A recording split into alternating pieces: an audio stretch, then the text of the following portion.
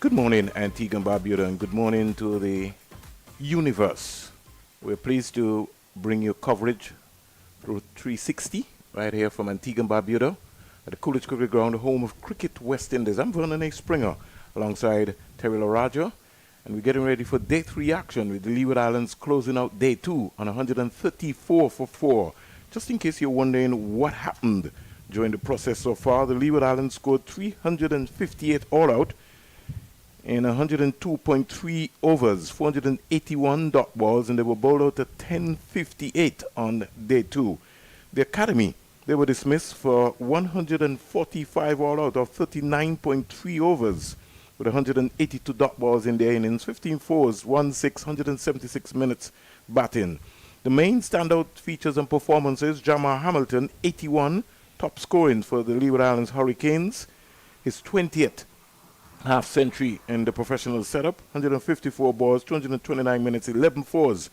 But the man who continues to be able to torment the Leeward Island Hurricane batsmen and many batsmen across the region is the left-arm spinner Joshua Bishop. 32 overs, 9 maidens, his best first-class figures, 7 for 85. And from 14 matches so far, he's already picked up close to about 69, 70 wickets with 467 runs. I'm joined this morning by my colleague in Terry Laraja. And yesterday, Terry, we saw a blinder. And when I say a blinder, a real blinder from young Joel Andrew, 57 of 48 balls, 10 fours and 1 6. Good morning, Terry.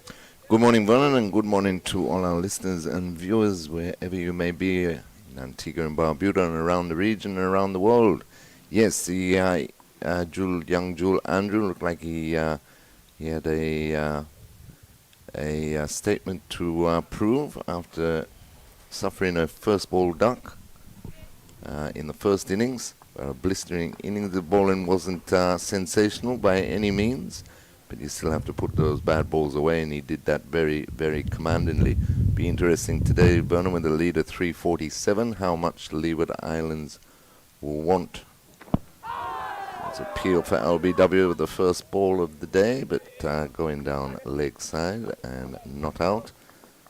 It's Jediah Blades starting the action for day 3 here at Coolidge Cricket Ground from the northern end. He's bowling to Shelton Forbes, the left-hander, 2 slips, a gully. And of course the other not out batsman is Colin Archibald. He's still on naught, sent in as a night watchman last night at the fall of Andrew's wicket. Blades in again to Forbes. And again down leg side, well taken by Bowen Tuckett. So 2 slips, a gully, backward point, cover, mid off, mid on, mid wicket, and fine leg for the left-handed Jediah Blades. But it will be interesting to see.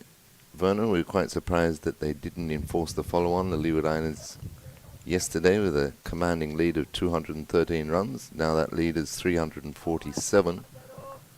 Hope that will not be the general pattern going forward during this tournament. Exactly.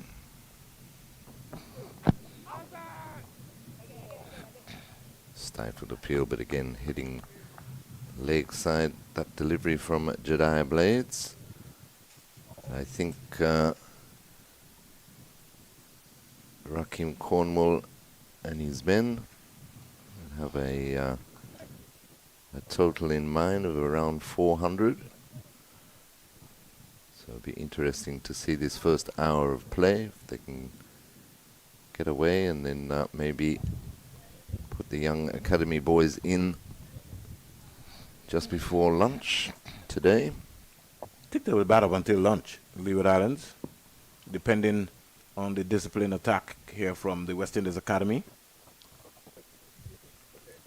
Stroked nicely by Forbes, but straight to mid-on, no run. Another beautiful day here in Antigua and Barbuda. Sun shining.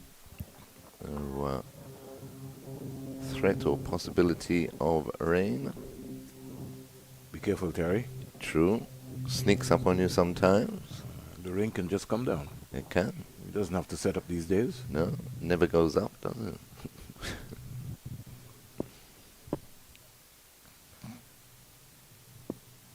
Sidaya Blades bowling over the wicket to the left-handed Forbes.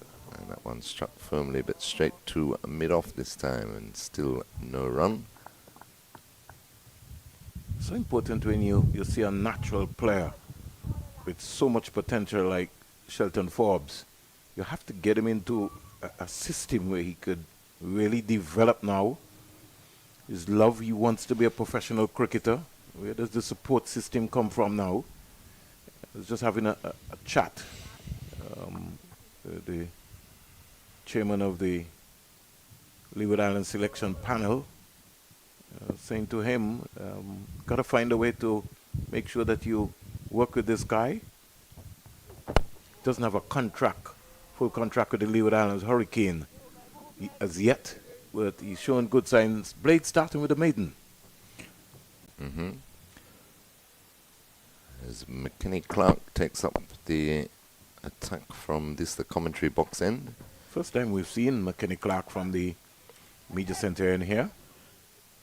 Yeah, interesting call. I thought they would have gone with who I consider the number one seamer in Johan Lane. Well, I think Lane will come from the end, from the CIU Road end, and maybe just starting with the left armour Blades and McKinney Clark, because for Teddy Bishop today, he's going to have to be strategic in how he manages the bowlers.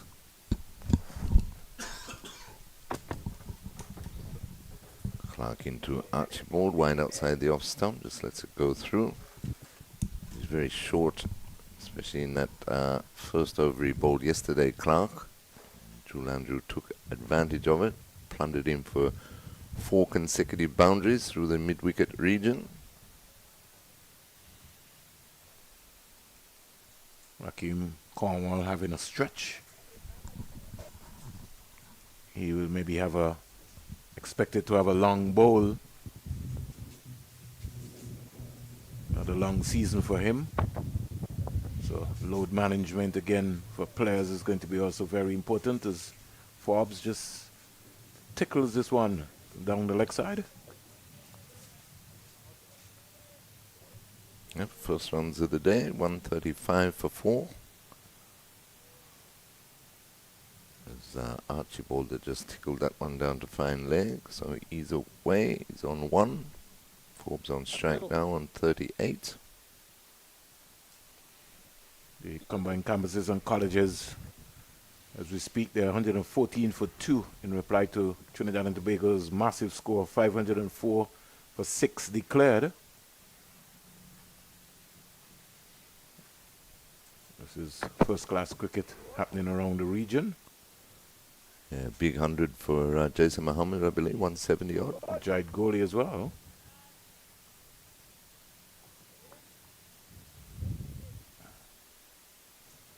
The Windwards, bit of trouble. They were bowled out for 195, Jamaica 337. And in the second innings, they're 72 for 1.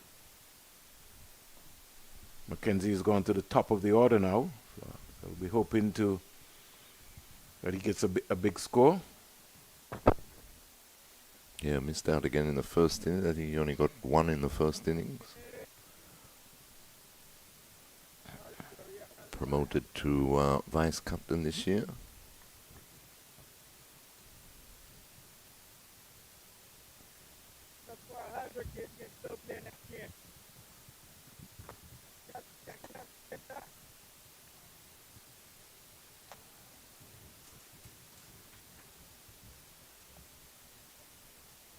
India defeating England by 9 wickets in the under-19 semi-final. England 113 for 8. And India, in reply, 117 for 1. A serious statement. So just the one off Clark's first over, 135 for 4. Leader 348 for the Leeward Islands Hurricanes. Yeah, defending champions into the final again. And who would bet against them, really? True.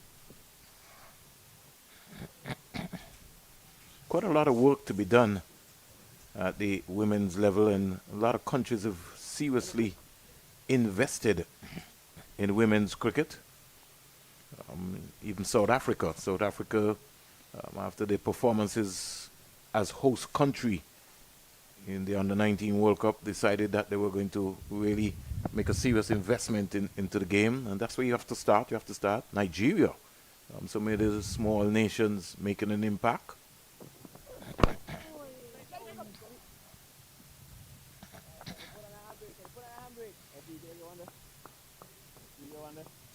Yeah, it was South Africa women a few years ago, didn't they? Invested heavily in their senior women's team.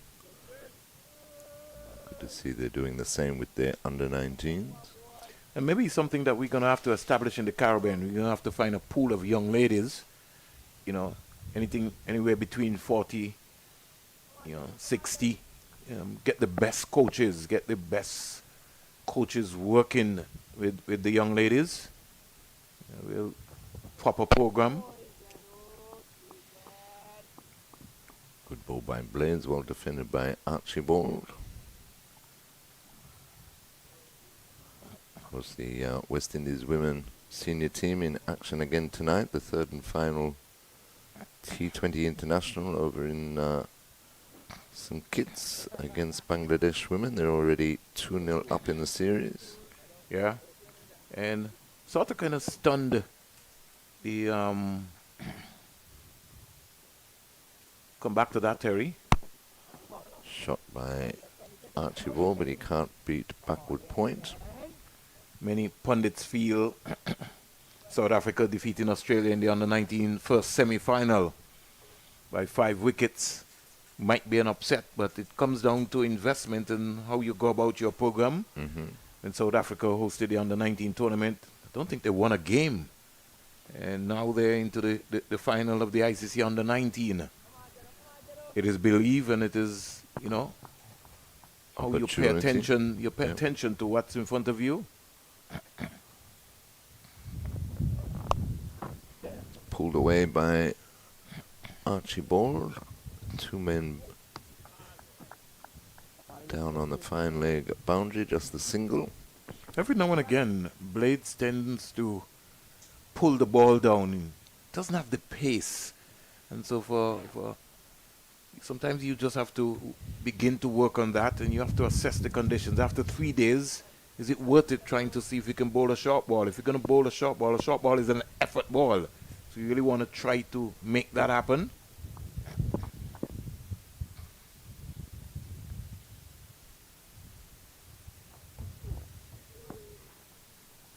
Interesting listening to yourself and Marley Richards on commentary yesterday and saying how some guys are given opportunities maybe a bit too soon.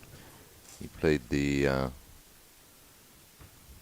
one-day match for West Indies, but I think this is where he belongs at this stage of his career in the academy setup.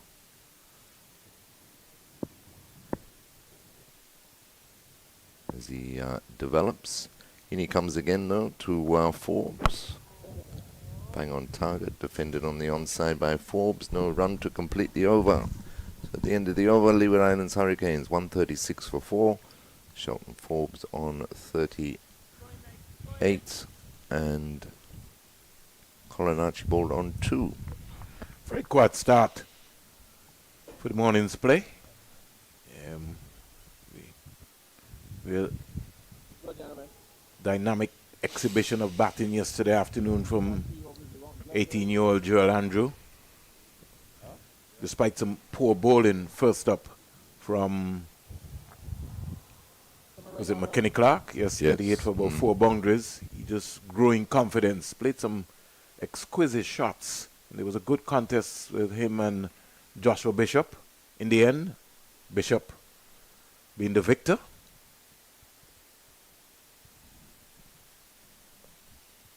Clark around the wicket.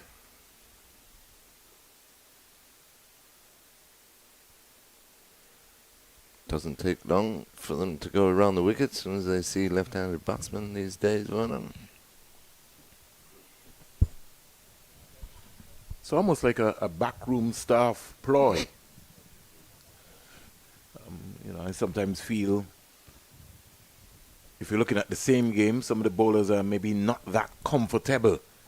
But it is something that the data analysts would have come up with, and so they're trying to stick to it.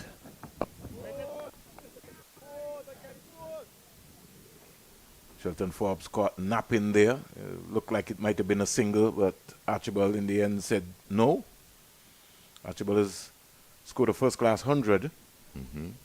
So he understands batting.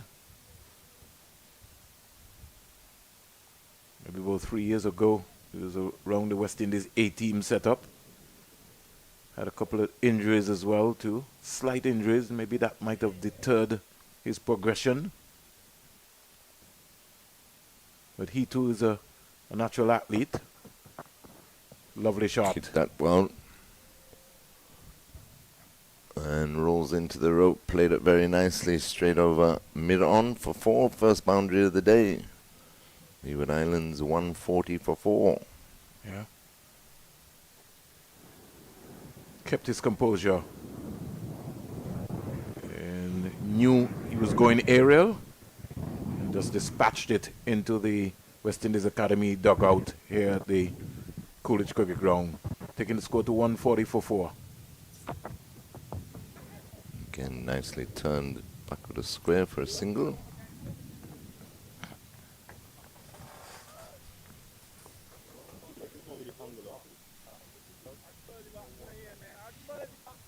Archibald is also a Carifta athlete. Represented St. Kitts and Nevis at the Carifta Games. Studied in Jamaica, physical education. Is one of the coaches in the Nevis Island Administration Ministry. At UTEC in Jamaica, a program which has served a number of the Caribbean and CARICOM countries. Now it's amazing, Terry.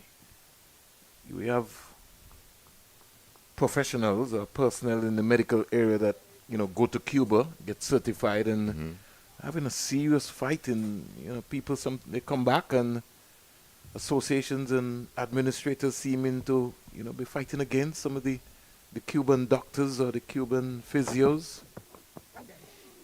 Played.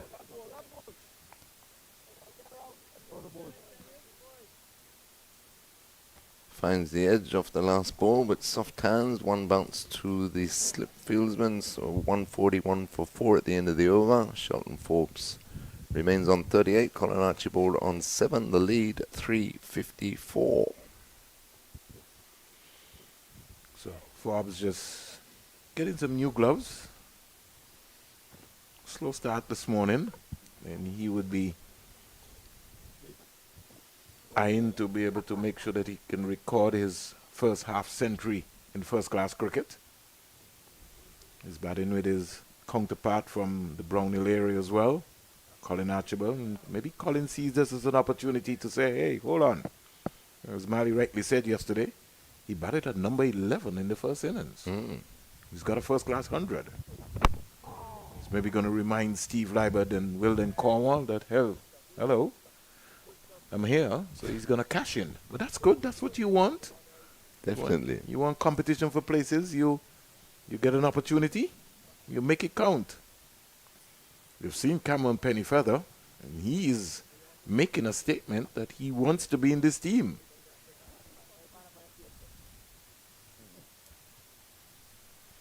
The big guns come back against Jamaica. That is going to be a top-of-the-table clash.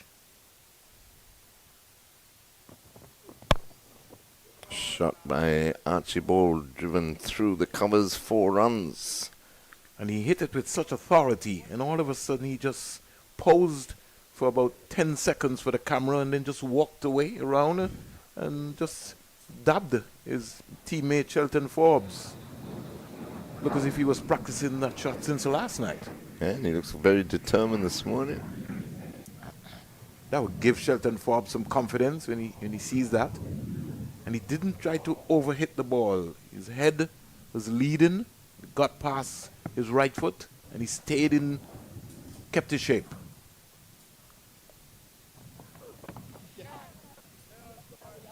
Turn back with a square for another single. Score goes up to 146 for 4. Now, what are the bowling plans here? What is Teddy Bishop coming up with? How they plan, who they attacking? Because they have to have a plan. Are they going to bowl one side? Are they going to force the Leewards to be aggressive? Or are they just going to sit back and hope that the Leeward Island batsmen are going to make a mistake? Have to have clear plans. Yeah, unfortunately, Vernon, I think it's the latter from the time they started this second innings. 2 songs there. Maybe hitting the toeing of the bat. Maybe we can get to see that again. Let me just see whether that was pad first or was the toeing of the bat. It was bat on the pad, I think. Yeah. He's just having some trouble in picking up the line of blades. He just needs to just push with that front foot, get that front foot, be willing to get that front foot right out there. He tends to end up in a more or less a standing up position. Has to hold his composure, Forbes, when he comes forward. Has to push, keep pushing. Get that stride in.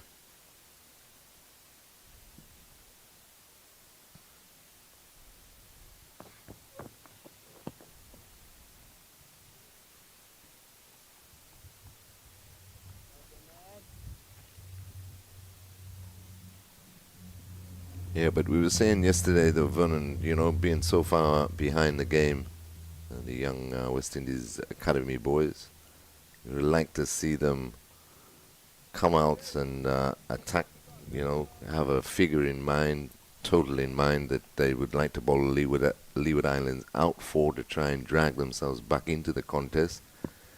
But it hasn't happened. They're just waiting for the Leeward batsman to make a mistake and or a declaration being called.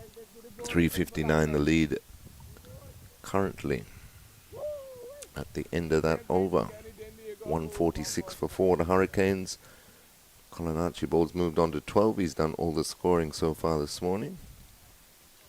Shelton Forbes remains on 38. But you just would have liked to have seen them gone for it. With Cornwall making the decision that the Leewards would bat again. Didn't enforce the follow-on. At the end of the day, then if they attacked and it didn't work out, well, they've lost absolutely nothing.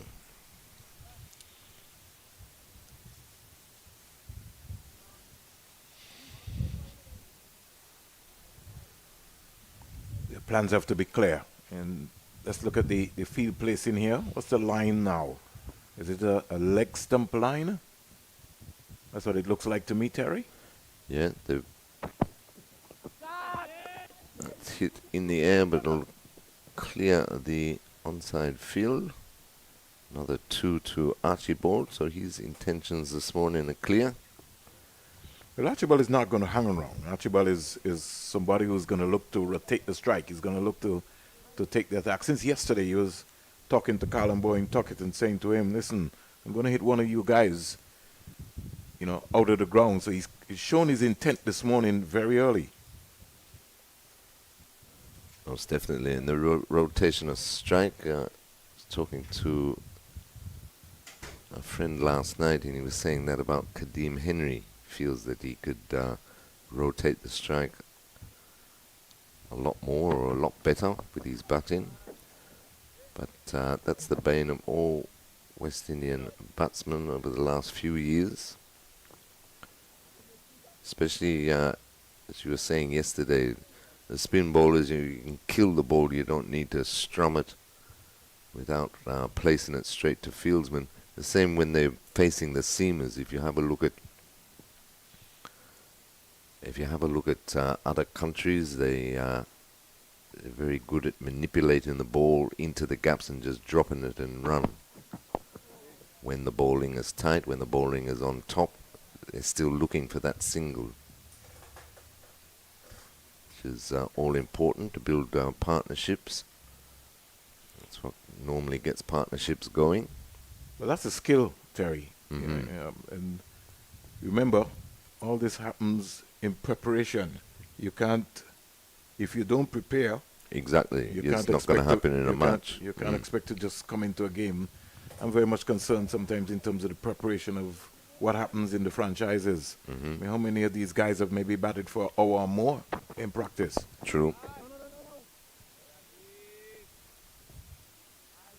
If we're looking to develop the next cadre of West Indian cricketers that are going to play Test cricket, then it certainly means that we have to look at the attributes and the plans of the franchises when the players are practicing. So I can't ask Terry to come in a test match and stand up and bat for 5 hours and 6 hours if the preparation period is where he's only batting for 30 minutes or 15 minutes. How many balls are you hitting? Very true.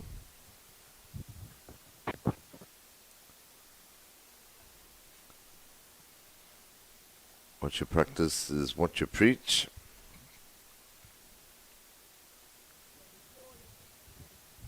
Just having a chat to Ramesh Subasinghe, the West Indies Academy head coach, the other night, and he was saying they encourage them to play their natural game, but at the same time they work on their technique and defense and everything. But as you say, though, Vernon, how much time do these guys each get? Quick single taken there by Archibald.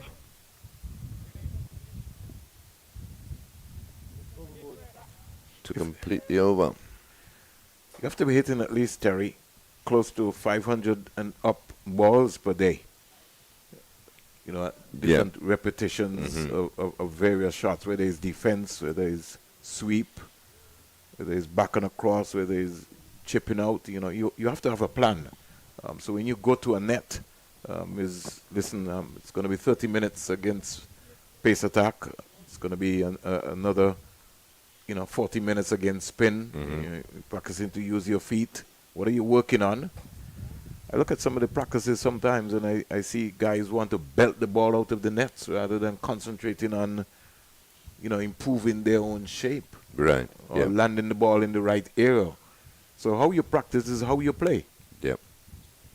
Most definitely. And I think that comes, you're always talking about the balance at the crease, balance in their shots. All that comes into play, as you say, Vernon. If they're just going to stand there wide, bounce a ball by plays. Yeah, a bit harsh, especially in the 4-day competition. For sure. This is not a 1-day game. This is a 4-day game.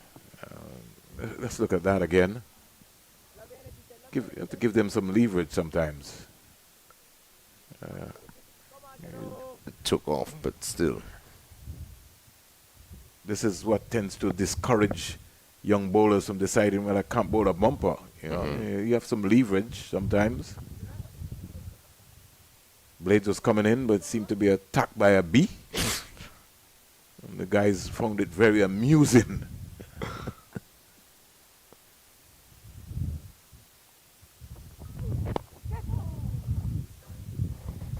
Clipped nicely down to a fine leg by Archibald. Picks up another one. 150 up for Leeward Islands. 151 for 4. Archibald moves to 16. Forbes still hasn't scored for the morning. But Archibald has been keeping the scoreboard ticking over.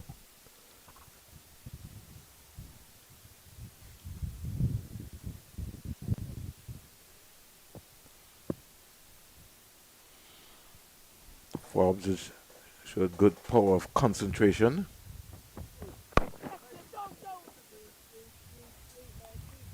Looks for one there in the mid-wicket region, but it's not on.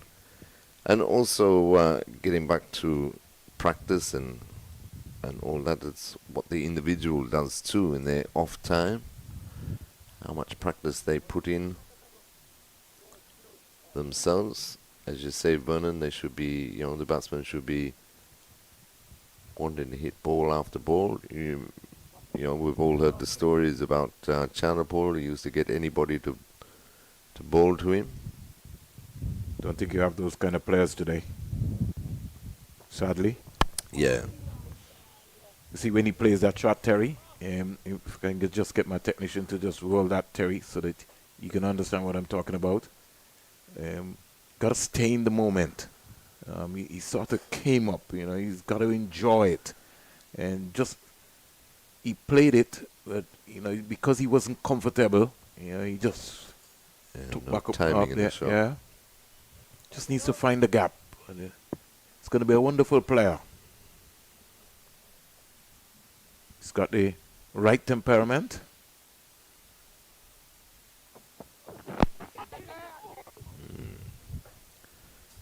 Yeah, that time they brought the backward square leg into just about adjacent to the umpire. And that one almost lobbed straight into his hands.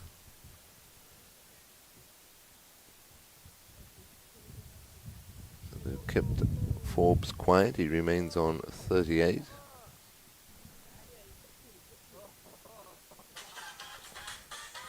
.151 for 4. The lead is 364. And that one troubled him. Good ball there by Blades. Well played too. Yeah. Kept his eyes on it. Kept his eyes on it. Dropped the hands. Got deep into his crease. It got big on him. Colin just saying to him, you got to fight it out. This is first class cricket.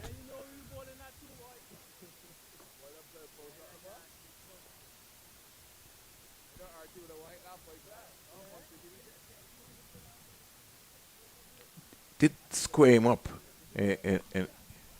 so that's going to be something he's going to have to work on. That left foot, it's going to get deep into the crease, stand up.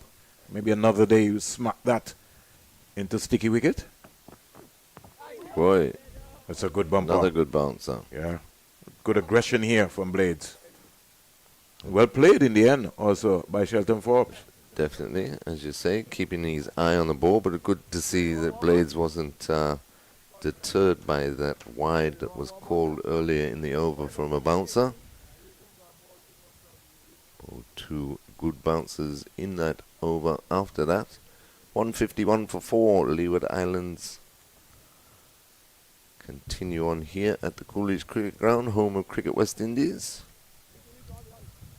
First day of the Regional West Indies 4-day first class championship. First round action. So good morning to my colleague Robertson Henry, who's got all the monitors on, viewing all of the cricket. Sent me something very impressive, Terry. The St. Lucia Cricket Association, they have launched a 13 and under cricket program in St. Lucia. So good morning also to Thomas Kentish and Trevor Shillingford in Dominica. Dominica quietly going about their youth development program in a very big way as well too. So some stalwarts around the Caribbean still putting in some work. Excellent.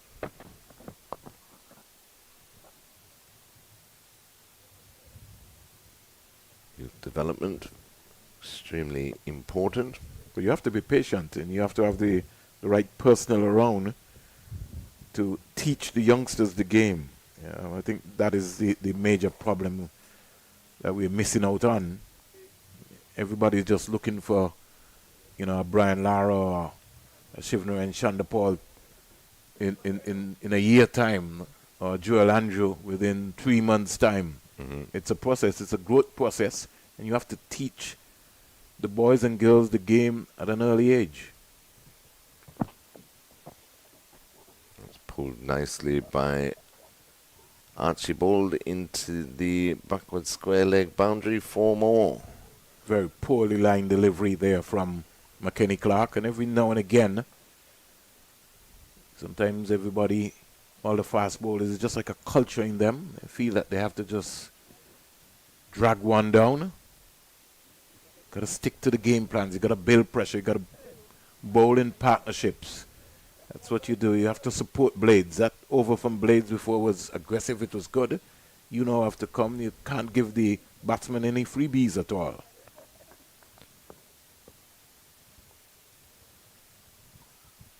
Clark into Archibald once more, up on his toes, defending out in the offside. Much better line delivery, that one by Clark.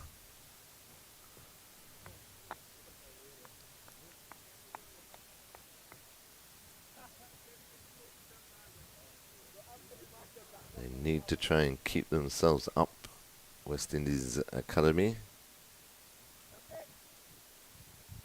It's not so much about keeping up. It's a matter of trying to get wickets. You have to bowl out the Leeward Islands. Don't just work out in the back of your mind that you think the Leeward Islands is going to declare. You have to take the game to them. You got to be bold. And they also have to believe that they can bowl the Leeward Islands out. That's what I mean by keeping themselves up. At the moment, they just look a bit flat. They haven't got a breakthrough this morning. Well, for some of them, Terry, this would be a new venture. Yeah, different territory. It's talking about for-day cricket. Chasing a wide one there was Archibald. Trying to get fancy. And no footwork. Trying to steer it down.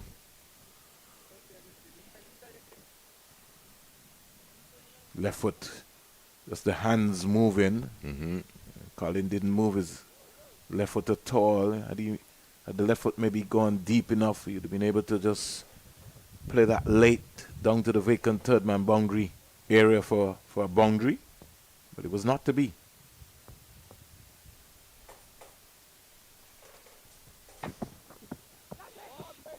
Again, pulls him round the corner, down to fine leg for another single. Predominantly leg side field, leg side attack, only the one slip. It was very wide, more like a third slip. However, that's the end of another over. At the end of the over, Leeward Islands Hurricanes 156 for 4. So put on some 22 runs quite comfortably this morning, and 21 of those have gone to Archibald. Forbes remains on 38. And looks like we're going to have a change from the northern end. It'll be Johan Lane. You want me at Delhi or first? He's bowled 4 overs so far. Taken 1 for 4. Lead 369, so they need a few breakthroughs here to the West Indies Academy. And they got their number 1 seam bowler into the attack now in Johan Lane. Be bowling right arm around the wicket to Colin Archibald, who's moved very well on to 21 off 32 deliveries. In comes Lane now. And that's stroked nicely to deep backward point for an easy single. So in this lineup, Terry, the West Indies Academy have Lane, McKinney Clark, Blades, Palmer. So is it fair for me to say a sort of all-out pace attack? So maybe the ploy this morning is to maybe bowl them in short spells, 3-4 over spells.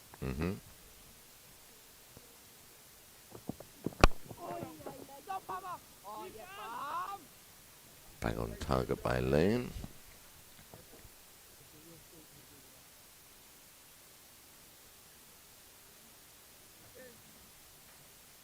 Yeah, they've got the seam attack, but it's been Joshua Bishop who's done the damage. He's taken 9 wickets for the match so far. 9 out of the 14 Leeward Islands wickets that have fallen. That's pulled through the mid-wicket region by Forbes for his first runs of the day. He takes 2, moves him on to 40. So after 39 minutes, Shelton Forbes is having a look. This is good temperament. This is what you're talking about when you come into the first class area, being able to adapt to the situations. Another player might have got ruffled and recognized that, hey, I've not been out for the mark for the morning, but he knows it's a new day. Yeah, most definitely good temperament, as you say, Vernon, and especially since that Blades brought a couple of good bounces to him. It didn't ruffle him.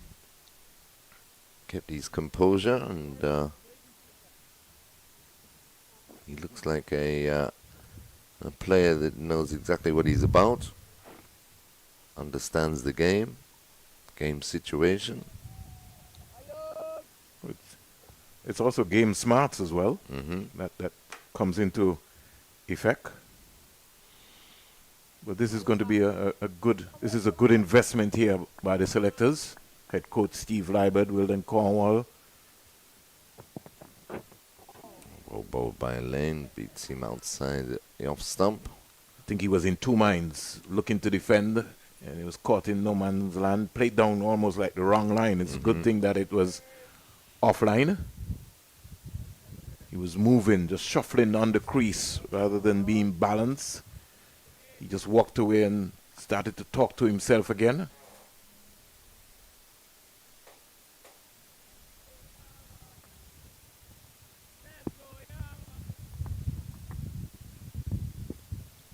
Lane around the wicket into Forbes. And that's thumped straight back down the ground past the bowler into the boundary. 4 runs. The bottom hand coming into play there. He wasn't really quite there. It was a heavy ball and he decided that he was going to go through with it still. Yeah. Aerial, but not close to any fielder. The umpire, Christopher Wright, had to scamper out of the way. And partnership of 30 from 61 deliveries, going in confidence. Yeah, most definitely. The first show of aggression by Forbes today. He moves on to 44. Leeward Islands Hurricanes 163 for 4. A lead of 376 and building.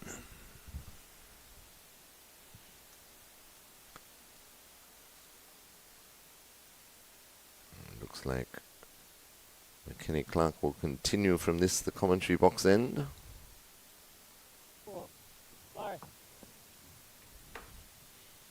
He has to be clear in his plans and the line that Teddy Bishop would want him to bowl. Well, let's look at the field placing here. You got one slip.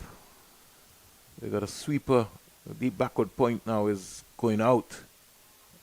3/4 of the way on the boundary. Cover, mid on, mid off. Mid wicket, square leg.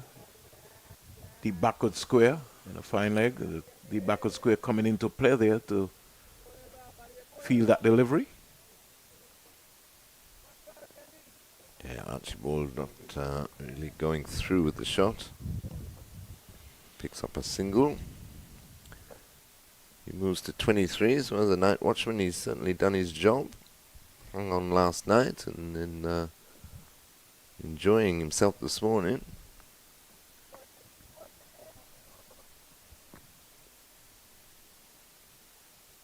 Clark in again around the wicket to the left-handed Forbes. Bounces, just ducks under. I want to say good morning to Burnett Nutsy Thompson, the pioneers of sports in the Brownhill area.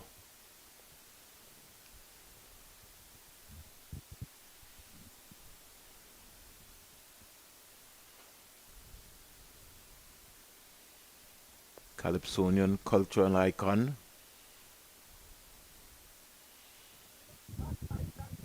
Two bounces in a row by Clark, but well avoided by Forbes. I'd like to see the West Indies Academy bowlers bowl a fuller length, especially to the left-handers.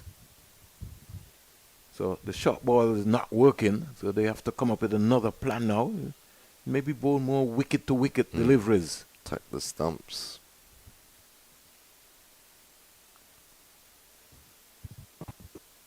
It's better.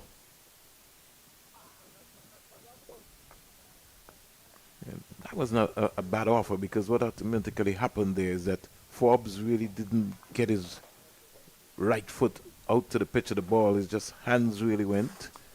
And they maybe just need to come up with a different ploy. Bowl a more fuller length, especially to Archibald and to Forbes. Get them looked in to drive onto the offside. Very high proportion of match boundaries here. Lovely outfield here. They've really done. And the ground's immaculate. Yeah. Styled well. And a good cricket wicket too, but you're quite right, O'Byrne. You'd rather see them err on the fuller side than bowling short. They got a plan to Archibald the way they've set the field, leg side attack. But as you say, the short ball is not working.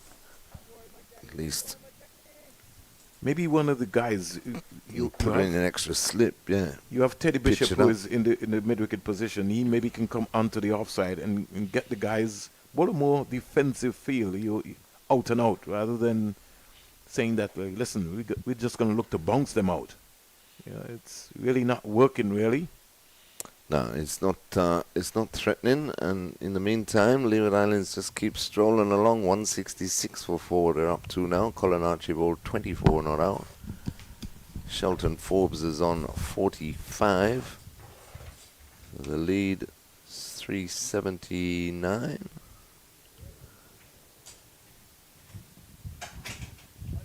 Yeah, 379 the lead currently. It's a very healthy lead. You wonder what Rakim Cornwall, captain of the Leeward Islands Hurricanes, has in mind.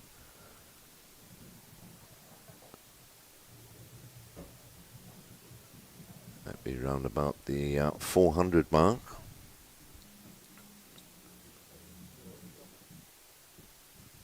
Still plenty of time left in the match.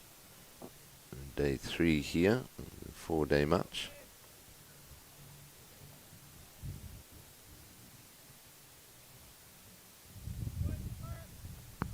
Johan Lane will continue from the northern end. Around the wicket to Colin Archibald, who clips that nicely down to fine leg. They come back for the second. Wayward throw. Fielder under pressure there. Well run by Archibald and Forbes. Complete the second run quite comfortably as the return to the keeper is very wide. 168 for 4. Archibald on to 26.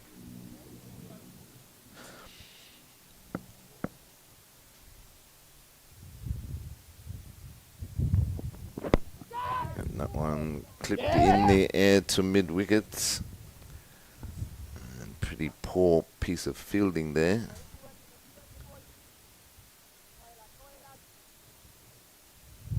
Looks like McKenny Clark in the mid-wicket region.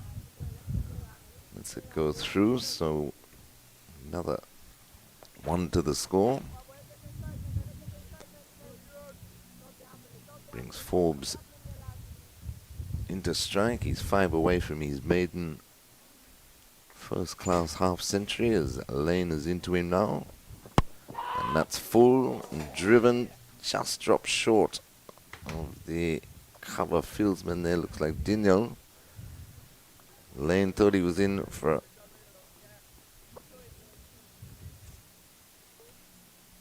a chance there. Just watching the replay, just dropping short.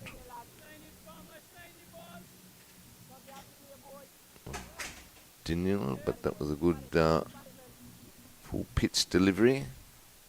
Hit firmly by Forbes, but in the air. He gets away with it, moves to 46, 170 for 4, Leeward Islands Hurricanes. Lead now 3-8-3.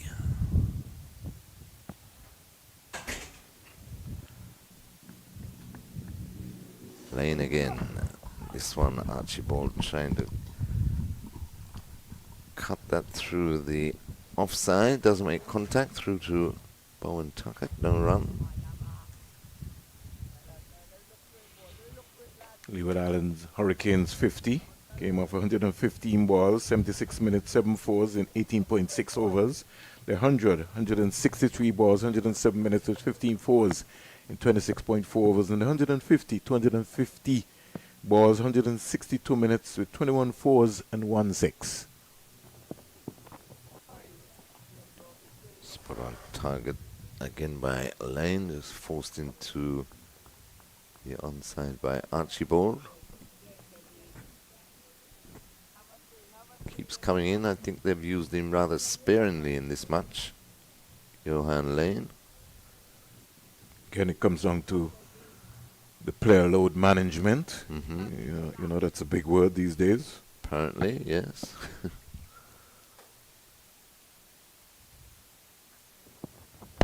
That's cracked through the mid-wicket region into the boundary. 4 runs. Archibald continues on his merry way. He's up to 31, is he? Score moves on to 174 for 4. Almost on the fringes of the first hour play of the morning. So want to say earthday greetings to one of the pioneer coaches in the region in Antigua and Barbuda, Carl Taddy Arundel, nicknamed the Ayatollah. When you remember Factory. Good man, Taddy. Still going. So many players would have come to that factory setup. It was almost like an academy. Okay, so the lead's gone up to 387. Forbes is on 46, and we're going to see the introduction of spin for the first time today. It won't be Joshua Bishop, it'll be Rivaldo Clark, who's bowled 3 overs so far, no wicket for 2.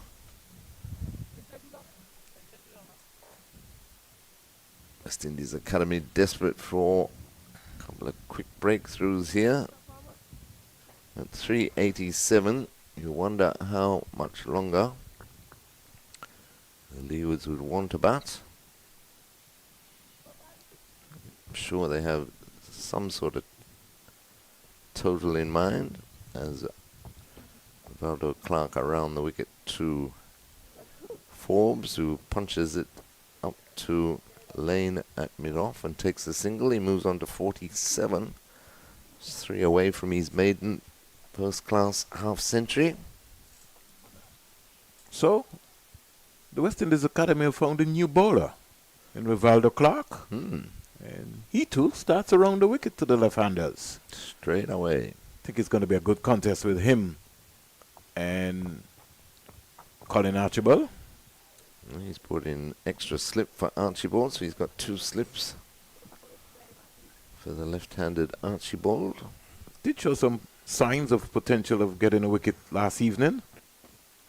Uses Archibald his feet, hits him straight, long, high, and handsome, all the way for 6. Our cameraman had to be scampering out of the way. A very nice shot there by Archibald. Again, didn't try to overhit it. Used his feet, got to the pitch, full swing of the bat, and straight as a die. So he moves on to 37. And the score, 181 for 4. 390 for the lead. Forward in defence there by Archibald. Well played.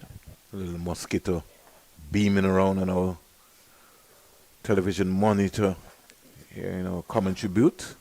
They've been rife lately. Yeah. Bit of rain around. That's turned nicely into the mid-wicket region by Archibald. Another one. He might get to 50 before Forbes. He's been a good foil for Shackleton Forbes this morning. Excellent. The partnership has been 49 from 78, so that shows you the rotation of strike. Archibald has taken the lead, and he's just kept Forbes in check. Yeah, 49, and Forbes has contributed just 9 of those 49. End of Clark's first over, Rivaldo Clark that is, 182 for 4. Leeward Islands Hurricanes, the lead approaching 400.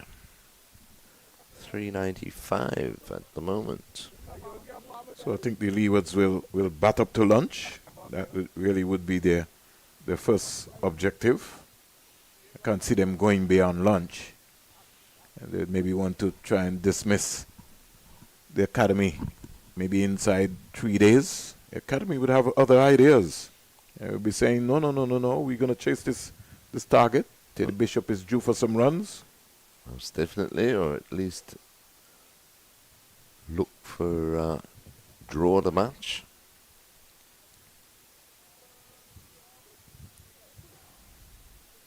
I don't think there's any draw in this, Terry. Well, I still say 400. If 400 drinks, they'll declare. No. You say lunch. Either way, what are you talking about? 5 sessions. Well, you have a whole day, providing there's no rain. Yeah. They're going to back themselves. Bowlers will be pretty rested. Squeezed away down to the third man area for 4. Yogi Lane is beckoning, he's crying, he's screeching. Nobody home. Nobody on. He's got to go and bowl again.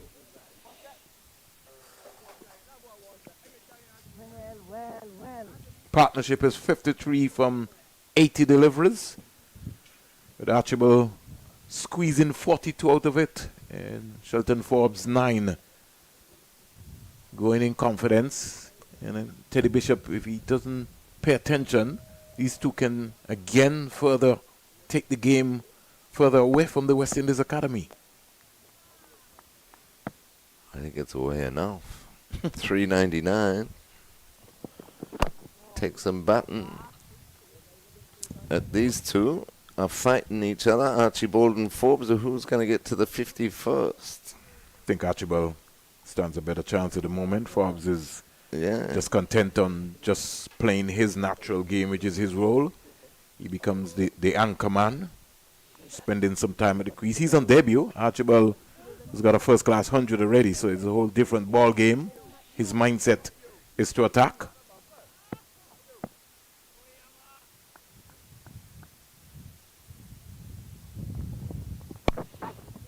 Pulled nicely by Archibald and beats the backward square leg, deep backward square leg, couldn't get around. 4 more. That's a lovely shot there by Archibald. Rolled the wrist onto it and stayed with the moment. Didn't try to overhit it. Just used the pace of the delivery, but found the gap, which is very, very, very, very important. But that's been the beauty of his batting all morning, though, Vernon, that he hasn't looked to overhit the ball. So he's been able to keep his shape, composure, and he's been timing them very nicely. 46 off 47, 190 for 4. The lead's past 400, 403.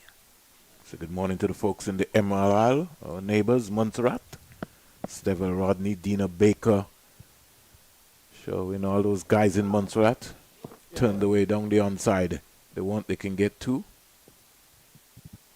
It's good catching up with David Osborne on his birthday weekend here in Antigua and Barbuda. I know Basil Morgan would be glued to his monitor. Basil Chambers, good morning.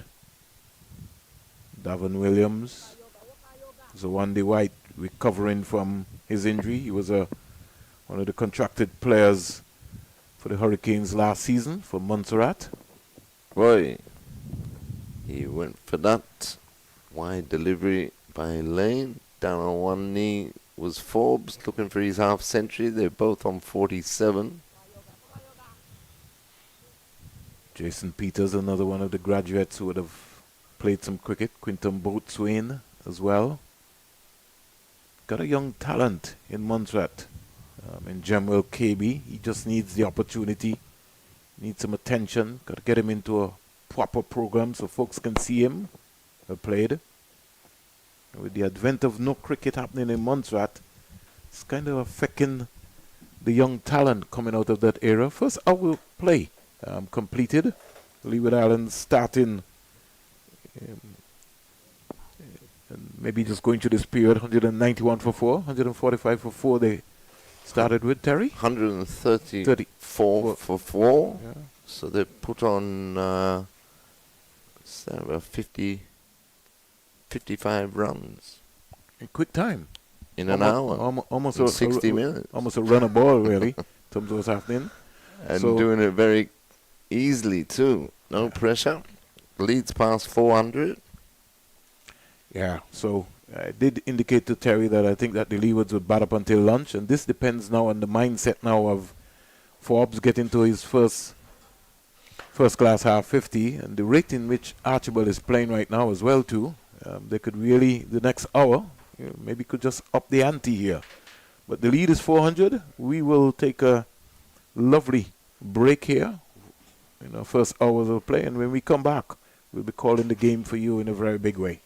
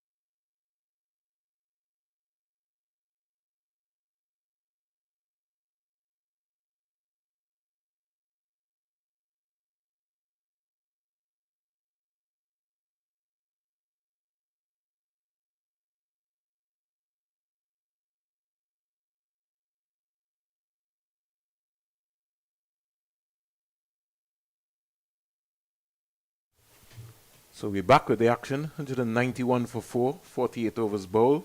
Any minute now we'll be joined by Marley Richards. The first time for the morning's play. As Marley called for Rivaldo Clark yesterday, and he seems to be a big bowler today. He's now into his 5th over. Not for 10. Colin Archibald has taken a liking to him. Good morning, Marley. Good morning, Vernon. Good morning, everyone. Leeward Islands batters have taken a liking to most of the West Indies Academy bowlers, especially yesterday on day 2 and here in the first session on day 3. Archibald approaching a half century. He scored at a rapid rate. He's gone past Shelton Forbes now. What I will say though, you need a player like a Shelton Forbes in your lineup. Someone where, you know, the other players can bat around. He's shown that stickability at the crease. He's faced 132 deliveries. Quite a solid defense. He goes across the line here into the boundary. Picks up his maiden first-class half-century on debut. Solid knock in that first innings, but here he is. He's followed up with an even better one in the second, Vern. Certainly. Beautiful shot. Good extension of the arms. And he wasn't afraid to go aerial. 133 balls, 6 fours and 1 6. Shelton Forbes on debut. He'll remember this for a long time. What was so good about that shot as well is that head positioning. That head was still, kept his shape. You've seen the big flourish over the shoulders more often than not when he's been cleaned up though, straight through the gate. So we were just singing his praises, talking about that solid defense. But as you said, who was I calling for? Rivaldo Clark, and he does the job, going through the defenses, breaching the defenses of Shelton Forbes. So he goes, the 5th wicket for the Leeward Hurricanes. The first, I think it may be a maiden first-class wicket for Rivaldo Clark as well. And he played down the wrong line. He was caught in no man's land. You got to get deep.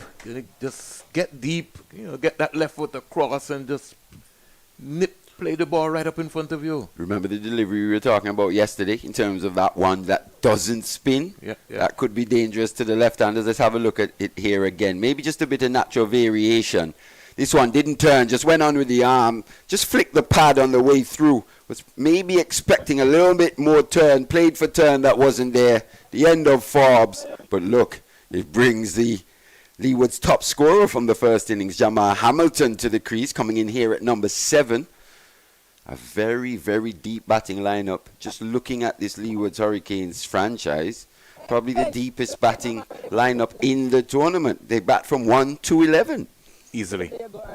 You got somebody like a Colin Archibald who's got a first-class 100 batting at number 11. Approaching a first-class half-century here as well. And he's put his foot on the gas since coming to the crease.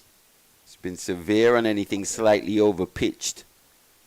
Quick on the short ball as well. Shown a good all-round game, Colin Archibald. But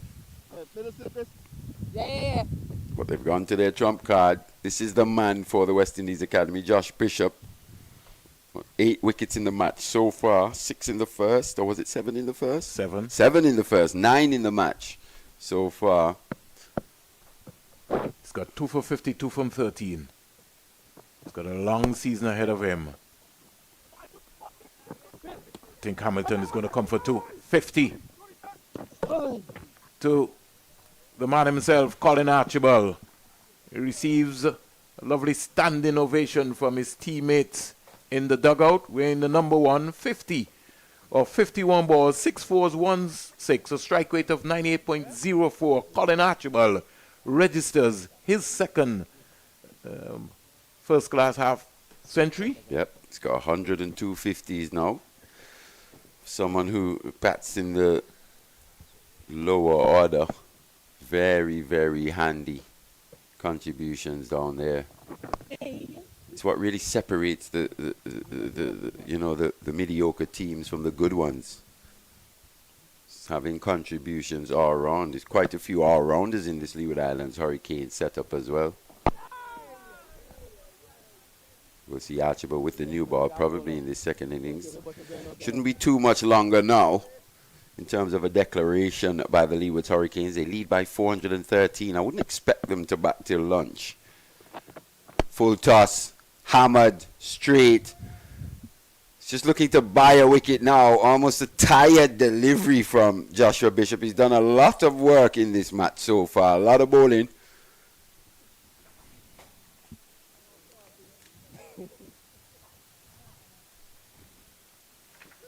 Probably the worst delivery we've seen from him in the last few seasons. Yeah. In the 4-day championship. He seemed not to be able to find the ball. Yeah, he's hit hard and straight.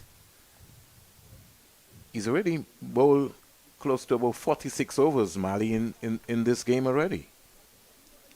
Like we said yesterday, I anticipate that he'll be bowling maybe even more overs this season than he did last season.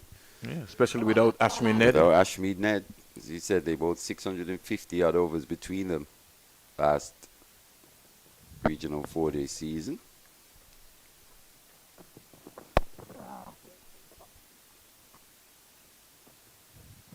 Colin would be advised to get closer to the line of the ball there. He was going leg side.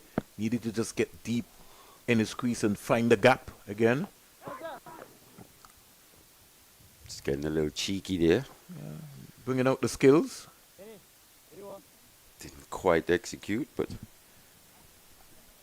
brought up his half-century, second half-century at this level. If you think the way he's gone about batting, you see him just celebrate there, raising his bat to his supporting team members there in the dugout. So good morning to Gail Lee and her counterpart on the manual scoreboard. I really have to give those folks credit. But I hope that at some point in time that Cricket West Indies would put a shedder on that manual scoreboard down there. They really take a beating in that sun, Mali. Yeah, they do. As you said, there's no real covering or shade for them. As you said, manually working the scoreboard very well. As you got to stay engaged while out there in this heat, pretty much like a player. It's almost like you're out there fielding. Well, they're like an umpire. Yeah, it's hard work. They're very efficient in their role. I'll give them some major credit for that. I say they move a bit more than the umpires, especially if scoring's high. Oh, yes. There's a lot of scoring going on. Every delivery, every single delivery. And it could make the concentration maybe in a batsman maybe getting out. It could determine so many determining factors. What we've seen from Rivaldo Clark is he's tended to employ the around the wicket angle to the left-handed. He's gone over to the right-handed Hamilton. Anticipate that maybe he'll just switch the angle on a few occasions. Just try to keep Hamilton guessing.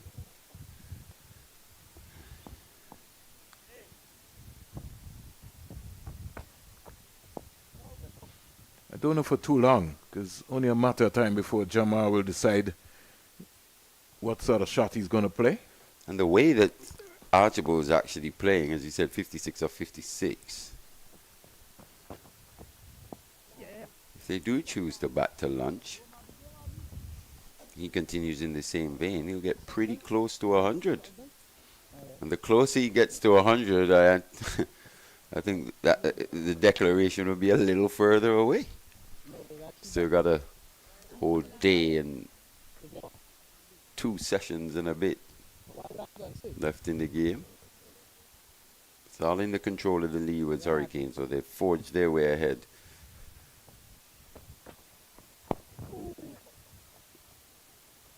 Advanced there, Mali. And then when he got there, had a check drive. He did, but I think he was just a little early. Valdo Clark just saw him coming, fired that one in. Almost Yorker length, ended up yorking himself. Colin Archibald, but good enough to squeeze it away.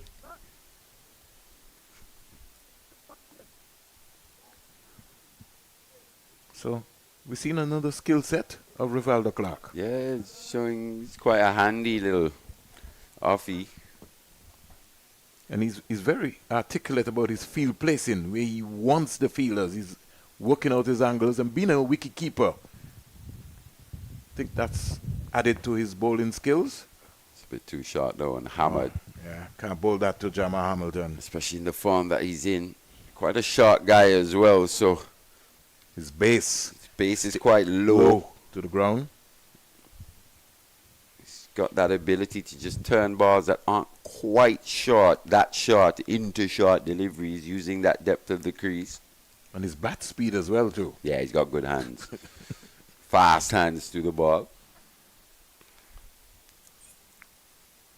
Well, he's actually improved in over the last few years as well. Is his technique in terms of just how compact and tight he is. He used to be a little loose for my liking, especially earlier in his career. He's just shored up that defense. He's the type of player that's always looking to play strokes as well. So he constantly has the bowlers under pressure. And in this situation, it's really suited to his type of play. It's going to be Bishop to continue. Big hike across the line, doesn't make contact. Left-handed Archibald, as you said, hailing from Brown Hill in Nevis. Good morning to all the Nevis people there, tuned in, listening to their countryman, and he hikes that one away again. Big slug sweep this time, behind square. There was a fielder deposited in that area, but it was hit quite well. So Bishop coming in for a bit of punishment from Archibald. 6 in the previous over. He started here in the second again, going after him.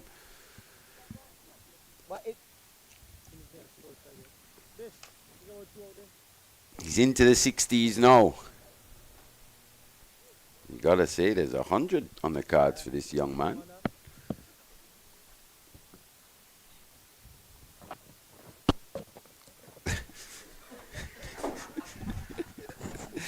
I think I put the blinkers on him there, to be honest. But he never got anywhere close enough to that ball, Mali. He didn't, and he panicked. Didn't get to the pitch, panicked, still went through the shot, lost his shape. In the end, Bishop picks his man up. Still no sign of the declaration from the Leeward Hurricanes. Very enterprising innings from Colin Archibald comes to an end. He has to go back to the pavilion now. The Leeward Hurricanes well in front. Lead by 429 to 216 for 6. No, you did indicate that I owe you a Vitamalt. I got a call this morning saying, oh, did you get your Vitamalt from Vernon? I was trying to remember myself, but I think you owe me a case from something. No, well, the last time, I think the last time I decided. Case by now. No, I said the last time I'm not going to try to bet you when it comes to you. I'll go after Terry because I know for sure that I would win. Oh, yeah? Yeah, that's what it was. Wow. Yeah. But if I do owe you a Vitamalt, I certainly will bring a ginger Vitamalt for you and Terry later. I'm not a big fan of the ginger. Just keep it plain for me, the original. You like the plain? Yeah, the classic, The classic. So 216 for 6. The Leewards just falling away slightly here. And like I told Terry, I think the objective is that they're going to bat up until lunch. I don't see them declaring before lunch. I don't see a lot of movement taking place in the Leeward Islands dugout. No.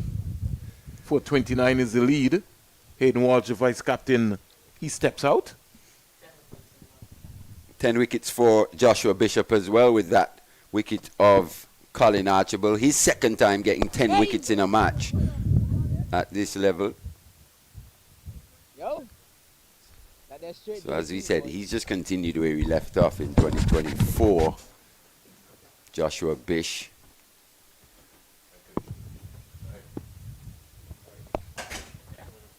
...24 years old now, so more than likely his last season in this West Indies Academy. This reverse sweep comes out, though, by Hayden Walsh. Just showing those limited overs skills, T20 skills here. Pitched well outside that off stump, just deciding to go along with it, with the angle. Just had to make contact. There was no fielder anywhere near the vicinity. And he's away with a boundary. And as we were saying, Hayden Walsh coming in at number 8. End of that over. Successful one for Bishop. Removing Colin Archibald. 10 wickets for Josh Bishop in the match. Congratulations to the young Barbadian left-arm orthodox spinner. As we were saying, he's probably showing that he's just about ready to graduate from this West Indies Academy setup.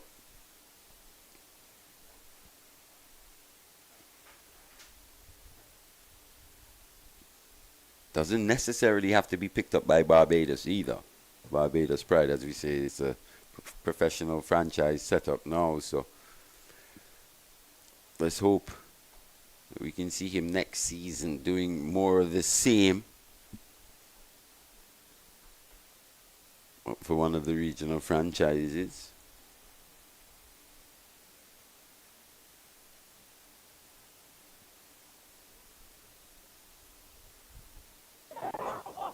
Oh, how did that miss? Got a bit too far across his stumps there, did Hamilton. As we said, Clark now going around the wicket. Did say we'd anticipate. It did hit the stumps. The bails actually were dislodged and came back down in the groove. Wow.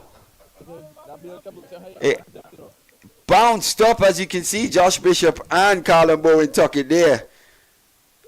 I'm not sure if you could see that again, but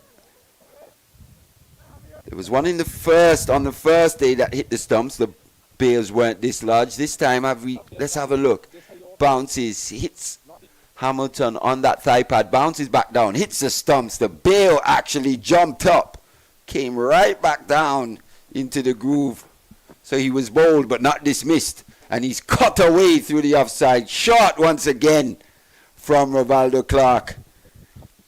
That's a very strong area for Jamal Hamilton. Very fortunate to still be at the crease. Yeah. Everything going with the Leeward's Hurricanes here in round one. Second boundary to Hamilton.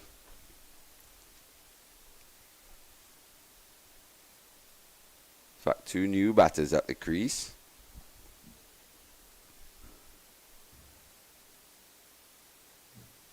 Coming in at number 8 here today was Jamal Hamilton.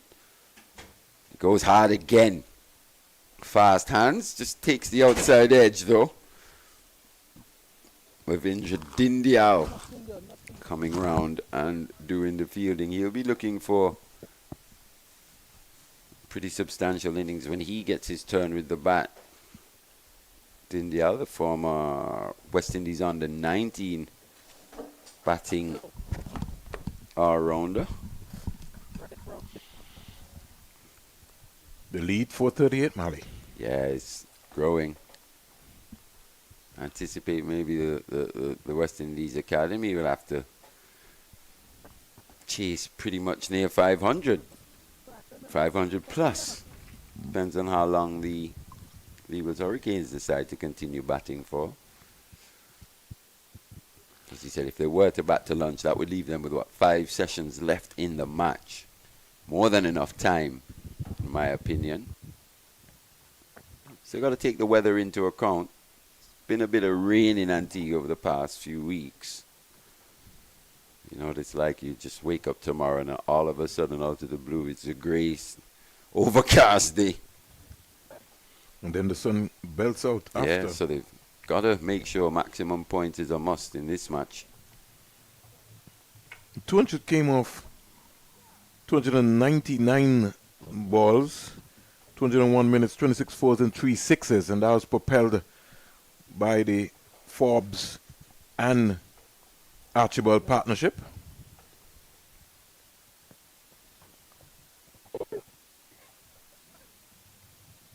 Rivaldo Clark still causing a few problems here, so he's done pretty well in his bowling stint here on day 2. He's picked up 1 for 28 from 7. Yeah, he hasn't done too badly. Mali called for him yesterday, and all of a sudden now he becomes a pivotal. There it is once again. That one that doesn't spin, just goes on with the natural angle into the left-hander. Maybe just playing for a bit of spin. Not quite sure was Hayden Walsh. Survives.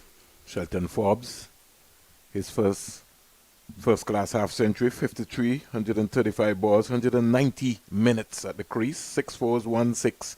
And Colin Archibald, his second, 61, 60 balls, 80 minutes, 7 fours and 2 sixes. Yeah, they'll be pretty happy. I'm sure the supporting staff, backroom staff, will be pretty happy with that performance from a Shelton Forbes. Given his opportunity here on debut, as you said, the big guns coming back from the West Indies test team.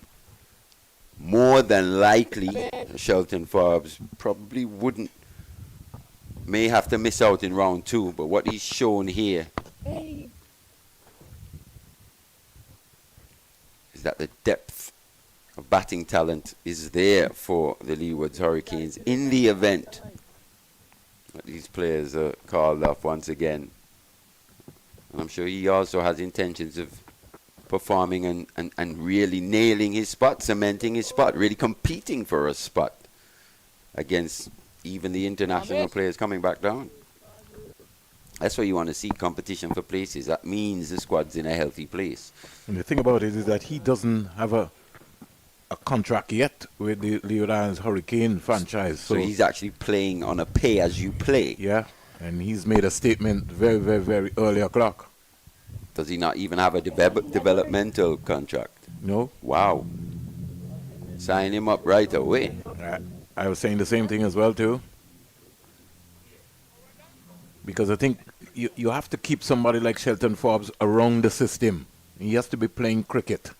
And, you know, it'd be nice to invest in having someone like him around the system where he could be able to work on his skill set. Where in Antigua exactly is the Leeward Islands Hurricanes based? Based in Liberta for the meantime. Okay. Yeah, that's where we're training. Okay. Really, the Sir Vivian Richards Stadium is supposed to be our home venue. That's another conversation in another day. 2:26 for 6. Wouldn't mind having it now, but as you said, for another day. Yeah, another day, Molly. Really another day. Because if the Leeward Islands Hurricanes is the home team, then the home team should have proper advantage to be able to train and practice at the Sir Vivian Richards Stadium on a consistent basis.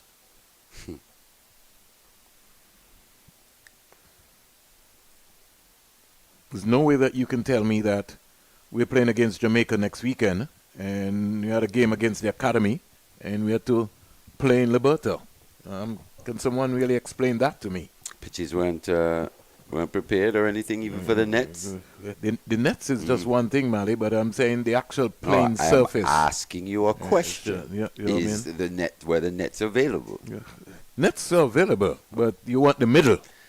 And for some particular reason, I think the middle is becoming like a gold mine. Is it? Yeah.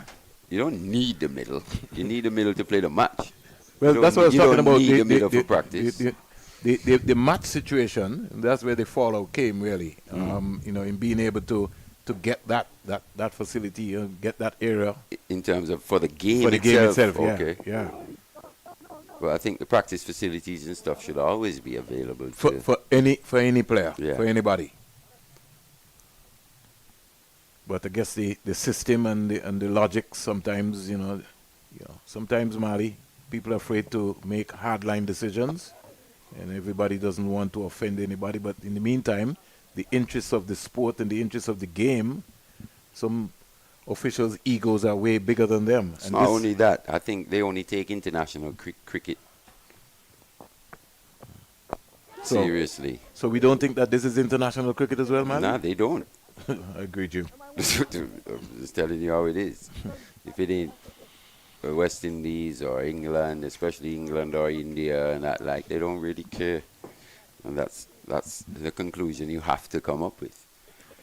Something we've dealt with even as national players, having to struggle for places to really try and find, to train on a daily basis. Or to even practice. That's what we're saying. At your national first class, on a daily basis. Your first class venue, really. I think that's what practice entails, training. So that's where the preparation begins, really, and also the best conditions, the best pitches, because sometimes the squares at the Sir Vivian Richards Stadium, you might have 4 or 5 nets, which is a lot more ideal. Some of the other venues, they just maybe have 1. Another wicket, Mali.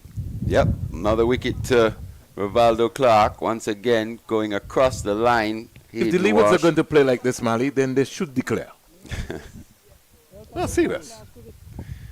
Not sure what the objective is Yeah. at this stage. If they're going to play like this, then you're almost like you're just giving Rivaldo Clark wickets. If you're going to play proper cricket shots. They look like they want to bat until lunch. If you're going to look to bat until lunch, then just bat properly. Yeah, just a loose stroke that from The score has now gone to 227 for 7. It's almost like the academy is going to bowl you out. The lead is 440. And if there was a clear plan this morning that we're going to bat until lunchtime. But there's a clear plan. That's because I told you they're going to bat until lunchtime. It's just the dismissals of the batsman that is confusing you. Yeah, I mean, if they're going to bat till lunchtime, why just bat till lunchtime poking around? You still got to look to be scoring. So at the risk of losing a wicket, that's what's going to happen. You remember, they do lead by 440. Even if they do get bowled out, it's not the end of the world. They're still... They feel like they have enough. They had enough yesterday to put them back in.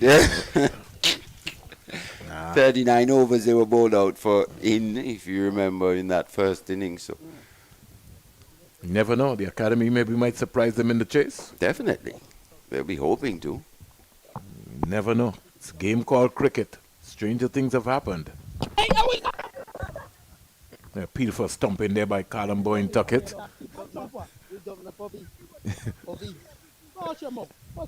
So Hamilton and Tuckett going at it. And Yogi ain't getting involved. Stern response from Hamilton though to Yogi Lane. You hush your mouth. I don't want to hear from you. You stay over there. Callum Boyne Tuckett said that he was jumping and he thought he had him. So that's good. Healthy competition Good there. sharp work though. Yeah.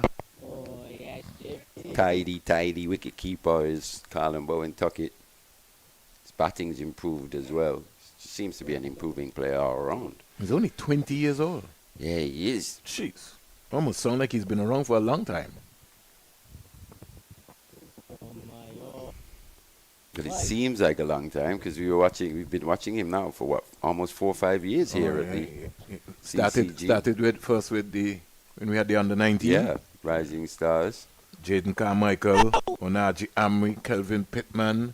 Those are the guys that came through in the Rising Stars under-19. Javante De Pisa. Yeah. Quite some serious names really gone on. Turned down the onside, down the hill. Kevin Wickham as well. Yeah. There were so many good players that came through, Mali, from that area. It just shows you when you have a system in place how it can work, really. Carmichael went on to play CPL cricket. Did. You know. He was the Red Force, wasn't he? Yes, with the Red Force. In fact, I think he's been going around sometimes playing some T10 cricket as well too. Here we go. Not quite out the middle from Hamilton, just the one run. Was in the air for what seemed like an eternity. Was that Jagger chasing that one? Yeah, just a bit of a top edge. I think he was trying to hit it too hard. Yeah, just that. He's looking for that massive power. You know, he's a big, strong boy, as you would say. At times, he just looks to leather the ball, just loses his shape a little bit. 230 for 7. Leeward's approaching 250 before lunch. How much time we have before lunch, Mali? It's now 11:33, so we've got 27 minutes to go, at least. Providing the Leewards don't get bowled out before lunch. Cameron Pennyfeather yet to face a delivery. And he's come out with a cap and no helmet. So we know that he's come out to belt the ball around as well.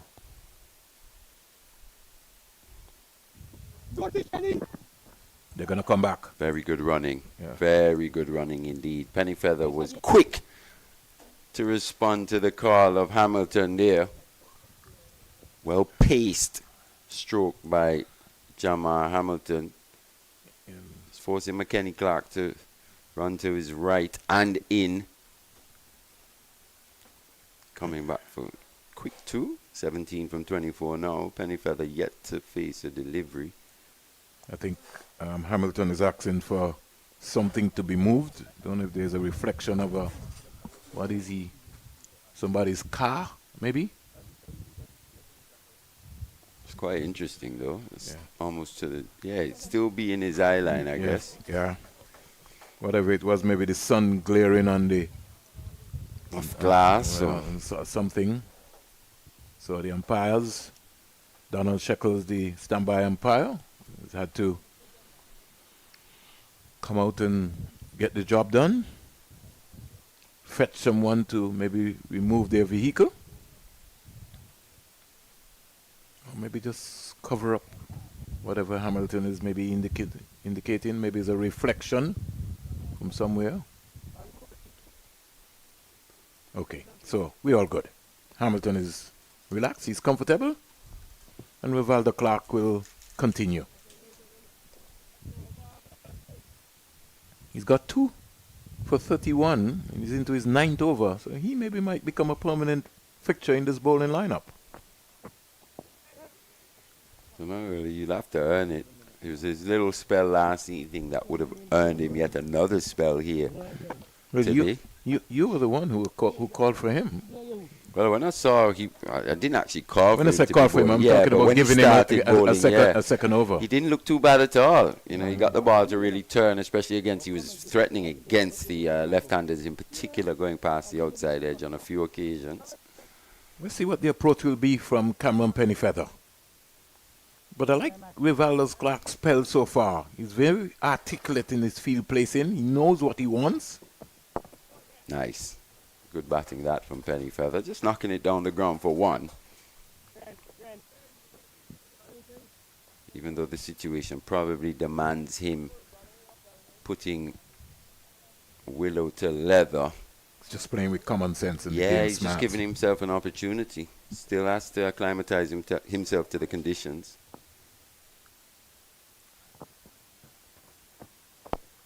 Hammered. He can't bowl Flat. 6. There. Can't bowl there. Can't bowl that to Hamilton. Not at all. A bit too full. Can't bowl that. Better off being into the pitch to Jamar Hamilton. Yeah, Hamilton is not a rabbit. Just a half volley, wide half volley, and he nailed that flat like a tracer bullet through that extra cover region. And it was almost like a throwdown in the morning. It Yeah, was it so was. slow. Hamilton is going to I think some build to throwdowns, that. some throwdowns even quicker than that. Maybe just looking to buy a wicket there was. Yeah, but not Jamar Hamilton. They can't find the ball now because it has ended up somewhere in It's in a hedge somewhere. the hedge somewhere out there. Who's going to go into the hedge? Looks like the head coach. He's trying to find his he's trying to find his way around it. 240 for 7. 56.4 overs. The lead is 453 Mali and counting. They Yeah, can't it find the is. ball. Yes. And all this time it's just ticking closer to lunch. Anticipate lunch today actually. What about you? Yeah. They've lost the ball, Mali. They have lost the ball. Yeah. So we're going to need a replacement. I think. Literally lost the ball. They're still figuring out. It's Where stuck is in it? the hedge. It was hit with immense power, as we said. Didn't get too high off the ground. Have a look at this again. Fantastic production work here. All right. Let's see if our production man can help them find the ball. Slightly leaning back was Hamilton, but that was for the extra power. I think it is maybe stuck somewhere. They're looking back through to see what's going to be happening. It's maybe gone downtown. It's probably in the car park. So we have a slight hold up in play here. Yeah, I was asking, you looking forward to lunch today? No, No, at all. not really. No. I'm Oh. going to be hustling into town and come Oh, back. you'll be going. Okay, Yeah. okay. Are you? Oh, big time. Mm. I enjoyed that fish yesterday. You did? Nice snapper. Yeah. Okay, so they finally found it. So 240 for 7. The ball is now. Is it Yogi Lane who found the ball? Not even sure. Someone did. Maybe Yogi. He's saying the ball was just right there. That's the wrong ball. It's not the ball. Yogi Lane did not find the right ball. So they got to go and find the real ball. This is just found a practice ball they from found, somewhere. They found the practice ball. Yeah. This is quite amusing. Look. Yogi Lane. So this is an old ball. So they got to go and find the real ball. That's not the ball. Wow. I'm sure Yogi actually just plucked a new ball from somewhere. So let's go trying to again. Sneak one in. Let's go again. Let's see if they're gonna go back. They're going back into the hedge again. So there are many balls in that hedge. Yeah, I think it's starting to become a bit confusing now. With all these balls coming out. In fact, all of the players now from the West Indies Academy dugout, they're now heading into that area. Bishop throws it off the field instantly.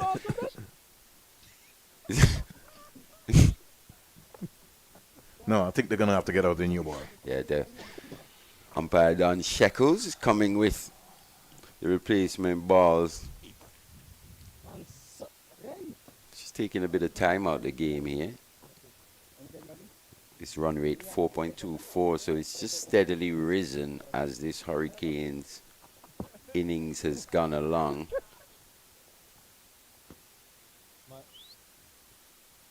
Scoring at 3.5, 3.6 around that area predominantly throughout this match, but just upping the rate here in this second innings.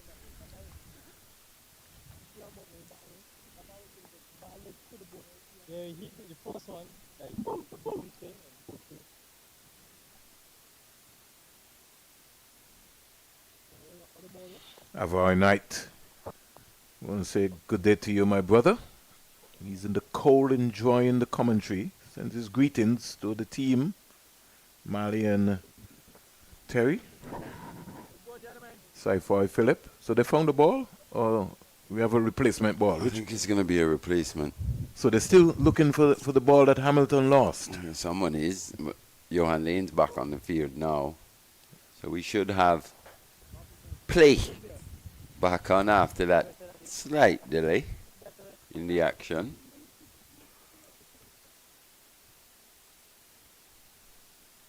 All right, so here we go. We had maybe a 5 minutes break there in trying to find the ball here at the Coolidge Cricket Ground. 9 runs off this Clark over so far. 2 deliveries remaining. They're showing now the new ball, or the replacement ball. Hamilton is having a good laugh about it.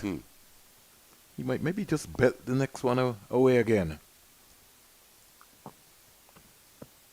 Yeah, he does. He might Goes just high. bet this one away. 6 more. No, just one bounce, just inside that boundary rope there. It looked like it was going to carry for 6. He had the elevation, not quite the distance though. Chooses to go leg side this time with the slug sweep. Just about. Just bounced inside that rope for 4. So Hamilton on the go. 10 runs in 2 deliveries from Hamilton. This one's worked away behind square on the leg side for 1. Lead 457. End of that Clark over. Hamilton 28 of 27. And Pennyfeather just the 1 delivery he's faced. So Mali, we have seen a number of half centuries. We yet to see 100 in this match. Yeah, top scorer in this innings by Colin Archibald. No, in this innings, yeah. but in the match by Jamal Hamilton. And top score of 60. 61. 61 by Archibald, if you 60 remember. balls, came in, 80 minutes, 7 fours, 2 sixes. Came in at number 11. somebody has to bat somewhere, right? Definitely.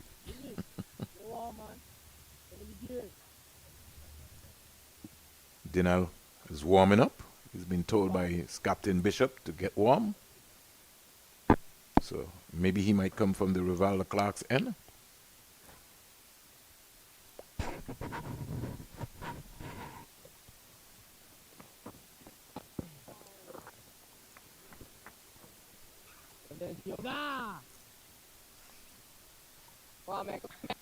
$11:44. 16 minutes before lunch. Some reason this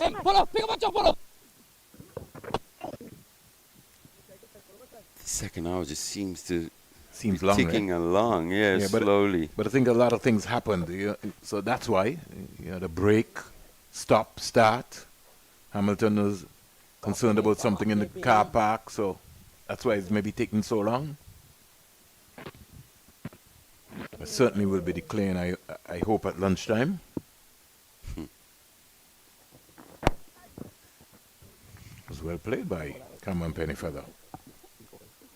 Yeah, it was the arm ball from Bishop as well. Yeah, he was on the front foot with a nice straight bat. Just honing in on those stumps.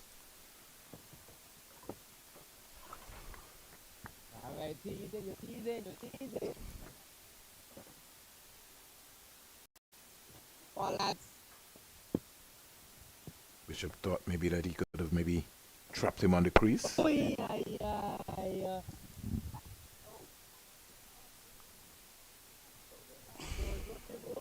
High proportion of match bunges, Mali. 89 bunges along with 12 sixes. It's been a good batting wicket, hasn't it? Certainly has been. It's really held up. Good line there from Joshua Bishop. The lone single from Hamilton. And after 18 overs, 3 for 73, Joshua Bishop continues to toil away and work to pick the wickets up. Yeah, he has. As we said, 10 wickets in the match. Very good start for him in terms of reminding the selectors.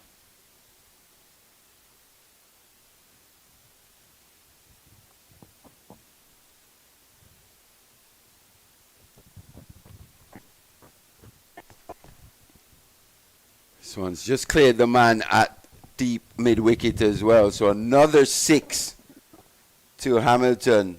His last 3 deliveries Clark has bowled to him. He's gone for 6-6-4. Starts another over here with a short delivery. Hamilton just using the depth of the crease, muscling that over the mid-wicket boundary. Stays a bit leg-sideish this time to access the offside. These two run very well between the wickets. So come back for 2. Bit of sloppy work there by the wicket keeper and Josh Bishop doing the backing up. It evades them, so they come back for 3 in the end. Yeah, they have to finish strong, the West Indies Academy. The lead is 467. They can't just drop their hands and just waiting for the Leewards to declare. They still have to compete.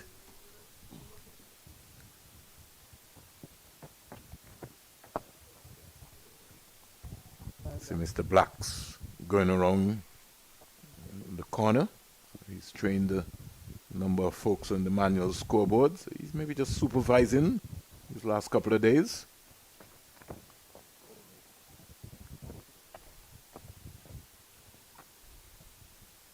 Nine runs out this over so far. Yeah, he's coming in for a bit of punishment now. Clark towards the back end of his spell. This one's popped up. Bit of a leading edge there by Pennyfeather, but I think he was trying to get fancy. It looked like he just wanted to just maybe just close the back face a bit too soon. Yeah. So you can see there, taking the leading edge, but luckily for him, just landing. Still making some changes with Valdo Clark. Yeah. Partnership is 28.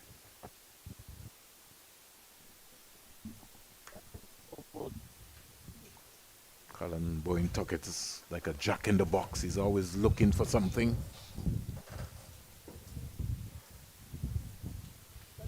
59 overs bowled to 55 for 7, the Leeward Islands. Colin Archibald 61, Joel Angel 57, and Shelton Forbes on debut for the Leeward Islands in his first game 53. That'll give him some major confidence. It'll be interesting to see what's going to happen the next game, Mali, with Graves, Louis, Carty coming back. Will the Leewards go for Graves and Louis at the top of the order? Or will Kadeem Henry be given... Why would Graves come and open the batting for the Leewards, considering he plays as a middle order batting all round in the test team? Well, in the one day he but did it's open. not the one day; it's 4-day cricket. Well, why would we do that? We'll wait and see. We're coming in the middle. Casey Carty will come back as well. He'll bat at 3. Yeah. Anju, you said you prefer to have Anju at 5. At 5. Hamilton at 6. Even Pennyfeather may miss out. I think Pennyfeather will miss out. Yeah, even Pennyfeather may miss out. Yeah.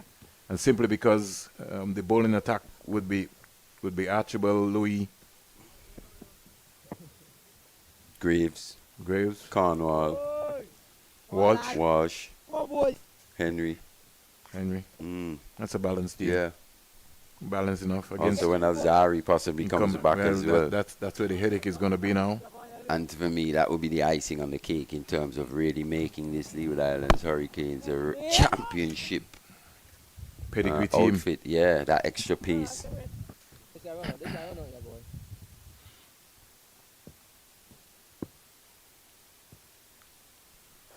Nice to have a headache for Steve Leibert and Weldon Cornwall. Hammered that. I don't want to even say hammered. He clobbered that to the offside for 4. Yeah, it was aerial. The man at extra cover almost thought he had a shot at one point, but he was hit with immense power. Once again, Michael Palmer at mid-off had no chance. You haven't seen him for the day, Mali. No, we haven't.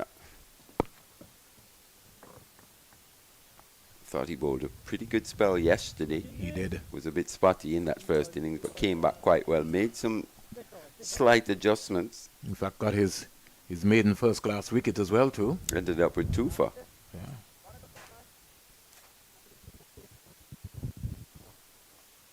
So we're here at the Coolidge Cricket Ground.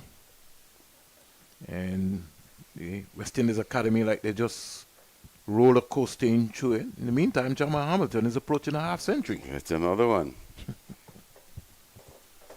How many more? Just needs 10.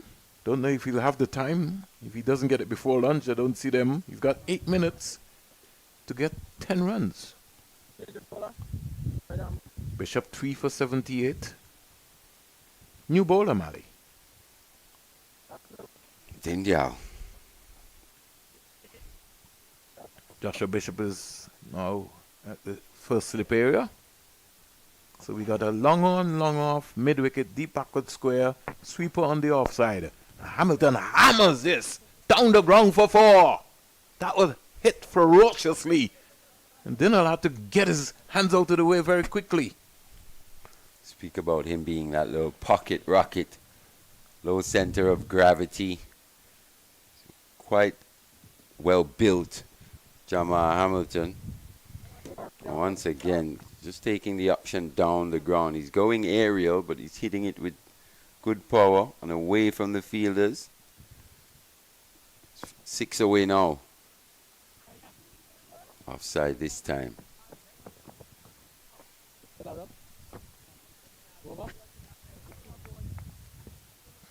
So he went from over to around to Hamilton. He's come back over now to Pennyfeather. 265 for 7. The lead 478 and counting. It's good batting that from Pennyfeather once again. Just going with the turn. Just knocking it down the ground. Good low risk batting. There's a single there for him on every delivery almost. I wouldn't bet against Hamilton getting his 50 in this over at all. Gets the right length here. Short again. Staying a bit leg side-ish. Thought they could have got two there if they wanted it. That's a big boundary to be able to run out It is. one of these. The fielders players. just starting to flag now as well.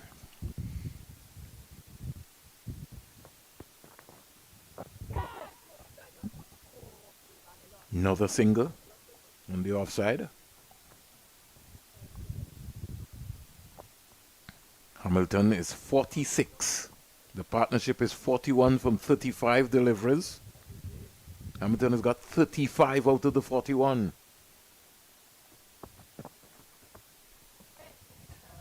He's bowled him. So no half century for Jamal Hamilton here today. Just having a look at that toe of the bat. 46 of 38 deliveries. Dindial from around the wicket. He picks up his first class wicket. Once again, just maybe looking to hit that a bit too square. Should have gone a bit straighter. And I think his head went up. Did Hamilton, just lost sight of that one as well. So they're still not declaring Mali. They're certainly batting until lunch. Louis comes up and he looks, he's coming out in everything. There would be no point in declaring 5 minutes before lunch now. Well, at least, well, yes, you're right. Well, at least even if they declared it. Yeah. It will still be lunch. It's Still 10 still be minutes lunch. turnover. It'll still be the same. Yeah.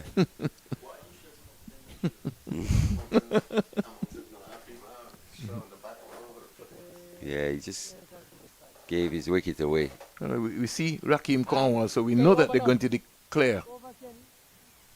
He's not in whites. No, He's not padded up. He's not padded up. So he's got a white shirt on. Yeah. But he's not batting for sure. He's probably just getting loosed up. A bowling stint. Did I just hear that? 268 for 8? Nope. We didn't hear that. Nope. So who's on strike? Pennyfeather. Joshua Bishop will be continuing.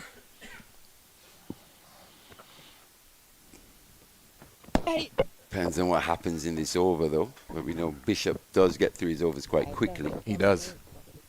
I think it'll be important for Pennyfeather to maybe just slow him down. I think we have maybe... I think it'll be fair. Yeah, but this could be the last over, Mali. Or maybe even one more. It just depends on how he gets through here. 268 for 8. Into over number 62. I think Pennyfeather's going to go after him, though. Don't think Pennyfeather wants to get out. Hey!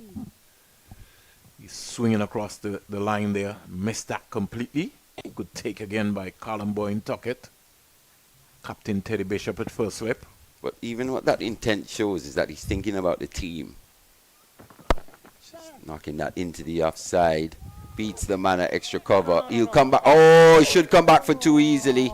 Misfield there by, looks like McKenny Clark doing the work.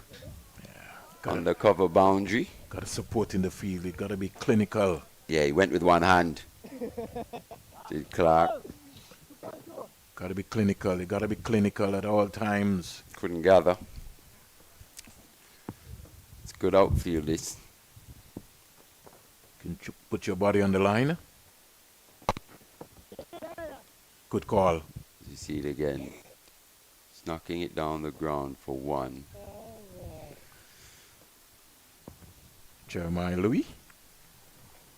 His first ball of this innings. Hector Martinez is already out on the sideline, getting himself organized. He'll be going through the paces with the guys. Some guys might have an early lunch. Some guys might not have any lunch at all.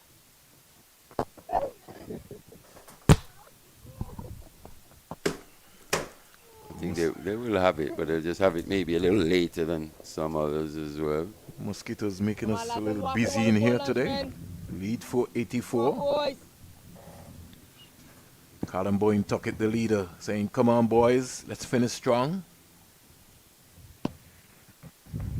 So, you're indeed right, Mali. One more over to go. Because Bishop has just bowled that under at least 40 seconds. Still got a minute or so to lunch.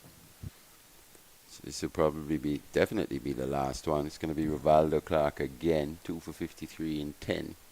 Coming for a bit of punishment, especially from Jamal Hamilton in the last 2 overs. You see the coaching staff Oh, it's not. Oh, it's Dindial, sorry. Yeah, Dindial was the bowler who got the wicket. who got the wicket In fact, he got the last laugh. in the end. From around the wicket, choosing to go over Well, to the then, new batter in Louis. well, then Cornwall and Daniel Durham heading off to the practice nets here at the Cricket Academy. Not the Cricket Academy, but at least the Coolidge Cricket Ground. Durham getting in some batting work.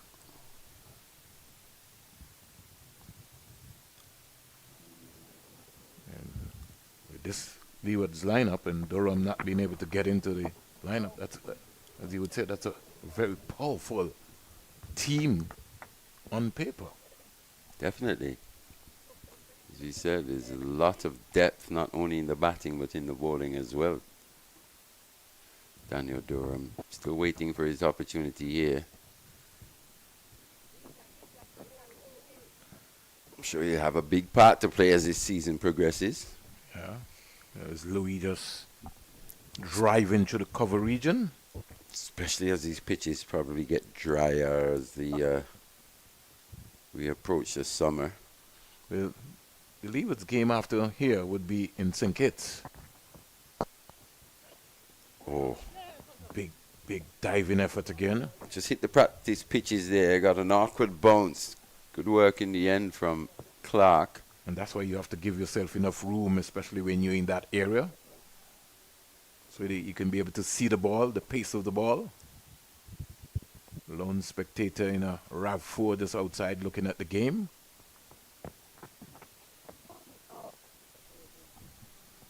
.486 the lead. This definitely could be the last over. We hope. Of this innings. Again, Louis staying low and stroking it out to the sweeper.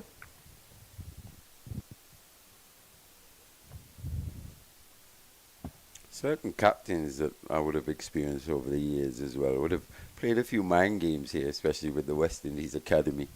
Would have possibly even gone into lunch and come back out for a few, especially if they're near 500, just to make a statement of, yeah, we set you 500. You know, especially if they were expecting to bat after lunch. Imagine them having to hear, you know what, you're back out in the field. It would be really demoralizing. And you know, just a few of the mind games that are played at this level. So, lunch.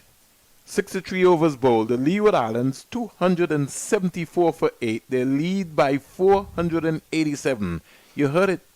Expert analysis from Mally Richards. He said it could be a mind game. Don't be surprised if the Leewards come back out for a half an hour after lunch. I'll find out about that. But the morning has belonged to the man himself, Colin Archibald, who cracked 61 off 60 balls, 80 minutes, 7 fours, 2 sixes, and Shelton Forbes, the tall left-hander, batting at number 3 for the Leeward Islands, 53's first-class half-century, 135 balls, 190 minutes he batted for, 6 fours and 1 6. He'll remember that for a very long time against the West Indies Academy. 274 for 8. It's lunch on day 3 in the West Indies 4-day championship, the home of Cricket West Indies, right here at Coolidge. We say thanks to the 360 team, Mally Richards, Terry Laraja, and Vernon A. Springer as we sign out for lunch.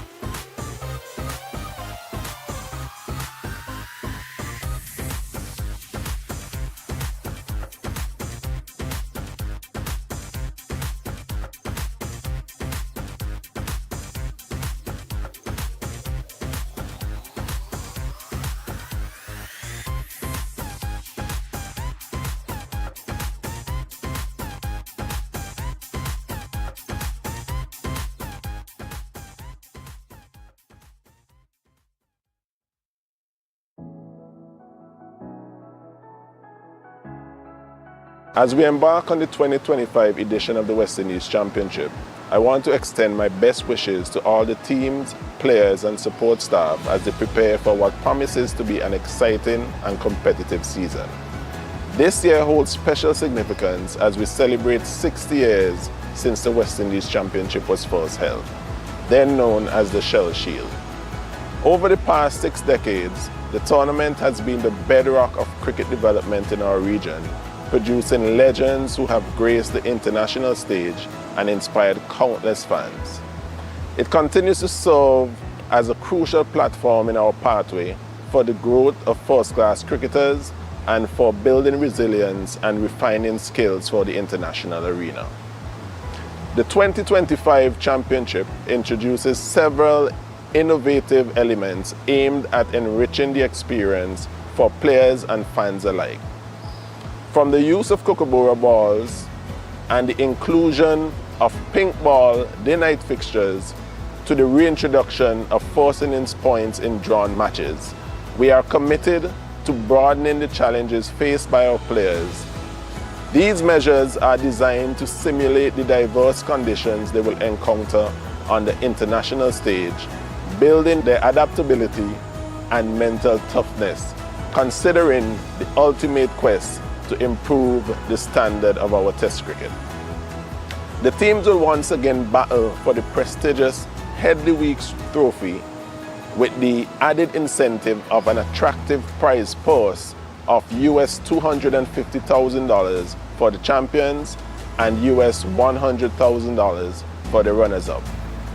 The 2025 West Indies Championship also precedes an 8-team series at home against South Africa and the start of a new World Test Championship cycle with a home series against Australia. We are thrilled about the continued participation of the West Indies Academy and the combined campuses and colleges, which reinforces our commitment to expanding opportunities for the emerging talent and the student athletes respectively.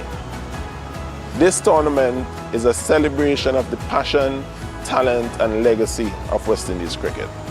As the championship takes place across 7 host countries, I encourage fans to come out and support their teams or tune into the live streaming on the Windies Cricket YouTube channel. Your energy and encouragement means everything to the players and contribute to the vibrant spirit of West Indies cricket. So, may this season be filled with thrilling performances, new milestones, and the discovery of future stars. The West Indies Championship, where legends are made.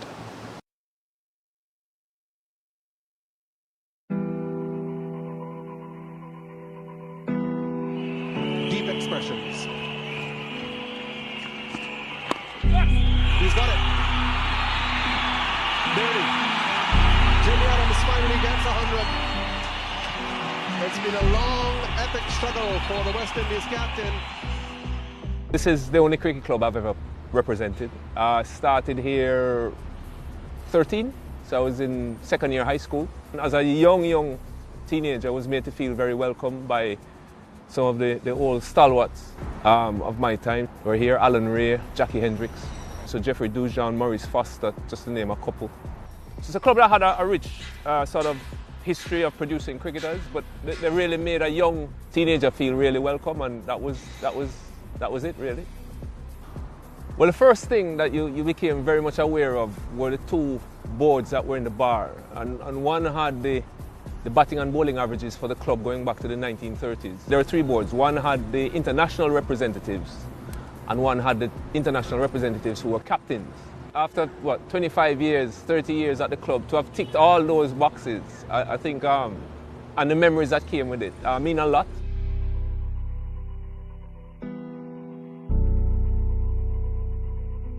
There was a rich mix of sort of generations here, and all of them really made me feel welcome and were very helpful over different periods in my career. And then just what the facility represented, it was the international ground, and over time I just became very familiar with it. Every blade of grass, I knew the wicket inside out. the atmosphere here, even before these stands were built, was something that I was very much aware of, and it became part of the whole experience. A full house was just very loud, as any Caribbean full house can be. And I grew up experiencing the big crowds, even at regional level, to be honest. And the occasional club game, when Kingston played Michael Holding's Melbourne or Lawrence Rose, Kensington, you would see more people than you get for Test cricket now. And international games, it was fantastic. The noise, it was a little bit intimidating for those who didn't know it. But it was home for us, or for me anyway, and I thrived on it. I loved, you knew who the people were, what sort of instruments they were bringing on the day, and just the whole atmosphere. Having the Jamaican crowd come to support cricket was great as a youngster.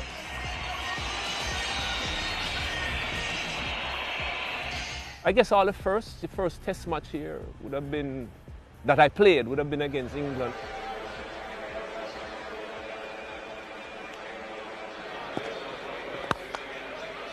Jimmy Adams, of course, is the local boy. He's a Jamaican. He looks pretty solid, though, doesn't he? Once again, it's another West Indian batsman who set out his stall to get onto the front foot wherever possible. It was a really good occasion for me. You got performances in. I only got in because Hooper was injured, which was sort of like the story behind my first 9 or 10 Test matches. So thanks, Carl, I appreciate it. It was very late the night before the game that Hooper said he wasn't going to make it. So maybe that helped to control some of the nerves. Well, that's a glorious stroke as well. All timing from Jimmy Adams, so he gets into the act as well. And this crowd at Sabina Park is alive. It was a good wicket, good batting wicket. We had a really good informed batting lineup. All left-handers, Arthurton, Lara, myself. And he's got it.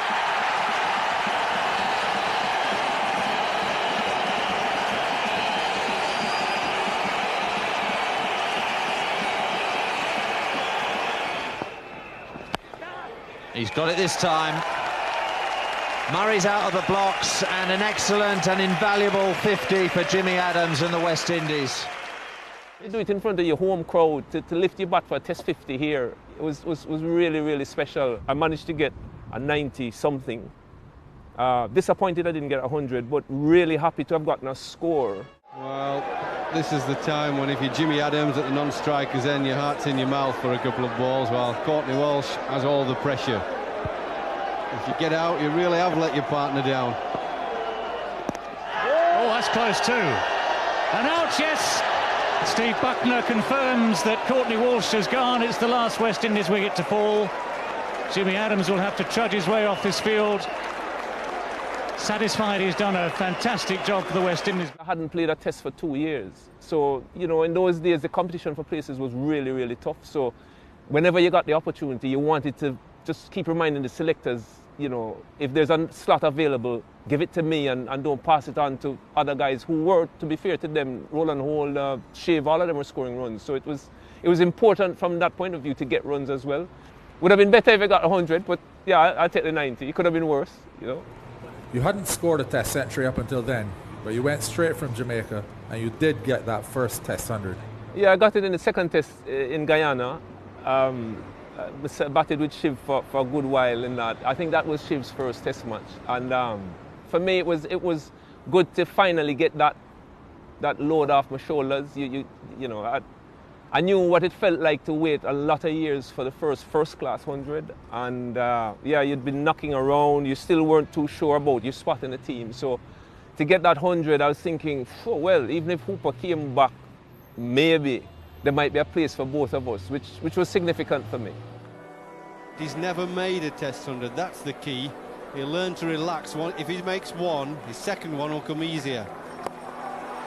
That's it this time. Full toss from Salisbury. Adams puts it away. The first thing he acknowledges are his teammates in the dressing room. And a brilliant moment for Jimmy Adams. His first Test match 100. And it couldn't be more well deserved. Let's fast forward some years now. You came back to Sabina in 1999 against a powerful Australia team. That turned out to be an historic victory. Talk to us about that match. Well, first of all, context. We got skittled for 50 in Trinidad. Lara's neck is on the chopping block with the selectors on the board, and yeah, things weren't as great as they could have been. And I remember walking to the wicket, and the usual chit-chat with me and Brian. We've been batted together for years, and so Pedro Collins had just got hit in his nuts, and he retired hurt, and it was in the morning, so we probably had maybe 80 overs left. And we literally just started counting down overs. So at the end of the over, Brian would say, right, Jimmy, we've got 79 left. And I would say, okay, we've got 62 left. I guess the underlying theme for both of us, you know, we're going into lunch, we've got 2 of us to lunch, and we just kept going. And I think both of us by then were old enough to realize when momentum was shifting. And yeah, pretty much between lunch and tea, we knew, we kept saying, you know, if we are here in 8 overs time, we'd have really taken this game away, and we kept going and we kept going. No ball, smacked down to the long on boundary for 4 runs. Lovely shot. Found the gap between mid-mid and mid-on. Nice placement. And they'll come back 4-3. Good 15 for Jimmy Adams. A claim for him now on his home ground here at Sabina Park. Lovely shot. Beautifully played by Lara. He's hoisted up, down towards Lawan, into the mound stand. That'll go for another 4. Brian Lara in full flow, moves into the 90s. What Brian did was special, to be honest. I don't think anybody can understand or appreciate the kind of pressure he was under, just generally going into that series, first of all, and then that game. Selfishly, to have gotten the bird's eye view of the innings at the other end was just the best seat in the house. I mean, I've seen Brian play some magnificent innings, right? But some of them, I didn't spend as much time with him in the middle as I did on that one. So to have been 22 yards or 20 yards away and sort of been a part of it. 150 not out. Well played by the West Indian captain. It was a huge day for West Indies cricket. We desperately needed something coming off the South Africa series and then that first test loss in Trinidad. So, yeah, I mean, the greatness of Brian, what can I say? And yeah, to be there and then to get that view of the innings was superb.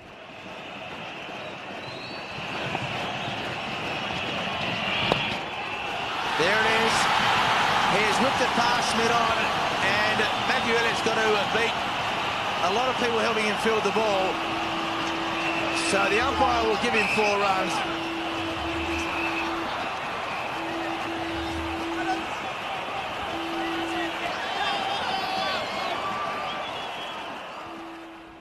The 200 for where we and he was at that point in time, that week, he had momentum going to Barbados. He had nothing coming into Jamaica. And for anybody under that kind of strain to produce what he produced in the way in which he did it, like, he just dominated and from the whole day. And yeah, you're at the next end, I'll take the crumbs off the table, I'll be fine, you know what I mean? But it was great. It was great week for us here, and yeah, the crowd here was unbelievable as well. We always talk about the crowd at Sabina Park, but it was a full Sabina Park, and it just, you couldn't get away from the atmosphere that the crowd created here. It's fantastic. Coming back to Sabina Park a year after that as captain was very special for many reasons. One, to captain the West Indies obviously was a great honor for me, but to get the chance to do it here at home, where I'd learned the game at Sabina Park, which was my own club, and you literally could pick out hundreds of faces in the crowd that you knew personally going back many years. And I remember batting, friends of mine saying, Jimmy, you must have set some world record to bat 3 days for 100. He's got it. Barely. Jimmy Adams finally gets 100. It's been a long, epic struggle for the West Indies captain.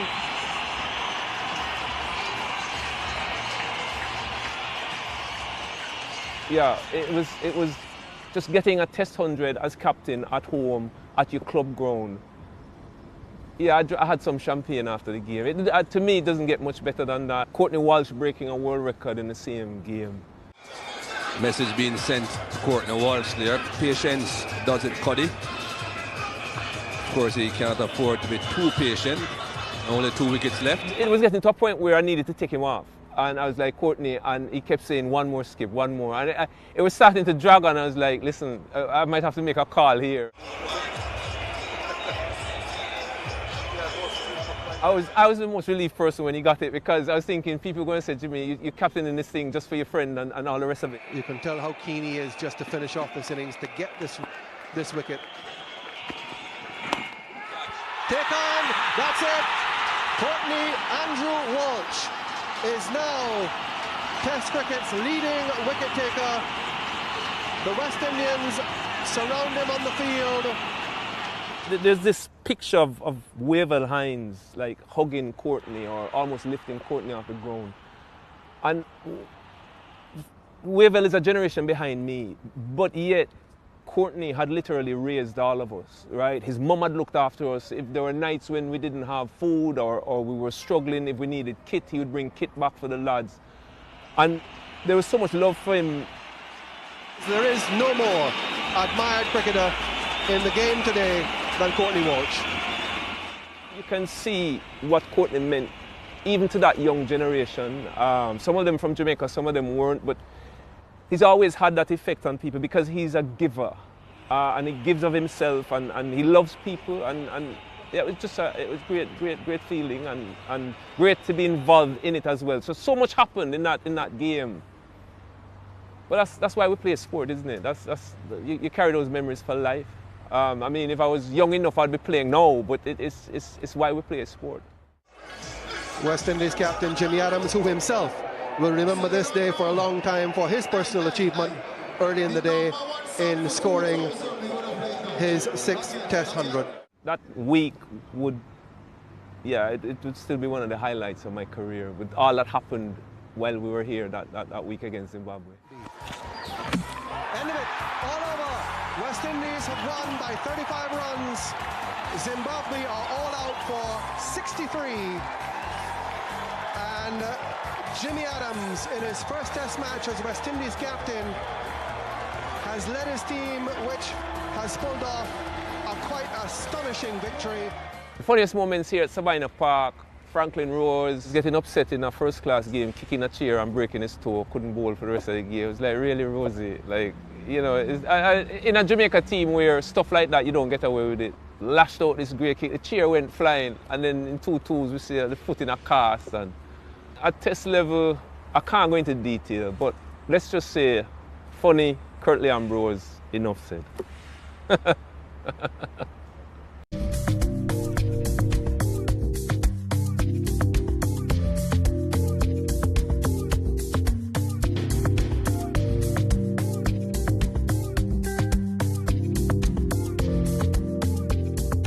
2024, the year of Amir Jangoo.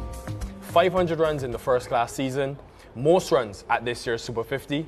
Now he finds himself sitting here in St. Kitts ahead of the One Day International Series. Amir, this must be special. What makes it special to wear that emblem? It's everything I've dreamed of. Obviously, growing up, the only reason I started playing cricket was watching West Indies cricket. So a dream come true, and I just can't wait to get going. Take me back to your past, growing up in Trinidad. Who did you idolize? You're obviously left-handed. There's a very great left-handed to come from Trinidad and the West Indies. Who are some of the key figures in inspiring Amir Jangoo? Obviously, definitely the great Brian Lara. I remember I have some pictures at home growing up, just going to watch Brian Lara batting in nets at the Oval. I always used to go watch him on matches that he played. And obviously, as my career went on growing up, I absolutely idolized Kumar Sangakkara and Quinton de Kock, two special players that I have kind of replicated my game too, being a wicketkeeper batsman. But yeah, definitely at the top is Brian Lara. And there it is. He had another 100 for Brian Lara. Let's go back a bit. St. Kitts was actually a special place for you. Tell us why it's a special place. Obviously, I started my career, my first class career playing for CCC, then Trinidad and Tobago, and then actually got contracted to Leeward Islands for a couple of years. So St. Kitts was my home for 2 years, for 2 seasons, and I think that's when my game drastically changed. I think I understood work ethic better. Working with Stuart Williams as our head coach, he really made me understand batsmanship and explaining batting to me more and understanding my game as well. And when I look back at your career, right, 9 years ago you played your first professional game. You've been in a West Indies under 19 setup with guys that in this team, Casey Carty, Al Zari. What do you remember about those days? Just having a lot of fun with them, to be honest. Obviously, it was a special group of players. Those guys went on to win the World Cup. But yeah, funny enough, obviously playing for Leeward Islands, me and Casey, we have such a close relationship along with Al Zari as well. So being in this setup with these guys from under 19 level and meeting them here now, it's truly special. Did the disappointment of not being in that final squad for that 2016 World Cup help drive you when you reflect? Definitely. Obviously, there's always disappointments along the path of being a professional sportsman. But obviously, missing out on that World Cup, yeah, it did hurt a lot. But having said that, going to university and meeting up with Frederick, who's even a coach here now, it's really special because he's the one who saw me and got me into the CCC setup. And that carried on my district career and actually took my cricket to another level as well. And let's talk now about this year, 2024, because life's changed for you. First of all, start of the year, as we said, maiden first class 100. Not only was it 100, a double 100. There it is. That's his double 100. Amir Jangoo pulling this one in front of square, past that man at mid-wicket. Celebrates out there in the middle, takes his helmet off. Proud moment for the young man from Fatima College. And then, of course, maiden list day 100 in this year's Super 50. What changed? To be honest, there was just a big hunger for me. That really clicked in my mind. I was reaching a stage in my career now, 27 years old. I wanted to take my career to another level. And obviously, I didn't want to just be a first-class player, just a regional player. I want to be an international player. I want to represent West Indies. And the only way I could have done that was putting numbers on the board.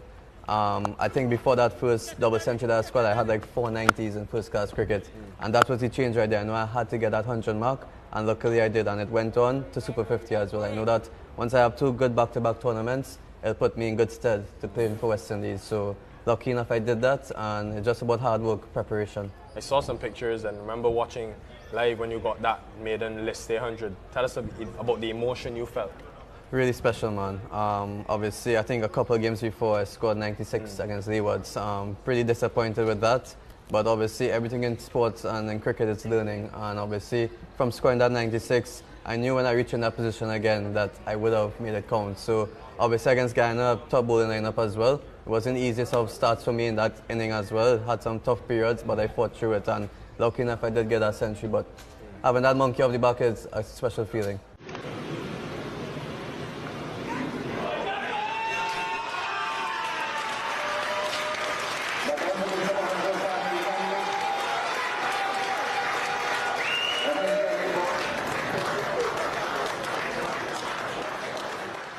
Let's talk about that crest. Now you're in the West Indies shirt. When you got the call, where were you? I was actually not about to shower. I saw a strange number calling me, to be honest. And when I answered the call, then I saw the display picture. I saw it was Darren Sammy, and then he told me that I was selected, and he saw me batting at the list A level, and he was really impressed. And I think that after that, I just ran straight to my parents' room, and I told them the news, and it was such a special moment for us, and something I'll remember for the rest of my life, because this is just a dream come true for me. I was just going to ask you, who was the first person you told when you got the news?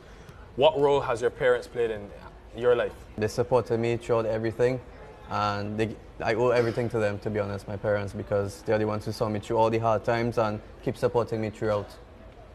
Now, completely away from the cricket field, this man has another side to him. That is the social media side. He's one of the very few cricketers I know who have taken social media seriously. Hey guys, so this is the day in the life of a professional cricketer during the month of Ramadan. Before I even get into any detail, why? Why do you think social media is important? To be honest with you, I think that it's branding, you know. Obviously, when you go out in public and being a public figure, playing cricket as a professional sport, people know you. So I think as though I use my social media to just actually show the public how I really am. And yeah, that's really it. I really enjoy it. I enjoy TikTok. I enjoy using Instagram as well. So yeah, it's all about just knowing, letting the public know how I really am as a person. Roti. Up One. top. Oh, Roti can be one, man. What do you mean? Are you mad or? Pulori. 7 or 6? 7. 7. Alright, there's your number 16. Wait, it's on your head. No homo. Chinese. Is that sort of a good release to have fun off the cricket field and also help the bonding of the team? Yeah, definitely. Obviously, I think that's my role as well, not only just being a wicketkeeper batsman on the team, but always bringing that positivity, bringing that vibe to the team. And I think adding that to my teammates, and they really enjoy it as well. They open up, they're always open to it. Which video stands out? Which one do you absolutely love? You always watch back a few times. I think with the Red Force team, I did the lock screen. I wanted everyone to see how the wallpaper of the guys are on the phone. So I think that's the favorite one. I saw that actually. That was fantastic. Harry, what's your lock screen there?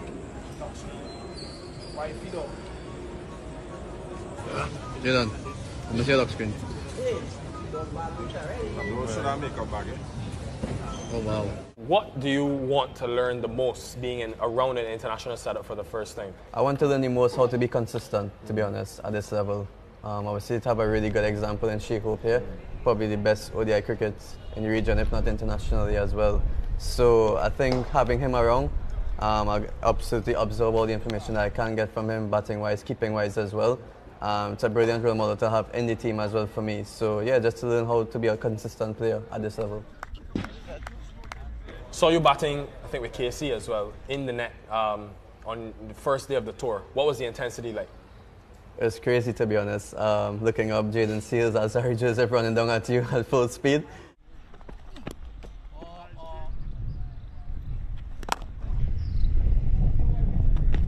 I'm always up for the challenge. I really enjoy it. But yeah, that was a crazy experience, but I really, really enjoy it. And obviously at this level, that's the norm now.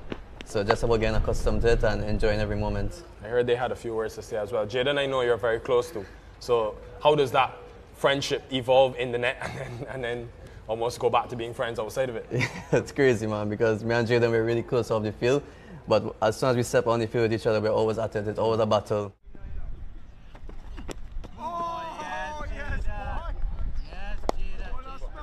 It's really good though because we test each other at a high intensity, and that's what you want in training, obviously. So it's really good. Who wins more of the battles, you or him? I'll say me, for sure.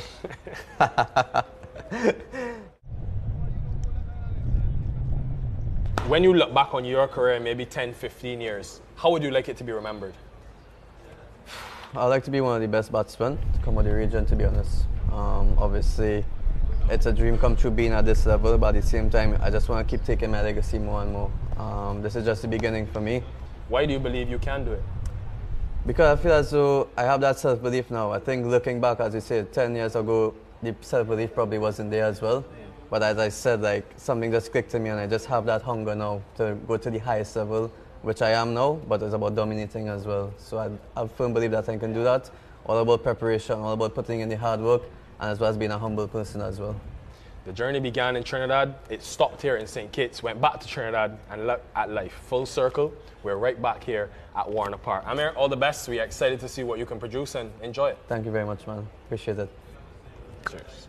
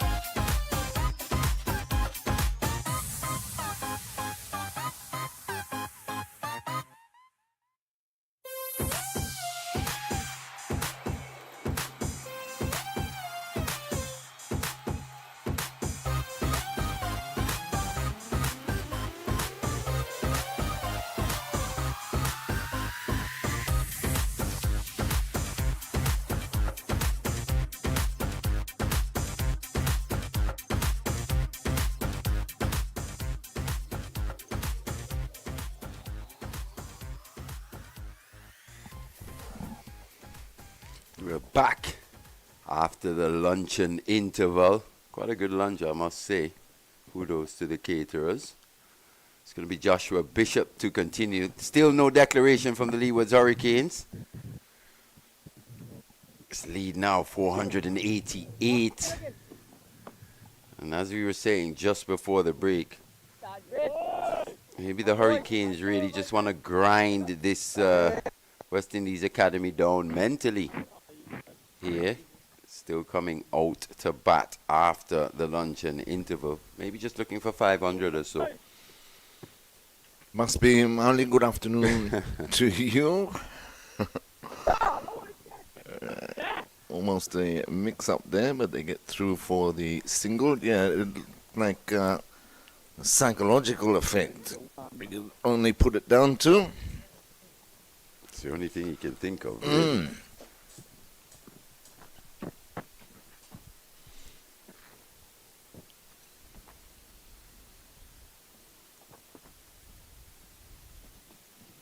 Again, just going past the outside edge. So it's been relatively expensive by his standards, Joshua Bishop.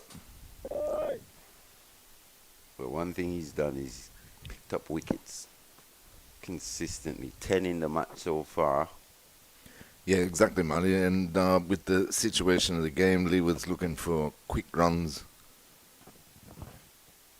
You would expect that he'd go for a few more, but 10 wickets in the match is excellent effort once again.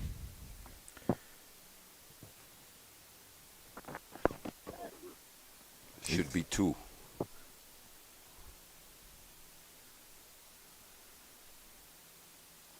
And he's quite comfortably.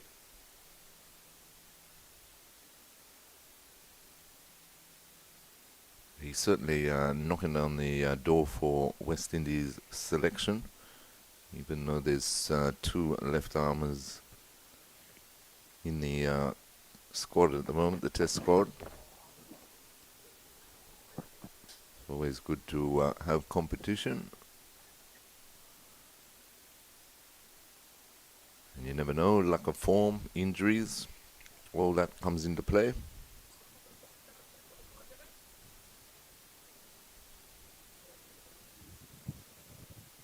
He's still got a little improving to do, as he said. He's still only 24 years old. Yeah.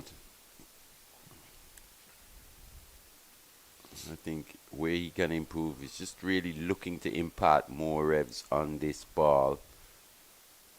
Trying to become even more a difficult proposition, even on wickets that aren't necessarily favorable for spin.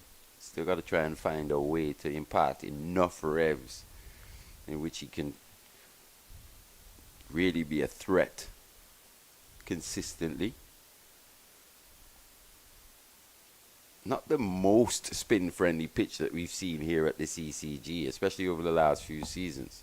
Here on day 3, in the past, probably would have been turning and bouncing, spitting a bit more.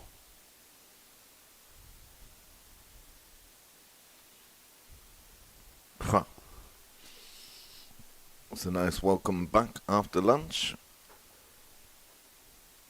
And with that 6, the lead now is above 500, 501 to be exact, with that 6 from Penny Feather. Oh, Hamilton looks like he's calling him in. Yeah. Saw a bit of a signal there from Hamilton. Raheem Cornwall has got his whites on with his baggy maroon. The new baggy maroons, I quite like those caps. The hats. They're excellent, aren't they? Yeah, this year. Yeah, Raheem doing a few stretches. So the declaration is imminent. Jamal's got the pads on, keeping pads. Umpires are having a discussion while the ball's being retrieved from the airport. From the runway. 501, that's a big number. Yeah, it's synonymous in with cricket. It's West Indian cricket at least. Yeah. Brian Charles Lara, highest first class score of 501.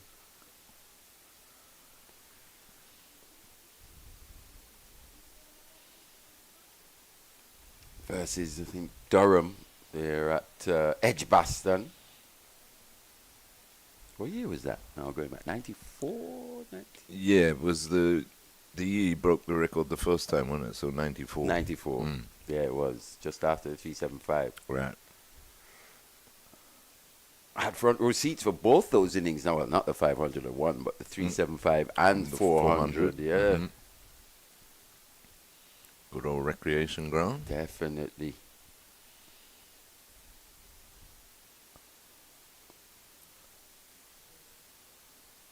It's good to see there's been a little bit of development work in terms of just bringing back the recreation grounds.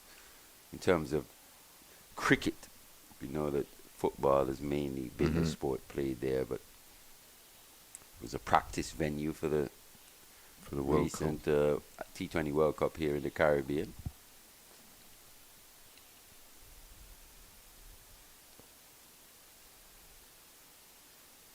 He's taking an off-stump guard here. And he's caught. And picks out the man at extra cover. So that will be it. That will be it here. The declaration comes with the score on 289 for, what's that, 9? 9, yep. Is that wicket of Louis? I think they've got more than enough runs here. And enough time. Most definitely. Weather permitting. He wouldn't want to leave himself short, would he? If it rains. He wouldn't be the most popular man in the dressing room. Definitely. I think they've given themselves enough time here to even make inroads today. Most certainly. It'd be very interesting, Molly, to see how the young academy boys come out in their second innings. They'll obviously be deflated and also fitness-wise. But they need to, at least hang in there and say, all right, we'll take it session by session or hour by hour and just see where we're at. Yeah, the intent is going to be important. Yeah. Obviously, it's a massive, massive score in which they're chasing, but that positive intent, they can't just play to survive. And with batting conditions still as good as they are here on day 3, they'll be hoping for a much better performance with the bat in the second innings. For me, they were rolled for 130 yard in 39 overs. Yep. Wasn't good enough at this level. We did mention they've lost a few batters. You think of Kevlin Anderson, McKenzie and the like. But it's an opportunity for someone else. It's something we've harped on about in terms of the batting in the West Indies being the Achilles heel. If you check the scores actually around in this round 1 so far, it's been some pretty good scores. A lot of runs being scored, especially here in this first round of matches. So most it definitely bodes well going forward. Yeah, and I think it's 4 centuries now. I think Kevlin Anderson completed his century this morning. Yep. His first outside of this environment. Yeah. So things are at least looking slightly positive for the next batch of West Indian batting talent.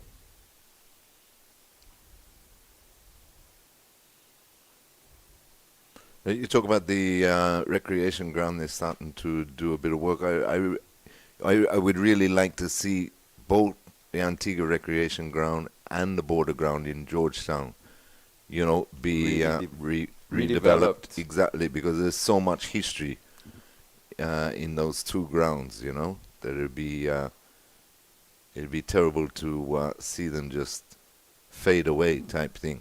How many tourists come here and want to still want a tour of the recreation grounds? Exactly. It's what they remember, Yeah. When you look back, nostalgia's always a great thing. When you really look back and the atmosphere, especially at the recreation grounds, the party atmosphere, home support.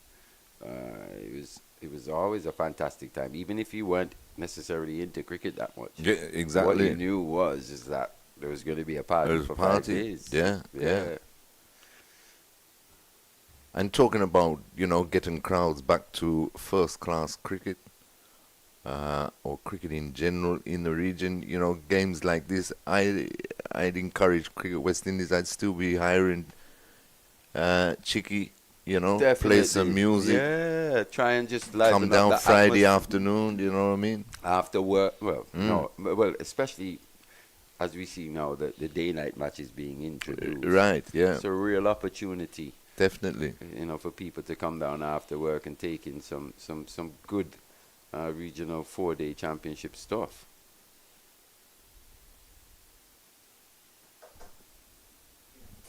What we're going to do now, though, is going to take a break and join us in roughly 8 to 10 minutes or so for the resumption of the West Indies Academy's pursuit of 503 runs to win this match.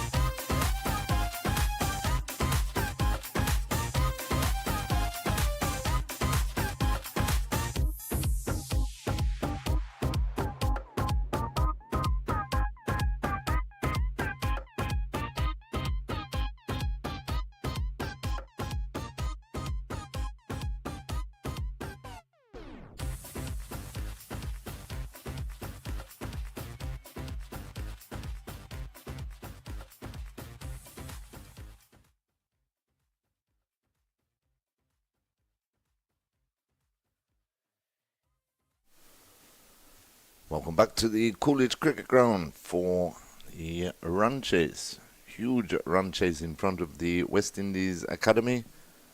With Leeward Islands Hurricanes declaring on 589 for 9 declared. Gave them a lead of 502 runs.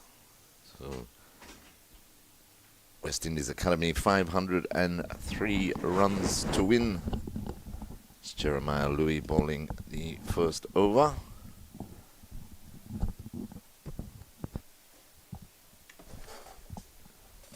We had 2 balls so far of the West Indies Academy innings. No runs on the board. So I say a very good afternoon to Marley Richards. Good afternoon, Terry. Good afternoon, everyone. Starting with 4 slips on the attack, as you would expect. Jeremiah Louis bowling from the northern end. Oh, big movement there. Oh. Big inward movement from Louis. Keeping that seam upright. Very skillful indeed. Not sure how that one missed. Let's have a look. Big in-swing movement. Late. Very late. Beat the outside edge. There. So. Yeah, they're almost going up then, the Leeward Islands. Yeah, Louis on the money in the business area. Have a look at that again. Huge swing. Started way outside that off stump. Tail back in quite late. So, pressure here on Jagasaar early. Went LBW in that first innings to Archibald for 6.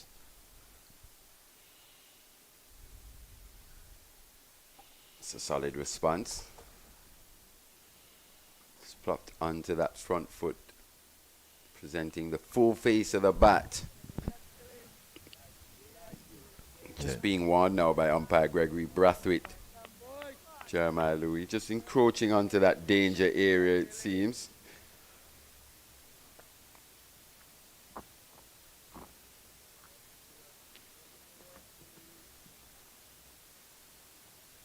He's going to try and be trying to be in between wicket and wicket. He's going to try and get close to those stumps, so he's got to be mindful to get off.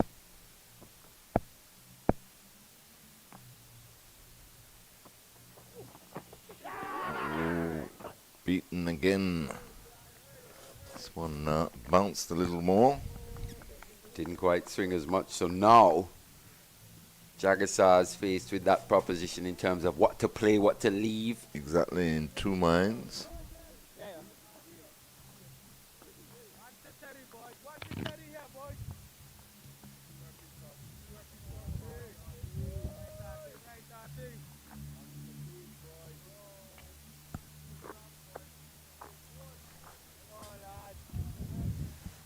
Really trying to make this new ball count. As you see, a few fans there taking in the sun. Yeah, good to see. Looks like a lovely day out for that couple. Nice little cricketing date here at CCG. Once again, just flirting with one outside the off stump. That one actually went away from the right-handed Jagasaar. Good, tough challenging over that from Louis to begin with. Starts with a maiden. Excellent over there by Jeremiah Louis. Been the leading pacer, Marley, in regional first-class cricket for the last couple of seasons. Broke into the West Indies Test squad on the Tour of England, but unfortunately didn't get the opportunity to make his debut. I'm sure he'll be looking to force his way back into that squad. Yeah, a few players in this setup who would have had a taste of Test cricket. Obviously, Rakeem Cornwall played 10 matches. Jamal Hamilton, just the 1 test, but made his test debut. That's always an achievement to play a test match. Hayden Walsh, he's been around, played quite a bit of ODI and T20 cricket for the West Indies as well. Even young Joel Andrew. yet to make his debut, but was selected on that tour, limited overs tour of Sri Lanka late last year. Movement again. Something we've seen from these Leeward's pacers.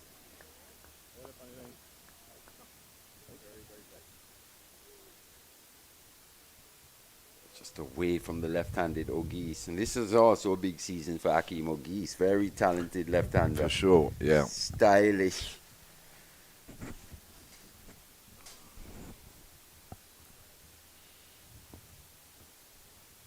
Big season for a Kevin Wickham.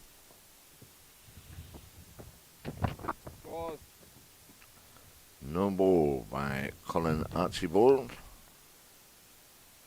A couple of no balls in the first innings.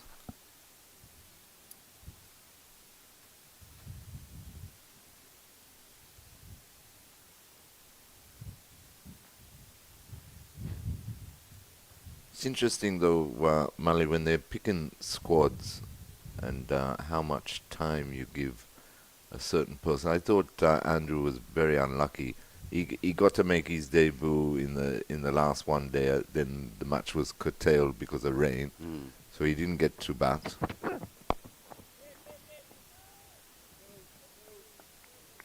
And I thought when England came here for the 3-match ODI series late last year, they could have quite easily left him in the squad just to see.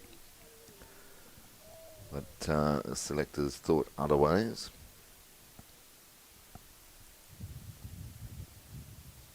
He's one of these players that, because of his age and also what he's actually already done in his young career so far, he's one of these players that you look to get in and amongst that setup, try and get them as accustomed to the international game as early as possible.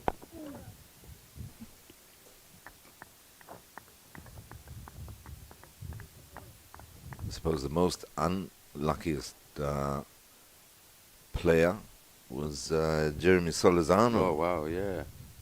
He's come back quite nicely, though, since then, especially in the last season and a half.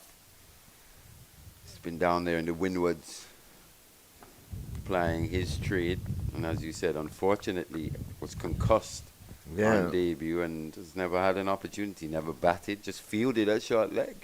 Exactly. Really in Test cricket. Oh, good delivery, good leave as well from Ogis.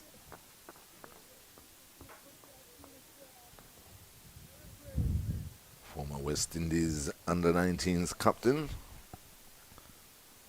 21 years old now. Played 13 first-class matches, 3 half-centuries, a best of 93.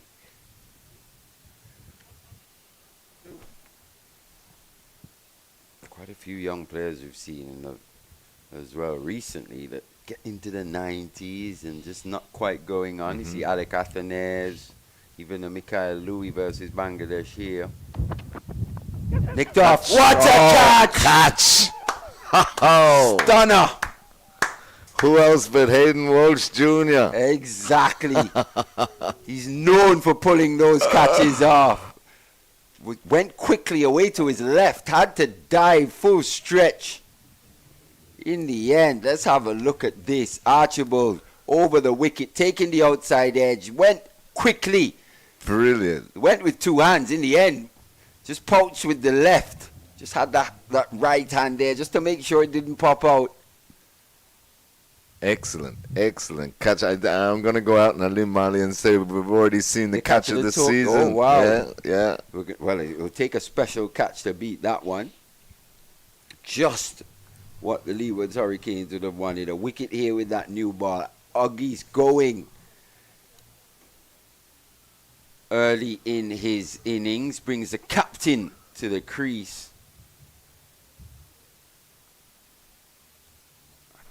Ogis falling for a duck on that occasion. Huge catch. And there's a massive gap between second slip and the gully. Fantastic camera work this. Thick, healthy outside edge. Look at him go. Full stretch. Full stretch, man. Pounched. Even when the elbows hit the ground. had the wherewithal to just keep those fingers clenched tightly around that ball. And almost a half chance there goes to the Hurricanes. That's exactly what you would expect or need if you're Colin Archibald. The fielders really backing up the bowling efforts. Most definitely, and Archibald's having a good day so far. Half century a bit earlier. It started a bit spottily in terms of him coming in at 11. You're thinking, wow. But I was saying this to Vernon earlier. Obviously, we'll have a look over more of these franchises as the season progresses. But looking at the Leeward's Hurricanes here, it's probably the deepest batting team in the tournament. Yeah, most definitely. Bat right down. Legitimately, like 11 players who know how to bat. Yeah, from 1 to 11. Now, that's the story of the match so far. Today, Colin Archibald top scoring for the Hurricanes, setting a target of 503 for victory for the West Indies Academy.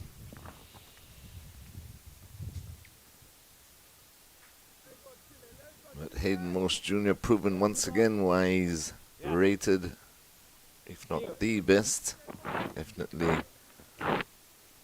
top fieldsman in the region.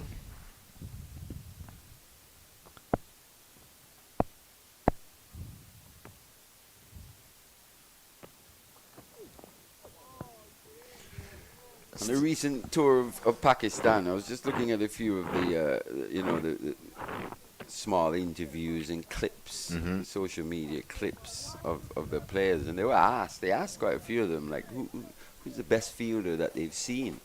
Not too many would have said Hayden Walsh. I heard Fabian Allen quite a lot. Okay. And they were talking about not just modern day, but ever. Right. And I was a bit taken aback by I wouldn't go that far. I was like, do these young players actually know that there is a game that's been going on for almost how many years now? Like, surely, a John T. Rhodes, a Keith Arthurton, obviously we know about the modern day players, but to say Fabian Allen the best ever was quite surprising. Yeah. They need to go back a bit further than that, I think. Yeah. I mean, for a start, your father's right up there. Right up there. Lawrence Rowe.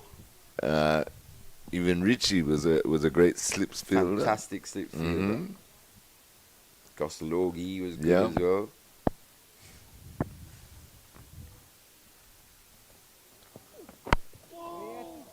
Roger Harper was dynamite.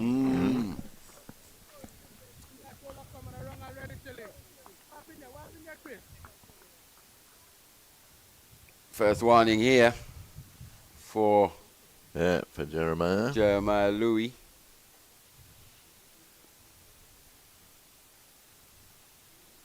Is that umpire Brathwaite? No, it looks like Christopher Wright.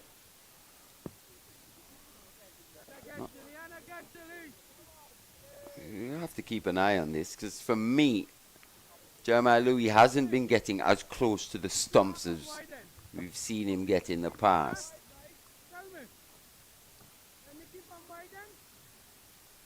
Yeah, if he's infringing money, it must be just. Can't be too much. Let's have a look here.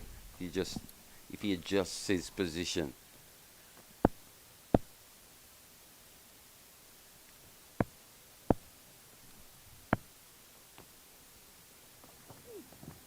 Wait. That was good there once again, forcing that fall stroke outside that off stump. Let's have a look at his positioning on the crease. Wider this. Well, he went wider that time. Yeah, went a lot wider.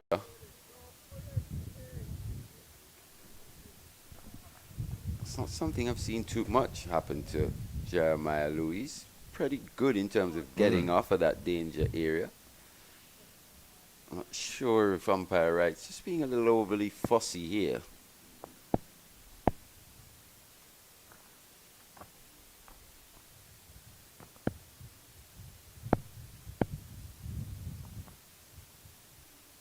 It's gone wide again.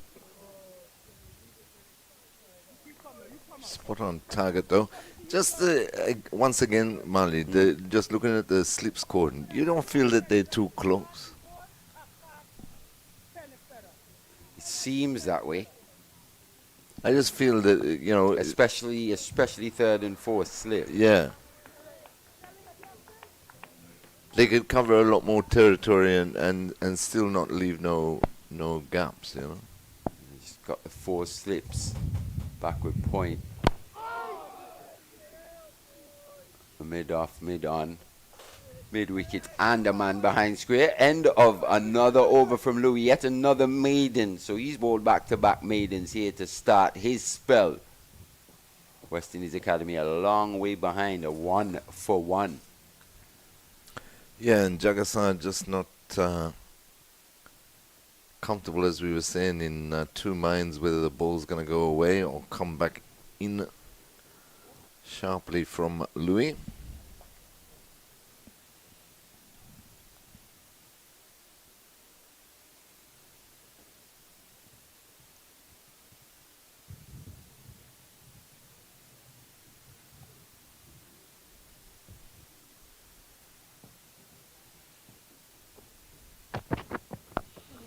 Yeah, just having a look at those slips in terms of their positioning. Very close together there. Should almost be a wingspan apart. So with Raheem at first slip, Hayden Walsh at second. And you know Raheem's got a massive wingspan indeed. So you just push Hayden a little bit further to his right, which would in the end would push Karima a little bit further around as well. Just cover a bit more area in that region. 3 fantastic slippers behind there though. We give a lot of confidence to the fast bowlers, knowing you've got Raheem, you've got Hayden Walsh and Kareem Agor just waiting for a catch behind there. Actually, it's Jewel Andrew at third slip, not Karima.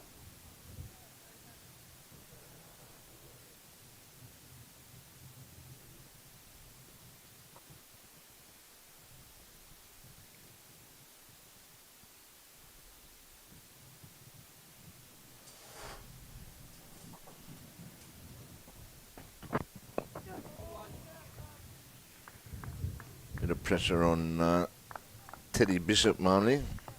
Yeah, there is. Thought his captaincy was found a little wanting in this match. Not as progressive as you'd expect. No point did you really sense that, okay, I'm the leader here, I'm going to try and take control of what's going on. True, yeah. As he said, he's got another opportunity here with the bat. And he promises a lot, Teddy Bishop.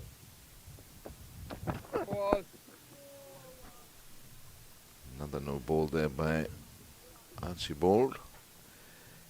Yeah, he does show a lot of promise and everything, but in regards to the captaincy, I don't know how much thought process went through the West Indies Academy camp, knowing that Naeem Young would have moved on.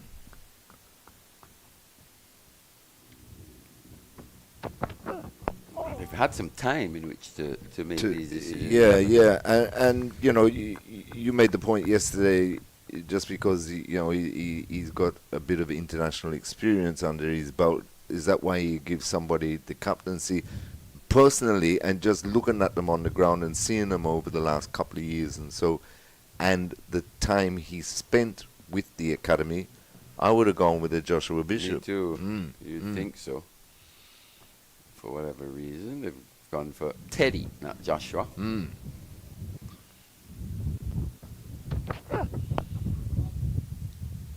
He'd probably be alongside Joshua Bishop, the most experienced players in this West Indies Academy setup. Yep. She said international experience in Australia, that one-day series. When was that, last year, 2024, earlier? That Australian summer.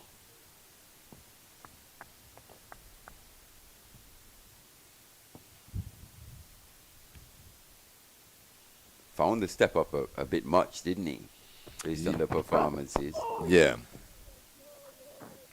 Well, baptism of fire, isn't it? I Definitely. mean, you know, against Australia, in Australia, plenty of fail.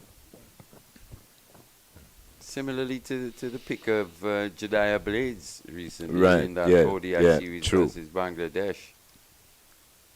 Almost both out of the blue. He did perform quite admirably in that regional Super 50.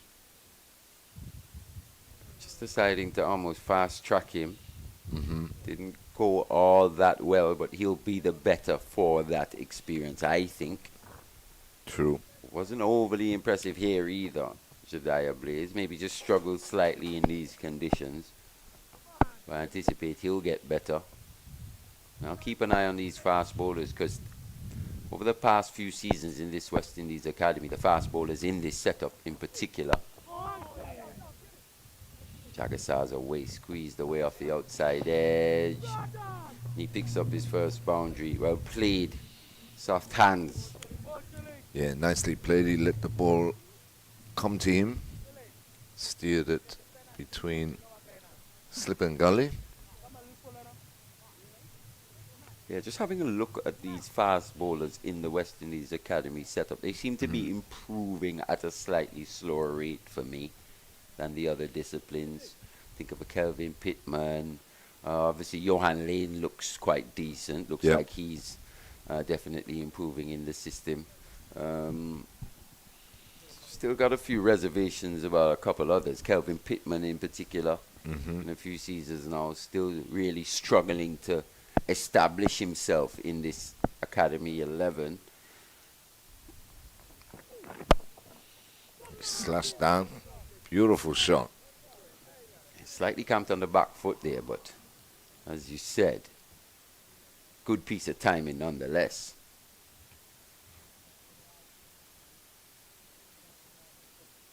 But that's why it was good to see yesterday with the troubles that he had in the first innings with the no balls. Michael Palmer, he was obviously thinking about his game, working with his coaches, you know, and started that angle run up, a la the late great Malcolm Marshall. You could see the wrist position was different, and it helped him. I think he only bowled one no ball. And bowled you know, the rhythm a very looked a lot decent better. spell, yeah. And you know, that's what you want to see. You know, the young guys working on their craft. Now, what's just happened here since Jeremiah Louis has been warned about encroaching on the danger area? He's gone particularly wide of the crease. That just, in terms of the angle, just plays into the hands a bit more of a Justin Jagasar.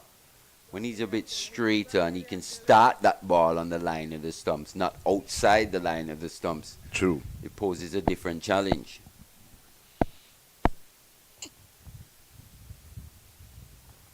Wide of the crease again. A lot easier to leave as well. Just lost that one slightly, did Louis.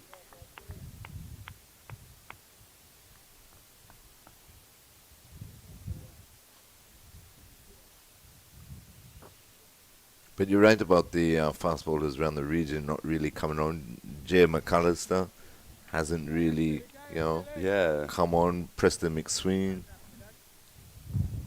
Even Ryan John a couple of seasons ago as well. I'm looking forward to seeing Gillan Tyson, though. Right, yeah.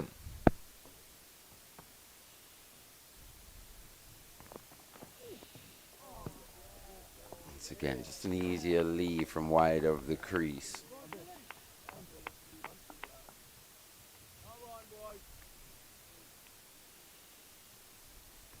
That one's a lot better, actually.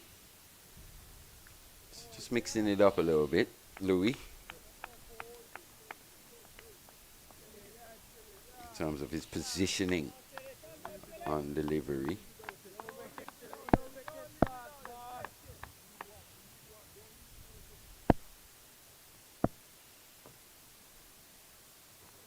Bit straighter here. Yes. Ooh.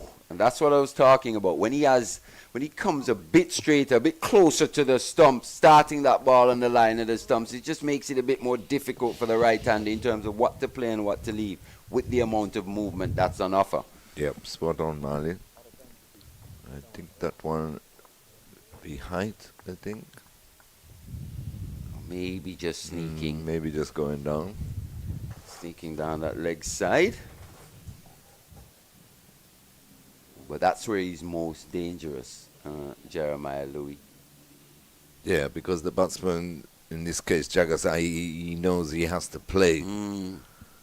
Whereas coming wider, the ball tends to stay a bit wider and he can gets more of a sighter, yeah, for him.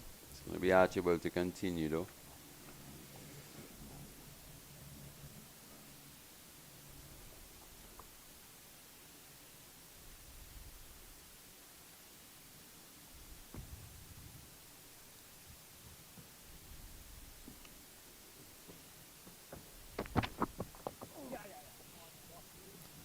Nicely turned around the corner by Bishop. Gets him off the mark.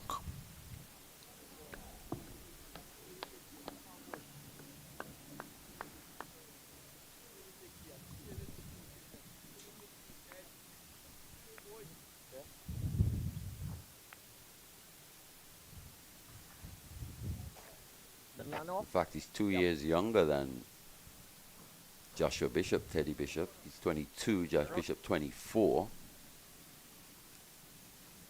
He's played 15 first-class matches, though. He's got the 103 50s.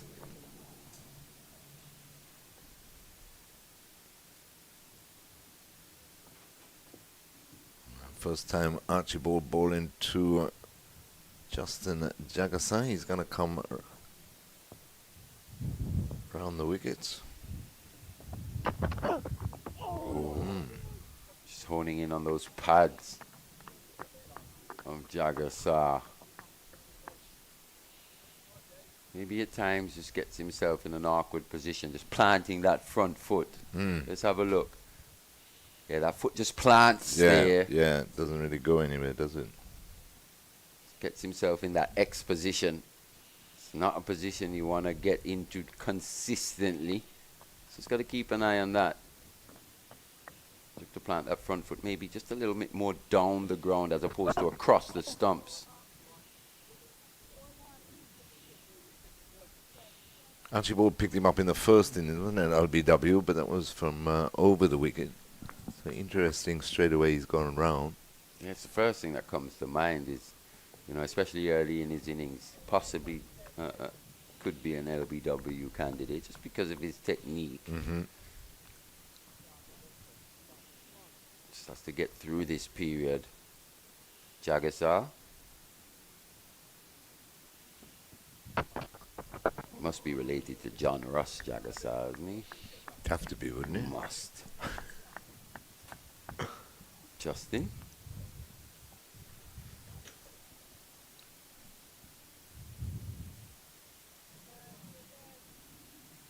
But the Bishops aren't related, though. No, they're not. No. Different islands. One of Asian. Yeah. Well, Teddy Grenadian, isn't yes, he? But he's he Grenadian. grew up in Trinidad. Yeah.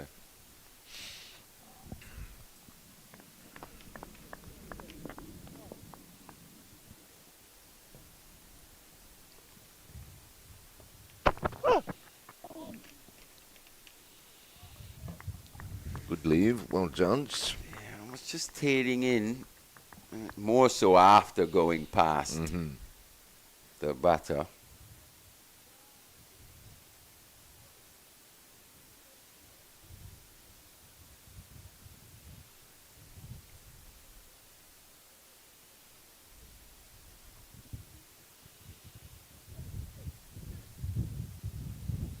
Jagasai, former West Indies under-19 player as well.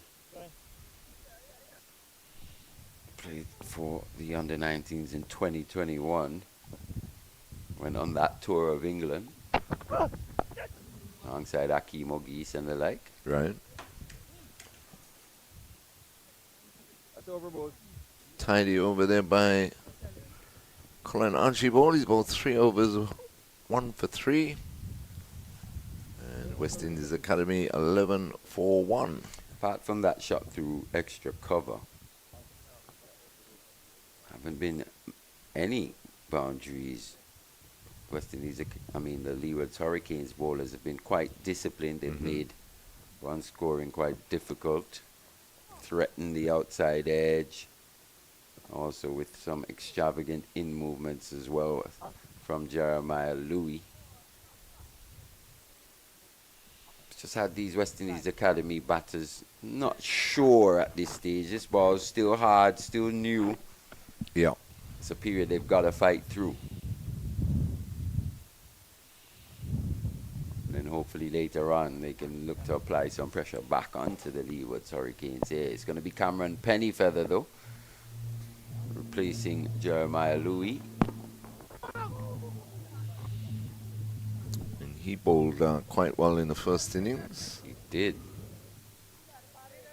Picked up 3 wickets. Picked up 3, yeah. Was the pick of the bowlers, really? For me, pick of the seamers. Picked up 3 for 15 in just 6 overs. As we see Louis, once again, another short, sharp spell. It's the way that Skipper Cornwall has used his paces in this match.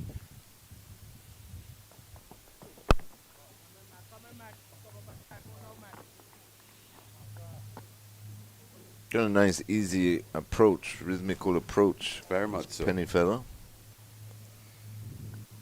It looks like a natural almost, with bat in hand in the field and also with the ball. Looks to bowl a slightly fuller length, heavy deliveries, more medium quick, but quite skiddy.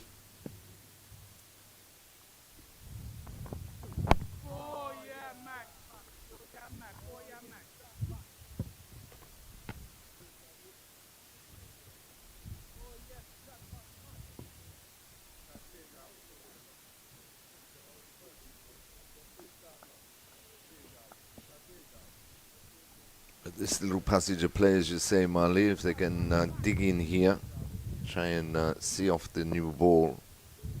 It's all in their development. Well played. Good delivery that once again, good line length. This type of bowler who's looking to bring the batters onto that front foot. Seems like he just possesses a quite skiddy bouncer as well. Something just to keep him honest.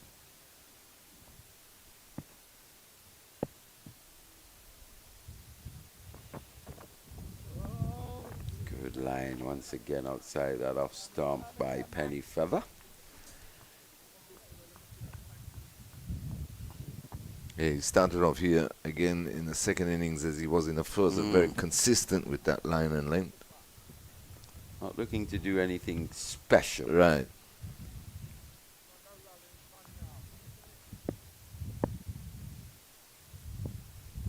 Accuracy is his strength. Once again, just outside that off stump, turned away this time.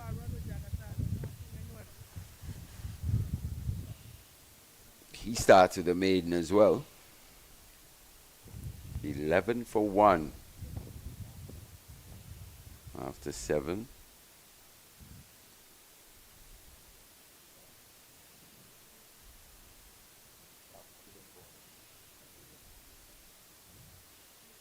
That's the other thing too with the academy boys. They need to put the scoreboard out of the equation for now. Yeah, not even look at it almost. Exactly. Just about time.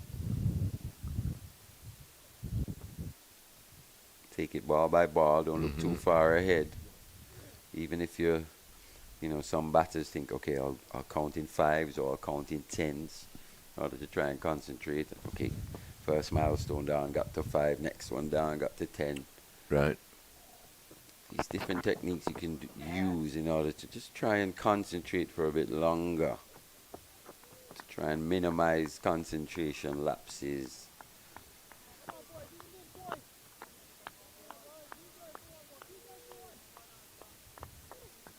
Batting such as that will go a long way. Jagassar just knocking that into the onside, getting down to the other end. That rotation of strike. Something I think even a Shelton Forbes on debut as his career progresses picked out the fielders quite a bit with some strong shots, especially with his drives to the offside.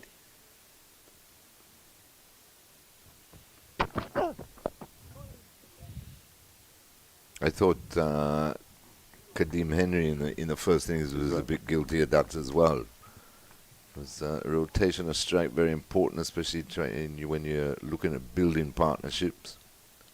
Would you have more of an attacking field, though, given the state of the game? I know if Vernon was here, he'd have his short leg, but... Definitely. I'd have another slip in. Another slip in the gully, maybe? Yeah, and... rather than backward point, it was rather deep. We know how much Teddy Bishop loves an offside drive. This one he hits down the ground. Lovely shot. Didn't try and overhit that. Won't get to the boundary. The end comes back to 3. You could just play on that strength of Teddy Bishop as we see him here, actually getting outside of that off stump. Totally covering that off stump. Bishop. He's a player who early in his innings as well has a high propensity for nicking off to the slips or the wicket keeper early in his innings when he's not quite settled. Maybe the West Indies, the Leeward Hurricanes, could just pull out that man out of extra cover, just open up a gap for him, put him into the slip. This one's aerial. Onto the front foot this time, but no fielder in that region.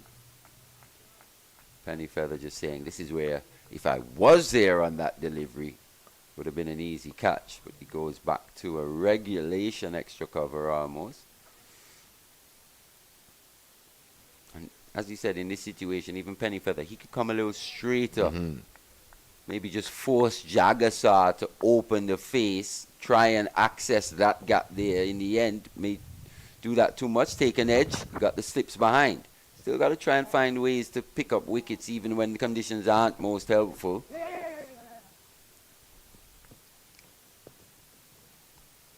Two byes there. Hamilton just letting that through. The thing with Bishop, though, he's always had the tendency that front leg just collapses a bit, no? And it's worth giving away a few drives. What is it in terms of the massive score in which this academy team are chasing? Even if you get driven a few times, wouldn't hurt that much in order to at least take one edge. This one's driven beautifully by Jagassar. Once again, not trying to overhit, just presenting a full face. Forbes with quite a good chase there in the end. 2 runs at it. End of that over from Archibald. West Indies Academy 19 for 1. Yeah, and Jagassar looks like he's growing in confidence. More time he spends out there. Couple of pleasant drives. That was the beauty of Archibald's innings, though, wasn't it? This morning, that he never tried to overhit the ball. It was all about placement and timing.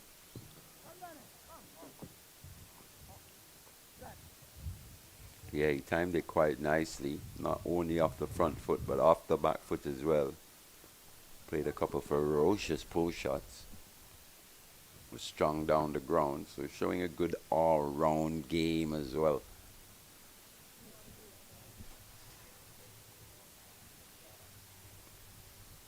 Looks like Gore's just gone off. Yeah. Not sure if he's gone off to get padded up in terms of getting under the lid.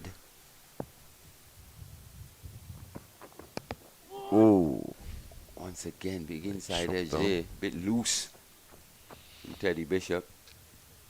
That's what I'm talking about. As you can see here for Pennyfeather, there's no extra cover. Just got the man back in backward point and the mid-off, who's actually quite short and in that position. It's in quite a bit. So it's big gap there in the offside for Teddy Bishop. Maybe just trying to access that on that delivery, taking the inside edge. Maybe that ball was a little short. But in terms of the tactics and the field placing here, I think this is the way to go. Yeah, and the extra slip in for Pennyfeather. Hope Durham's ready. Hasn't done much substitute work in this match so far. He's coming at a forced slip. If one goes to him there, will he be ready to take it?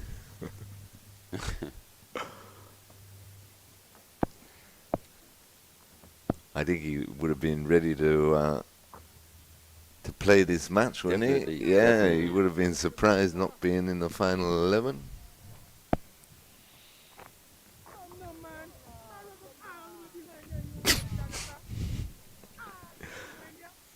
Hamilton always makes me laugh.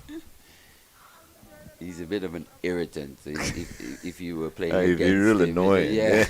Well, you love having players like that on your team. Exactly. You know who is like that as well? Anthony Martin. Right. If you're playing against him, you absolutely detest him. Right. But if he's on your team, wow. Loved him. Loved him. Absolutely fantastic. Great competitor. Ferocious competitor. Never say die attitude. Late decision there from Jagasaw whether to play. Yeah, and that one almost rolled. though. Yeah, kept a bit low as well, so maybe just a bit of inconsistent bounce now starting to creep in. That variable bounce. Good afternoon to Anthony Martin, if he's listening. I haven't seen him for a while, but president now of President of Bethesda. Bethesda Cricket Club, yeah. Still plays, especially in the limited overs formats. Right, yeah. Former West Indies leg spinner. Leeward Islands Hurricanes standout.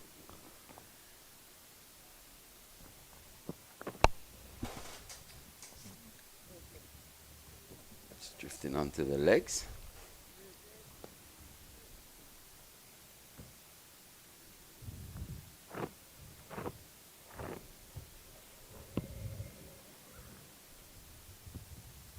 Where Hamilton maybe just infuses a bit more humor and, you know, maybe he's a little more engaging with the other team. That's where it stops for Anthony Martin. There's no smiling and laughing and engaging with the opposition.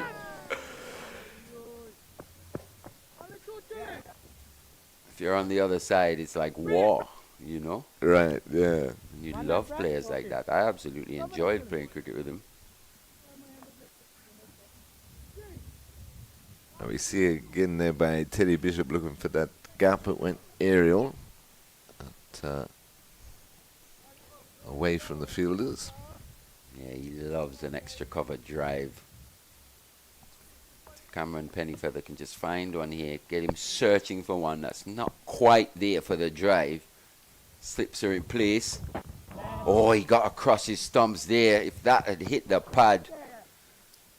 So he's really looking to cover that off stump. Went a bit straighter, did Pennyfeather.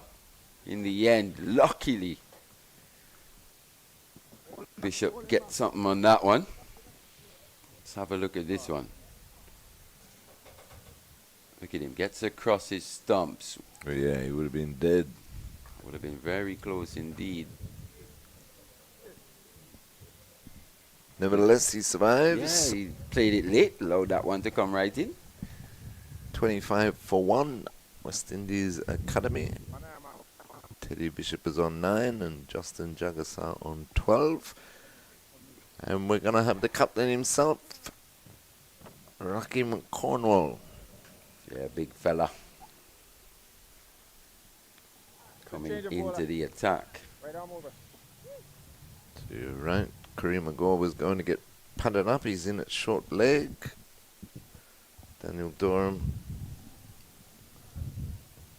Goes off the ground once more. So a slip and a short leg for Cornwall.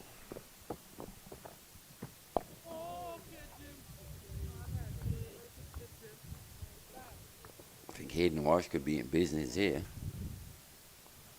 At first slip, got to stay sharp. Once again, that natural variation in terms of the one that doesn't spin. In fact, let's see how much spin Cornwall gets out of this pitch here on day 3.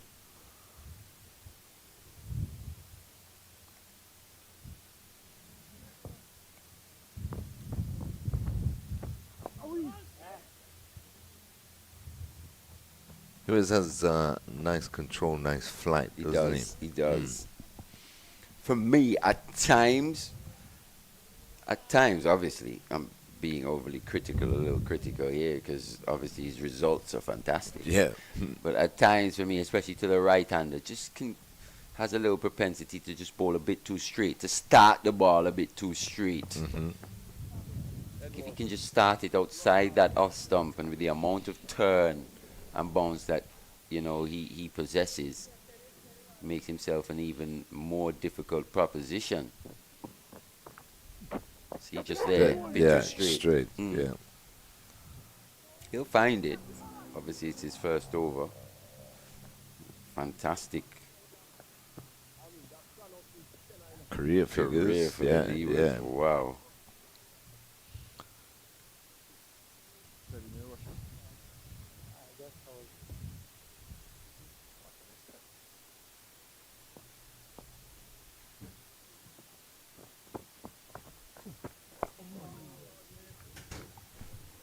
Back on the cross by Jagasar, well played in defence. Yeah, he's taken some 422 wickets so far, Rakeem Cornwall. First class cricket in 88 matches. Best of 8 for 51 in an innings. 12 for 205 in a match. So, what a performer. Yeah, man. That's a lot of wickets, Marley. Wow. I'd love if he could have given me about 20 of those. I'd love 20 of those on my record. Boy. Nice flight again. Bowled some 10,000 overs. Wow. For a man that's deemed below the necessary or the required level of fitness. Yeah. Such a nuanced conversation about, you know, to be had about Rakeem Cornwall in terms of his skills versus fitness. Most definitely.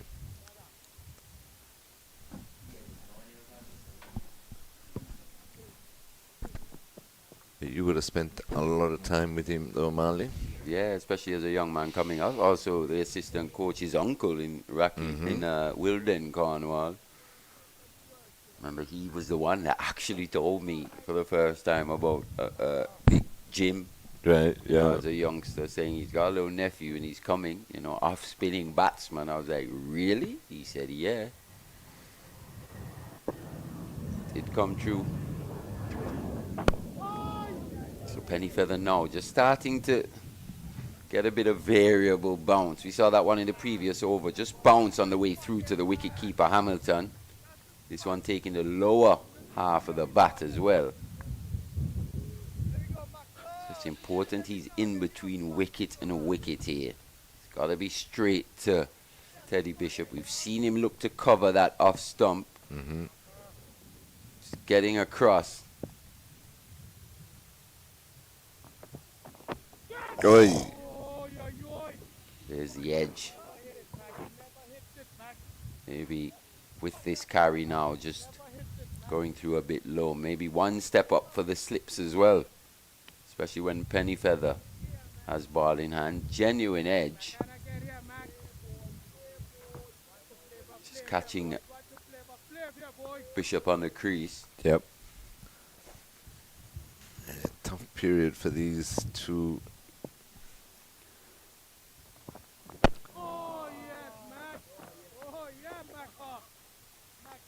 Spot on now. Stump to stump, making the batsman play. Right on the money.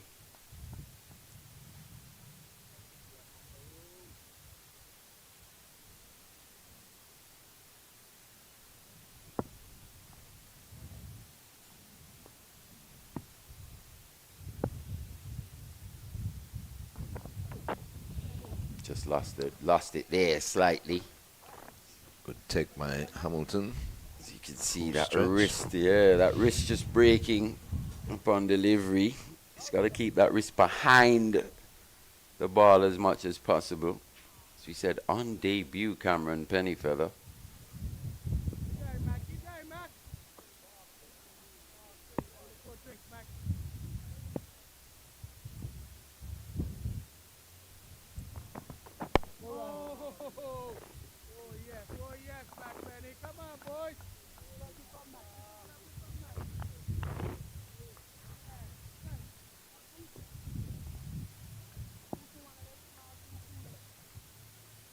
He's impressed though, Mali, and the consistency is what has impressed.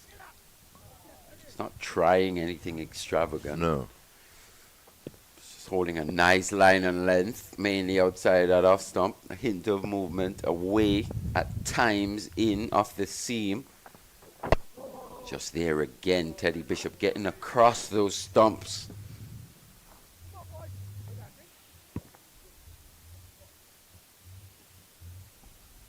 End of a maiden by Pennyfeather, and it's going to be drinks. So we'll have a break with the West Indies Academy. 27 for 1. Jagasan 13, not out. Teddy Bishop 10. Join us in about 5 minutes or so for the resumption.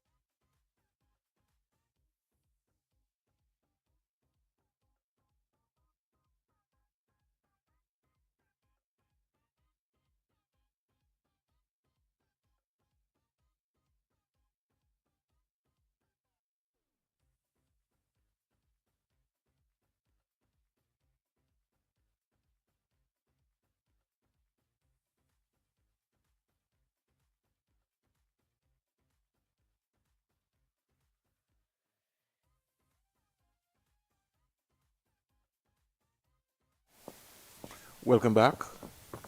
27 for 1. And Raheem Cornwall starting right after the water break. Now means that Justin Jagasa and Teddy Bishop will have to start the proceedings. Backing across and looking to punch. Didn't decide on to that delivery. Just contented to stay on his back foot. 27 for 1. Stands up straight. Could look to be able to find the gap just in Jagasa. There's no sense just looking to defend. Ball played up to cover region where Penny Feather is. Got to find the gaps. Gonna play Cornwall, look to rotate the strike. He's backing across again, playing the ball right to short leg. Joshua Grant, who is under the helmet.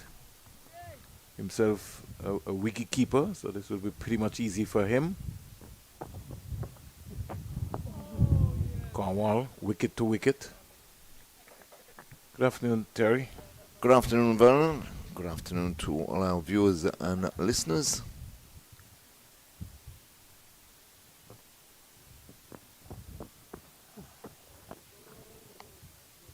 Maiden over here by Cornwall to Jagasa.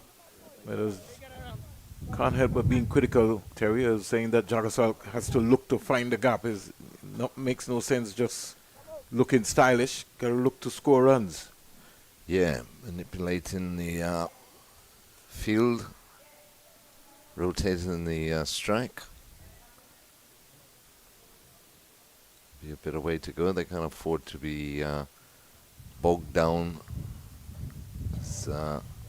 There will be one with your name on it eventually. If you get yourself into that position where you're just looking to defend, still a long time left in this match.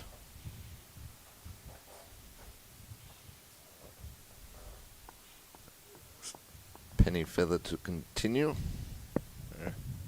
The sound of it is bowled well.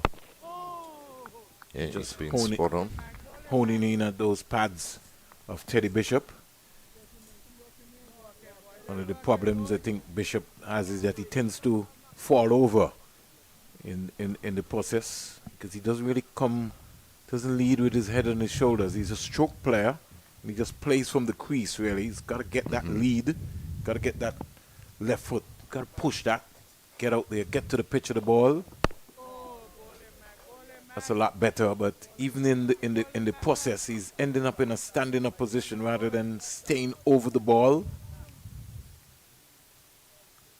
He's language guy. He's just contented to just block and then, get lured into something where he falls over. Leeward sticking to their plan. 3 slips, a gully. Mid on, mid off. Square leg. Any feathers bowled well. Bowled very well, and Bishop comes a long way across, so he's attacking those pads, stumps into play. And again, it has to do with your alignment and your balance. The head you've got to keep your head as still as possible. So you've got to lead with your head and your shoulders. Look to get that stride in to the ball on your heel. Gonna have that problem all the time. Penny Feather is not giving him anything to drive.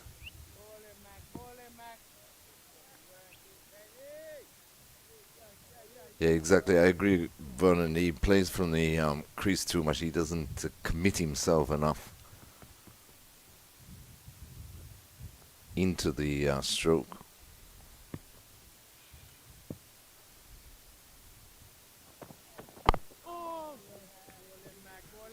Back and across and defending a nice straight bat. Now he's going to have to work out how he's going to be able to get off strike. The partnership is 26 from 67 deliveries. But when the higher level you go, you've got to be able to find a way as to how you're going to be able to get a single. Rotate the strike. Don't have a bowler just bowl into you. Again, honing on those pads. Maiden over by Penny Feather. Yep, yet another maiden over, and that's the problem. They're trying their best to weather the storm, but as we say, they need to rotate that strike. So the bowler can't just hone in on that good line and length to the one batsman all the time. Eventually, he will get you. So Cornwall not for 6 from 4. 27 for 1, the West Indies Academy.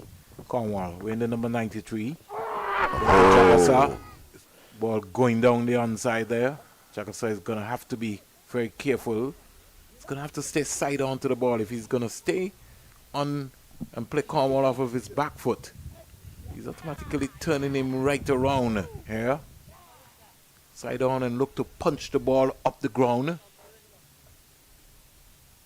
That shot, he just took his eyes off of the ball. He's got to be able to get back onto that. Don't try to hit it too hard. Just work it.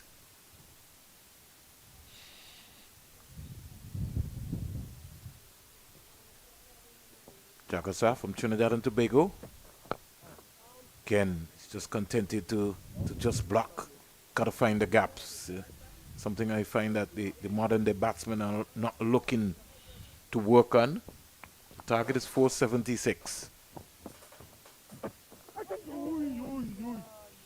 There's Jagasa sweeping, getting on the edge. He'll get a couple of runs. Walsh is after it. Fires a return to Jamal Hamilton right on top of the stump, who dislodges the bails.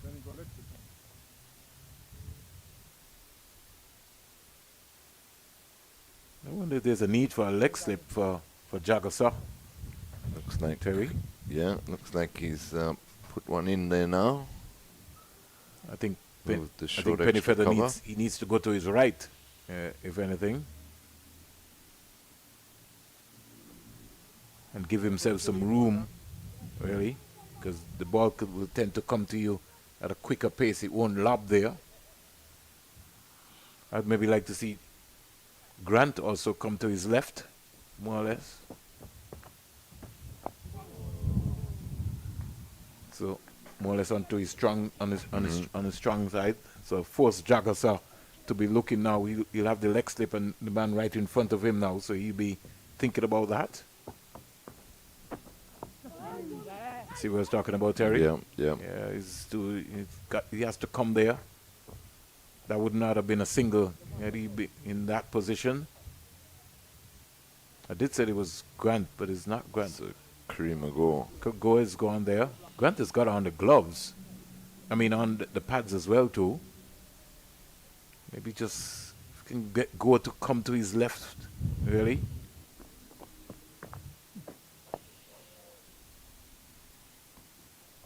Overboard. 3 runs off of that over. Score in the meantime goes up to 30 for 1. 14 overs bowled. Yeah, 29, the partnership. These two just trying to battle it out.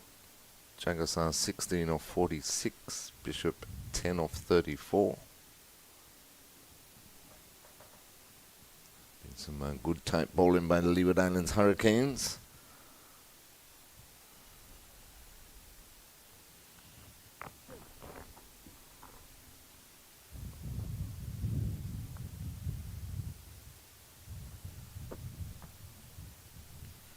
For this Pennyfeather over, they've taken one of the slips out, so they've got 2 slips now, and they've put Jewel Andrew into a short extra cover position. Again, bang on target, but well defended by Jagasa.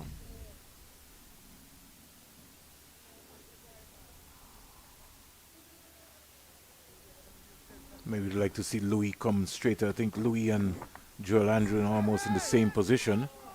Louis could come straighter.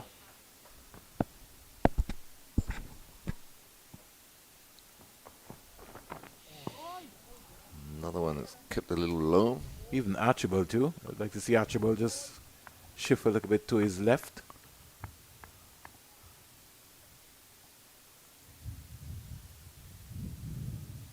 Be interesting to see Cornwall's tactics. He might maybe use the seamers from the CIU road end and maybe rotate between himself and be nice maybe to maybe even try Kadeem Henry for a few. It's a much better shot by Jagasa, but not finding the gap. Has to find the gap. So how well looking good, but you got to do something different. It's either that you got to bat off of your crease to negotiate the swing, offset the line of the bowler, which Bishop was doing earlier. About a foot or so outside his crease. Pressure building, can't score. Again, turned nicely, but straight to square leg fielder.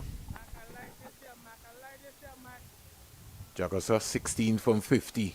So he seems to be the Jeffrey Boycott of this West Indies Academy team. If you're going to be the boycott, then you have to look to rotate the strike. Teddy Bishop is a stroke player. You want to get some balls. Oh, close, close, close. Oh, what did that hit? Hamilton was convinced. Still upset. I'd like to see Must that have again. been close. Sounds like he's saying he's got two sounds. That's what the umpire is saying. I'm Sounded not too like sure old about that. Oh. That would have taken out the leg pole. Quite easy inside of the pad, front leg.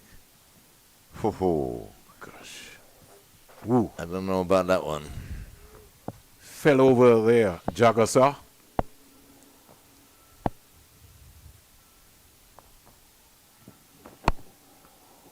Much better. He tried to play that one. Maiden over again by Penny Feather. What a spell from the young man. Tried to play that one a lot straighter, did Jagasa. Previous ball, he tried to whip through the onside, but that looked pretty adjacent to us. Nevertheless, the umpire's in the best position. So they say.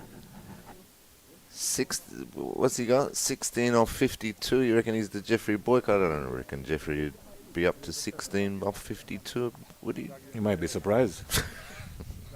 Most important thing is that he was going to bat all day. Definitely.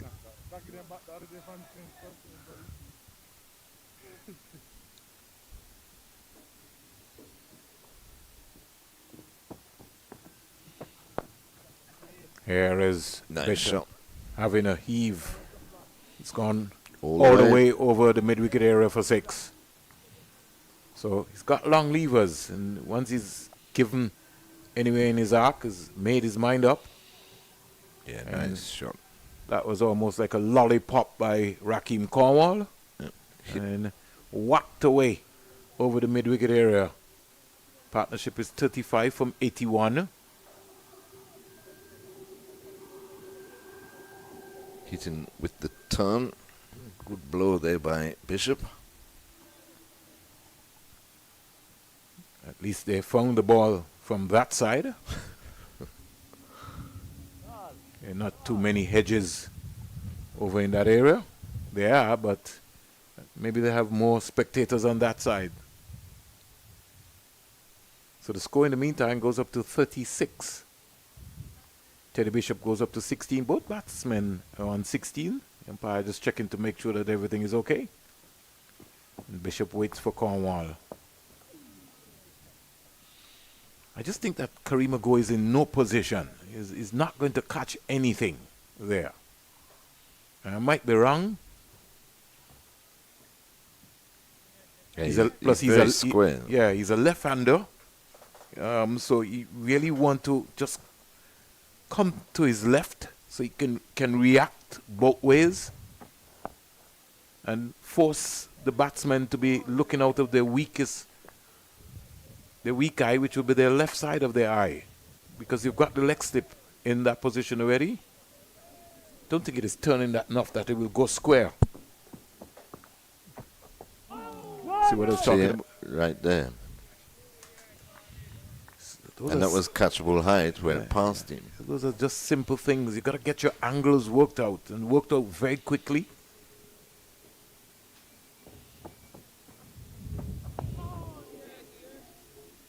To every time Cornwall bowls the ball is played to the left of Kareem Agor.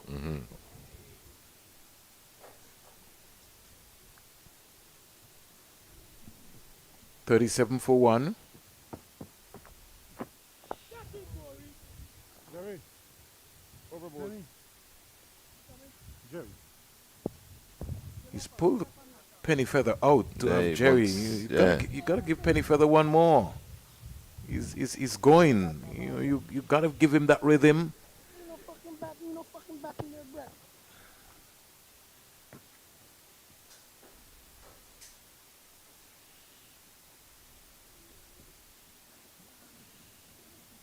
Penny Feather has been into a groove.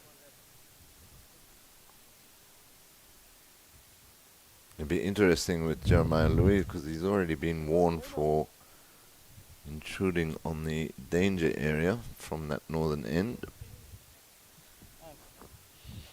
which forced him to go wider on the crease. But he's never really had that problem before, so I find that pretty strange. Strange, and it didn't look like he was infringing too much, if at all.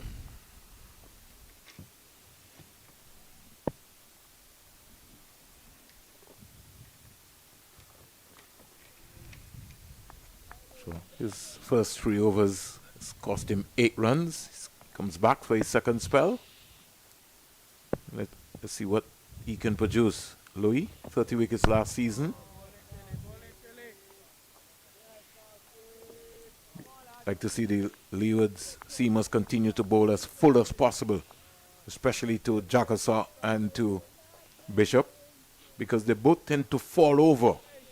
And in my reckoning, they are LBW candidates. Once the ball is nipping around, the ball is going to nip back.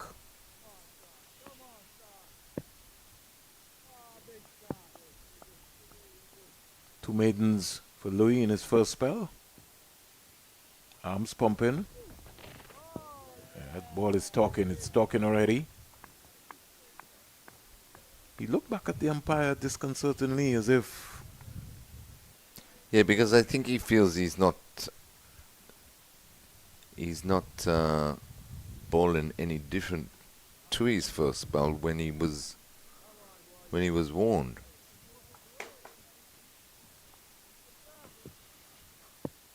West Indies Academy still require another 466.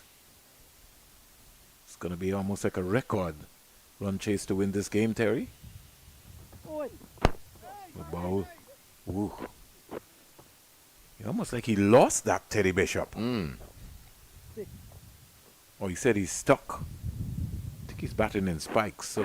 Again, let's look at it. He was right around.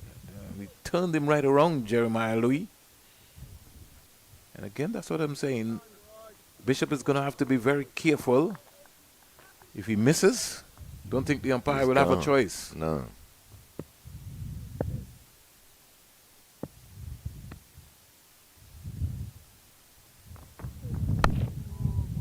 This time he gets a proper stride out to the ball. But it's almost like a stab. He's not balanced. If you get the stride out, you have to be balanced so you can stay there, stay in the moment.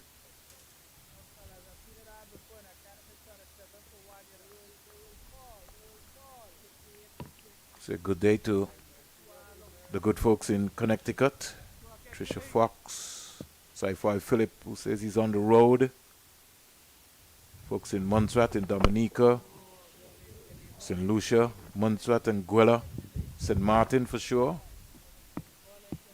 The good thing about it, Terry, is that we got a young man from St. Martin, a young fast bowler, Landeveld, still waiting in the wings. Yeah. Hope he gets an opportunity as well to get in there.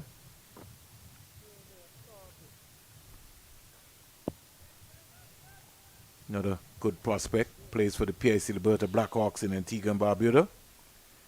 Came out of the under-19 setup for the Leeward Islands.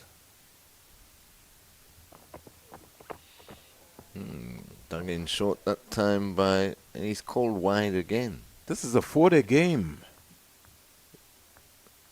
I don't mean to be critical, but this is not the best umpiring I've ever seen. It's not a. That's not a wide. In fact, that wasn't any more wider than the delivery that got Rivaldo Clark in the first inning. 38 for 1. This is the West Indies Championship 2025. Red ball 4-day version. Bowl again, Louis. Well, coming back in. So Louis completes his 4th over. Not for 9.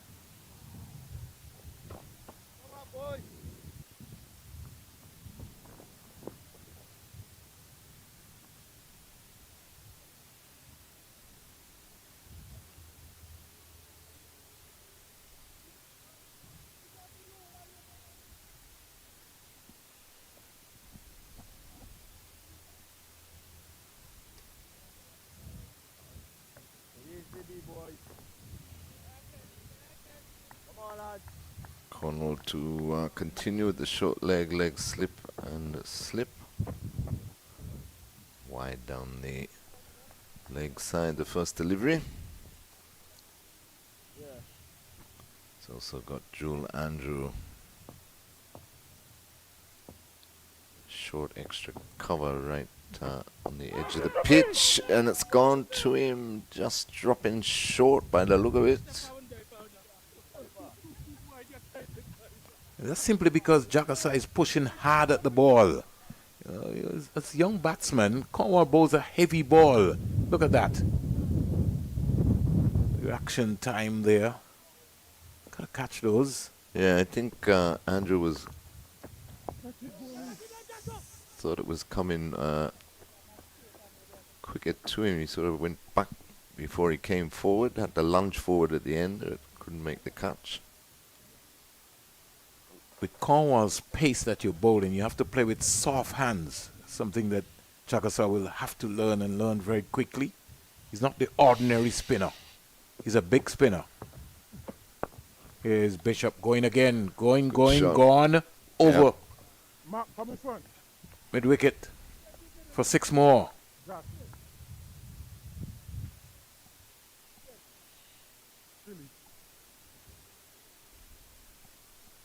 Don't mind that, Cornwall. That's okay. Let him go. You just keep the field placing going.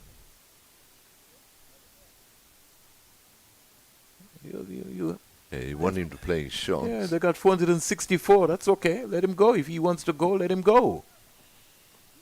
I've never seen Rakim so defensive yet. Find it strange. He's now got a long on, a mid-wicket. That's like giving away runs. 3 men on the rope now.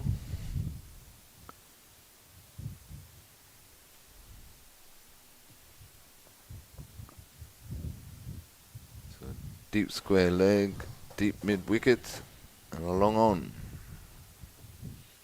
Done away with the leg slip.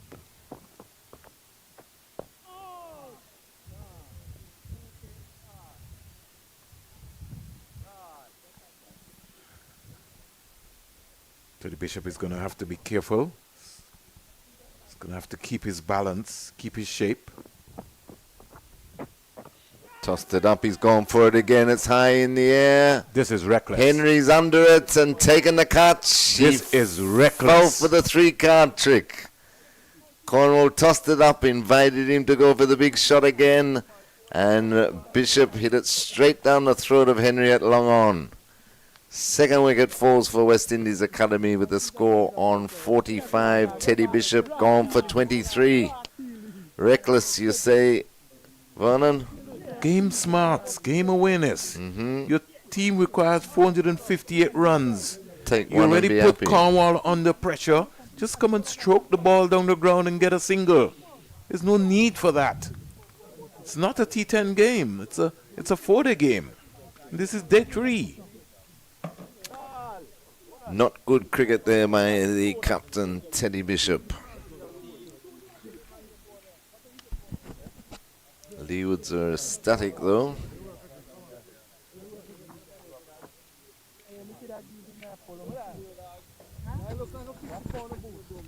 Brings Rivaldo Clark to the middle to join Justin Jagassar, who's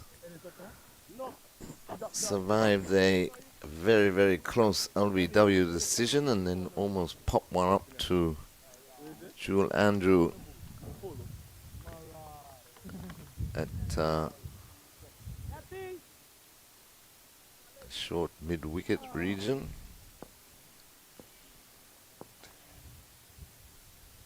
Sort of cricket that is being played, you know, this is a lovely sunny day. A lot of folks would love to have a good cricket wicket. Bat long. Yeah, just take your time, accumulate spaces, you know, places available. You can get contracts, you know, put yourself on the line there. Just take your time. There's no devil in the bowl in here. Not at all. No devil in the pitch either. Jeremiah Louis to start a new over, bowling to Justin Jagassar. 45 for 2.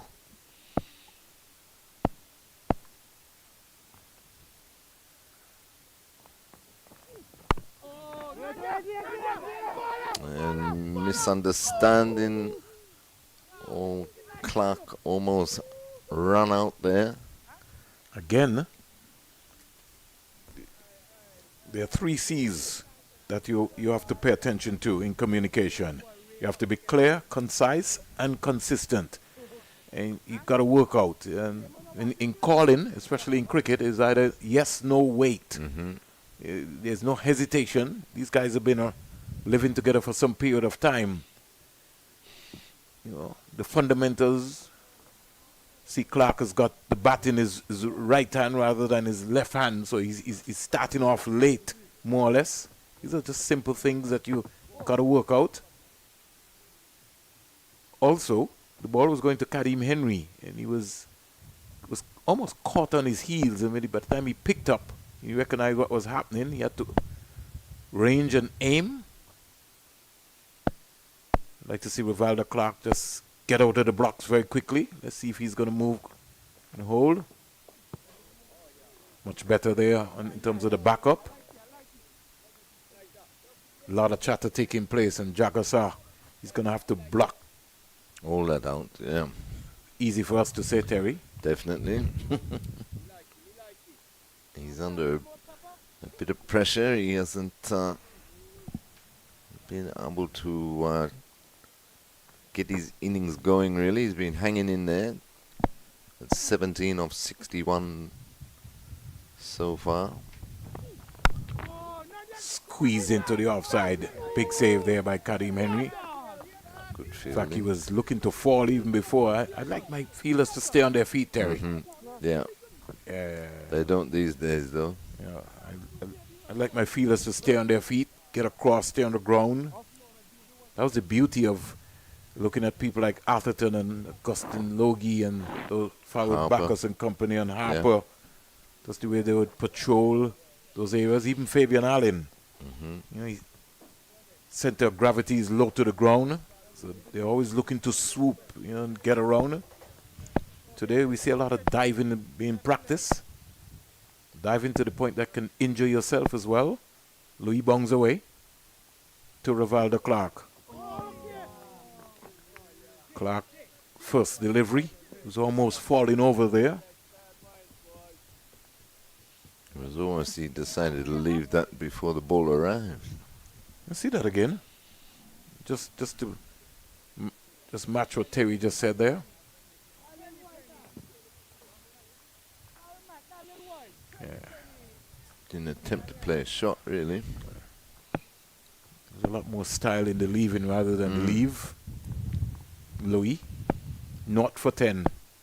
Bounding away from the CIUN into ball to Rivaldo Clark.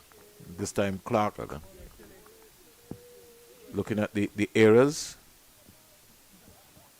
Want to see Louis bowl lot more fuller, especially to both Jagasa and Clark.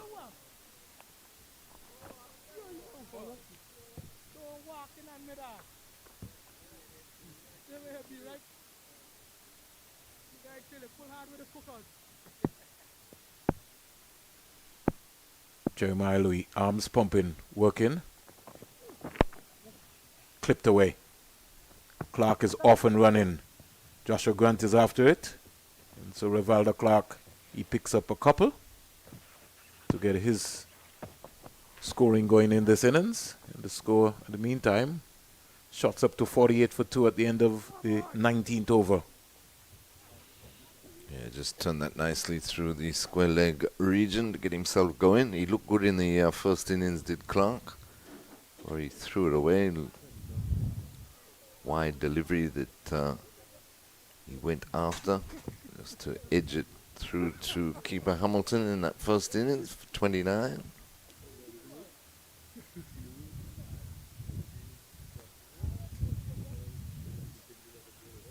Cornwall to continue. Wicket in his previous over, that the captain Teddy Bishop. You mean a gifted wicket? Gifted wicket, yes. Fell for the 3-card trick. Don't even know if it was a 3-card trick. Just thought that it was just irresponsible on the context of the game.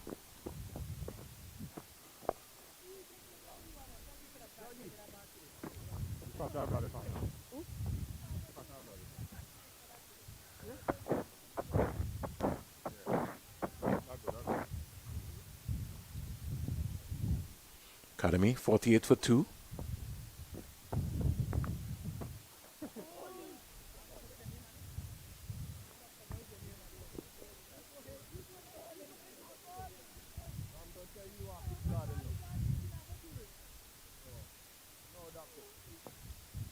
I don't think Jagasa is going to hit any balls down here, Terry.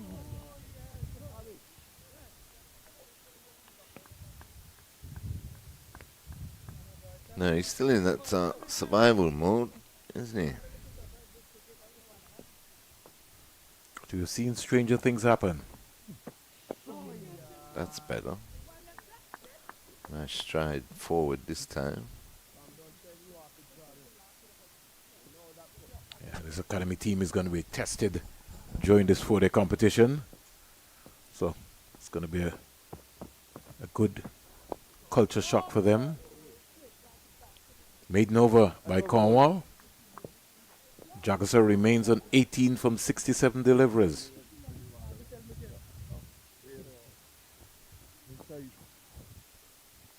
He does play forward. He plays with a lovely straight bat. But that last ball of the last over, again to the left of Kareem Gore in there at short leg.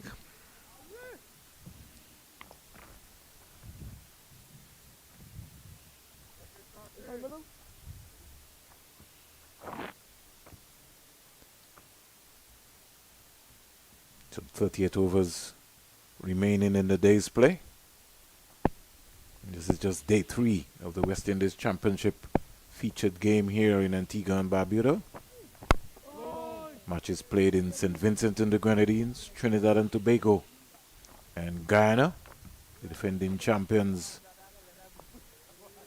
logging in against the Barbados Pride, another powerhouse cricketing nation. Yeah, how are they going today? They're only about 30 behind, aren't they? It stumps. Yeah, I'm going to maybe just check that out just to kind of get an update. Jeremiah Louis continuing here from the northern end into Rivaldo Clark. Wide outside the off stump, left alone by Clark.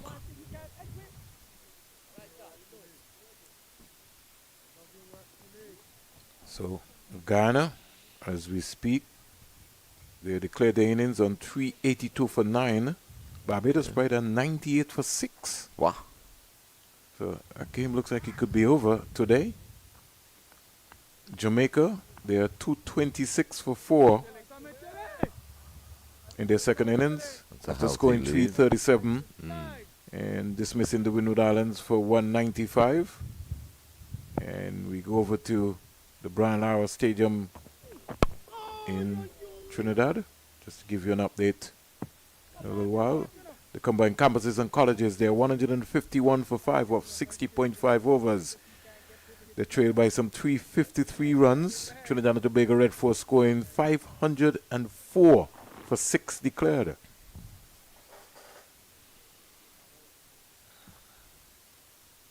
Got to go back to Guyana and give you an update in terms of what has been happening.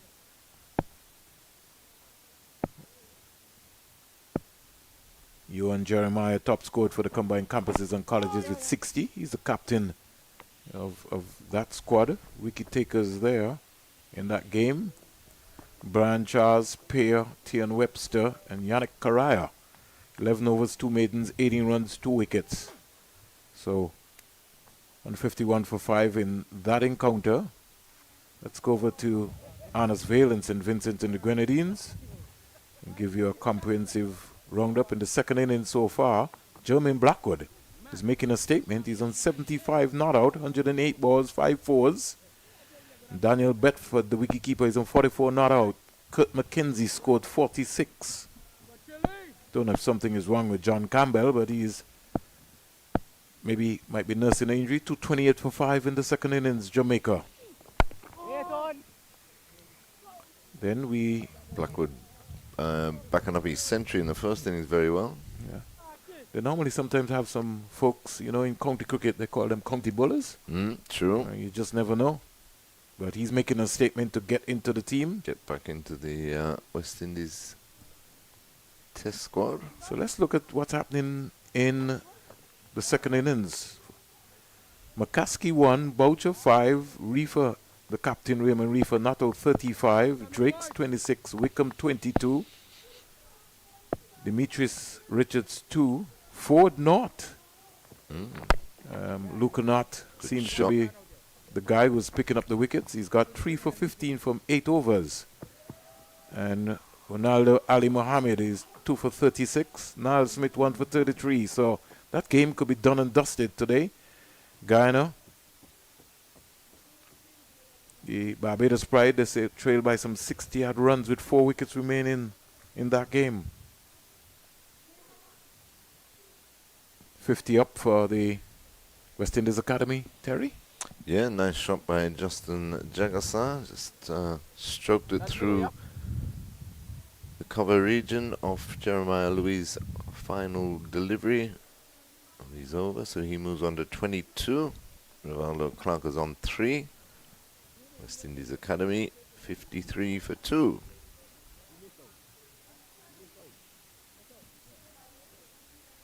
Cornwall about to start a new over.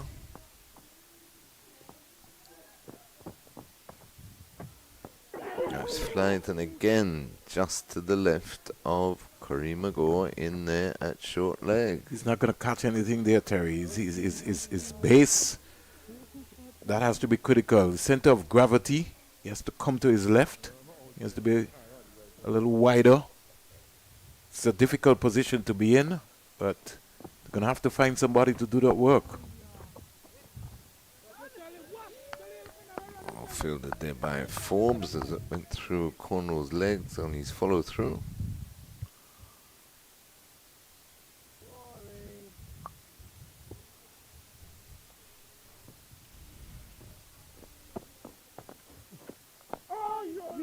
Again. I'm just finding it strange that nobody has been able to pick it up early. His center of gravity just has to be wider. Even Gore himself is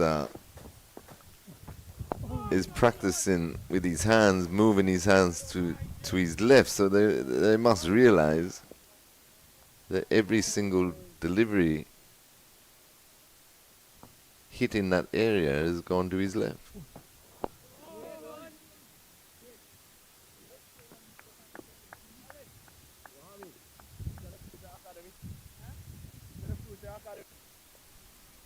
You have to be a specialist in that position. And what is so difficult about it as well too is that you have to read everything which is taking place. Your reaction time. Yeah, anticipation, reaction. Yeah, it's going to be key. Staying as low to the ground for as long as possible. It's not an easy position to be in. I salute anybody who goes there. You certainly have to get life insurance, more or less.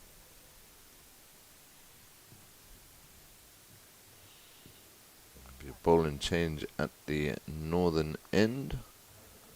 Looks like Colin Archibald. So he'll be back for his second spell. He's swapping ends.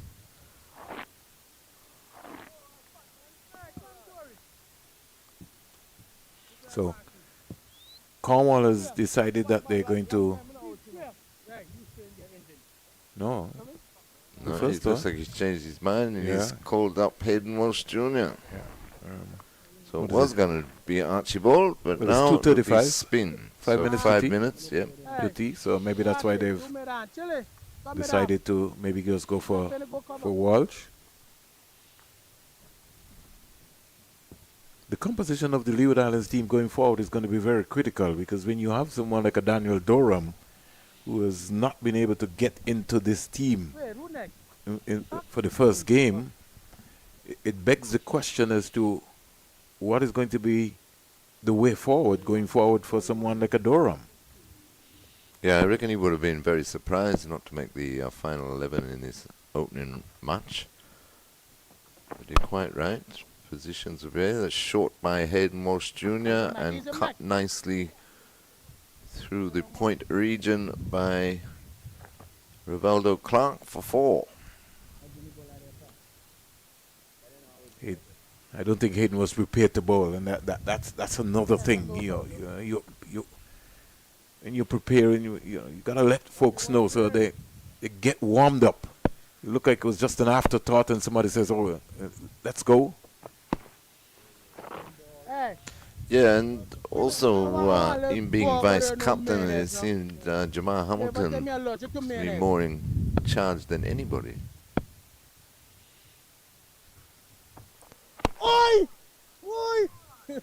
Former captain, of course, of Leeward Islands Hurricanes.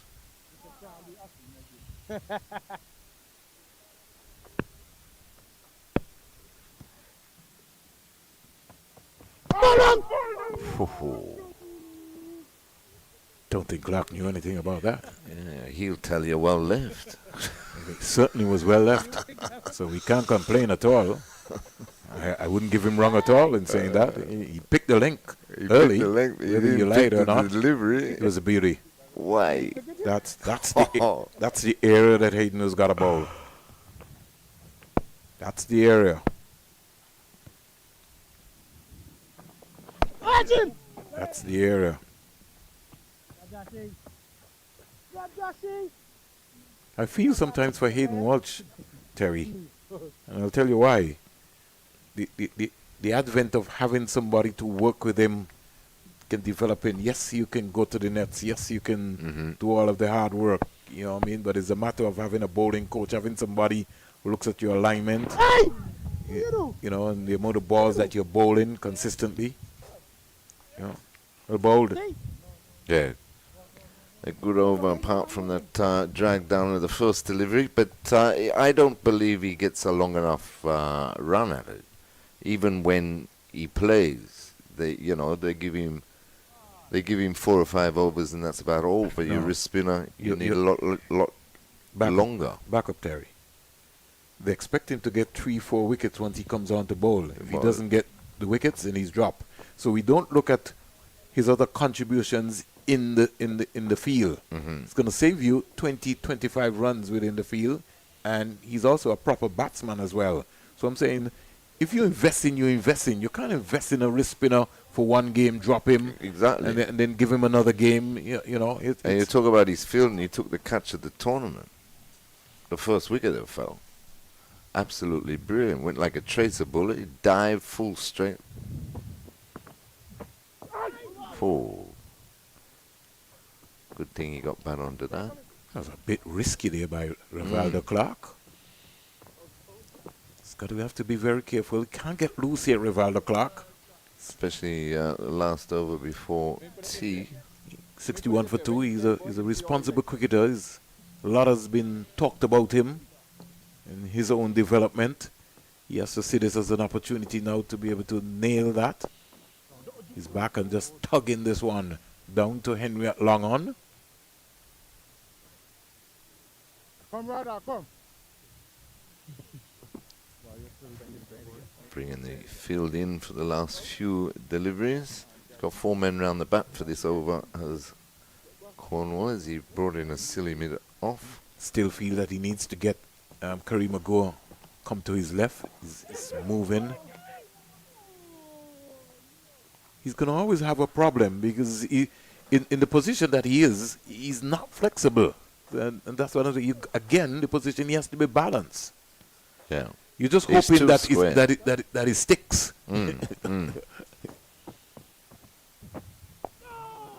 Was well played by Jagasaw. Textbook style.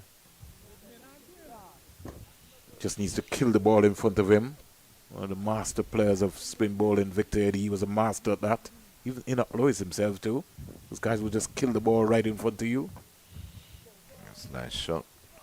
Shorter by Cornwall. And that's an art that you have to be able to practice. Remember Terry speaking to El Comido Willett, and he says that, you know, used to, in those days, he had a penny.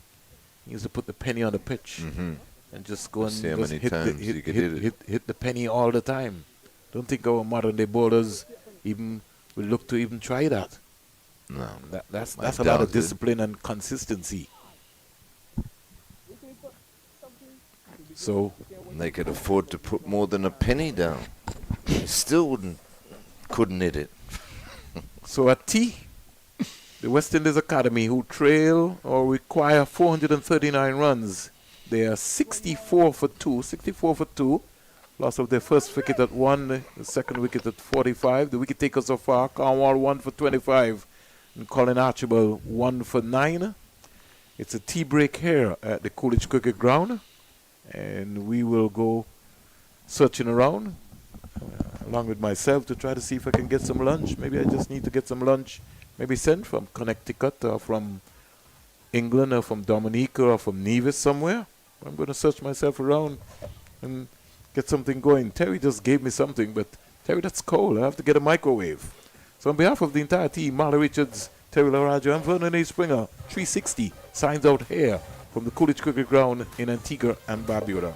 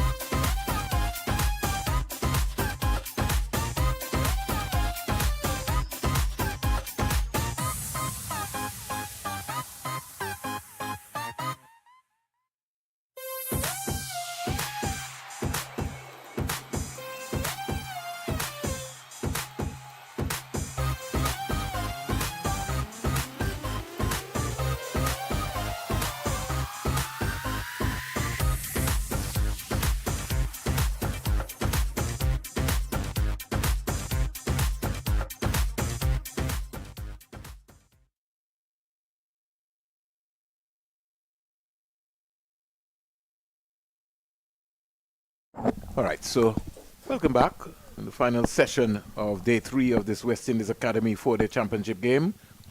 Wall starts from the CIUN to Clark. It's gone to the entire defense of Clark. Quicker, faster delivery from Hayden Walsh. I say good afternoon to my colleague, Terry Laraja. Good afternoon, Vernon. Good afternoon to all our viewers and listeners. Hayden Walsh continuing after the break. Leeward Islands in search of another 8 wickets.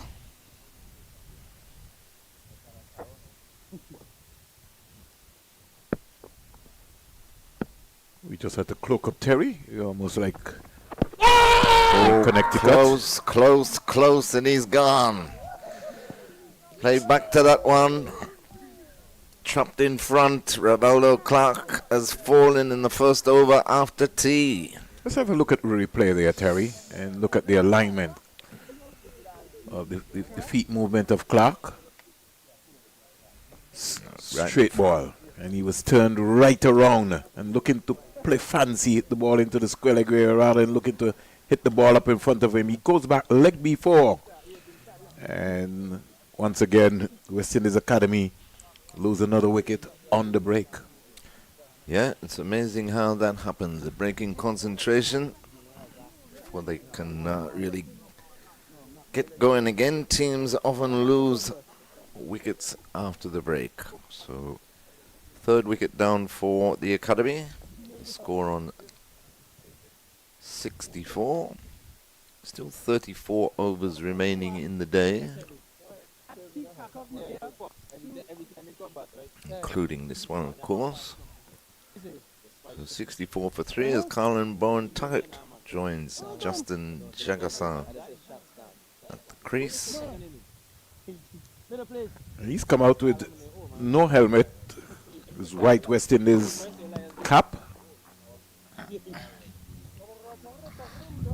No, you come this way, come. Step tight, come. You can't let him go where you want to go. Come on, you come in. Here, right a bit. Hamilton just getting the angles of the fielders right.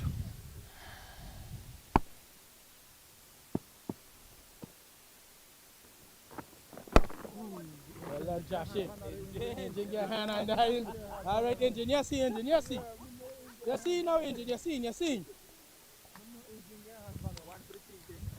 The folks who are, Terry, who are both James and Gore, if you realize, already Joshua Grant is already pricing up. You know, I'm just thinking that the center of gravity just needs to be a little wider because you have to stay more down. The ball is going to go down. It's not going to go up, really. Oh, again a big appeal, and again he's got him. The googly. Hayden Walsh Jr., they're not picking him today. The googly that Jagassar left and just missed the stumps. He's got Rivaldo Clark in the first over after tea with a straight one, and the googly again is done for Colin Bowen Tuckett. He walks back for naught. Let me see that again, please. If we could just flick back that, Terry. 64 for 4. Colin Bowen Tuckett caught on the crease. Yeah, wow. He missed it completely. And missed it by a mile. Went hard at the ball. And a little lapse in judgment there by Colin. He doesn't normally play like that. And so, West Indies Academy 64 for 4. Double strike in Hayden Walsh Jr.'s first over after tea. Who we have now, Terry? We've got Mavendra Dinyal to face the music. So Dinyal has come out. Jagassar 24 from 80. They still require another 439 runs, so they're really staring down the barrel here. Yep. Leeward Islands Hurricanes just 6 wickets away from victory. He's Cornwall to start a new over. He's got everyone round the bat. Short leg, leg slip, and silly mid off. Short mid wicket also. Jewel Andrew in that position. So their tails are up.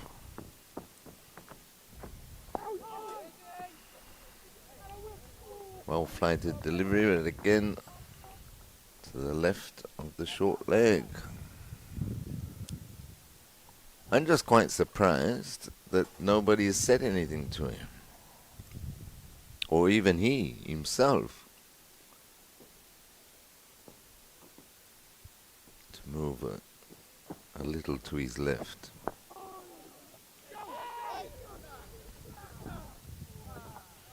See what we're talking about, Terry, about game awareness and looking for a single? Exactly. Flat on their heels there, yes, no, wait. It was almost like a long single to Karim Henry.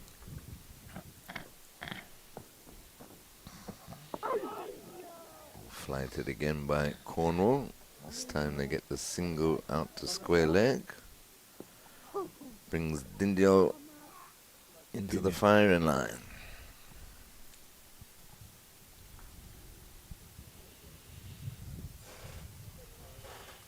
So we got a mid on, mid off. Cover. Deep backwards curl fielder 3/4 of the way. Short mid wicket. And we have a leg slip. A slip. Or more or less a second slip. Short leg silly point.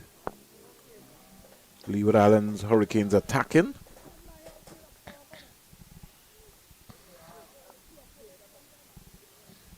It's always good to come into a team, Terry. Team culture of winning. So it'll be good for Forbes and Pennyfeather and Henry. Definitely. You know, we were talking about big guns today. We also have to remember that O'Shane Thomas is also contracted by the Leeward Islands Hurricanes.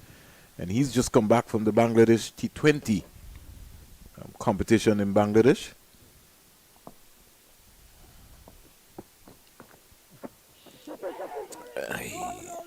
Don't see him featuring in this 4-day competition because you still have Javier Spencer, a left-arm seamer who's got a contract as well with the Leeward Island Hurricane. Yeah, Javier Spencer, of course. Alzari needs to come back in.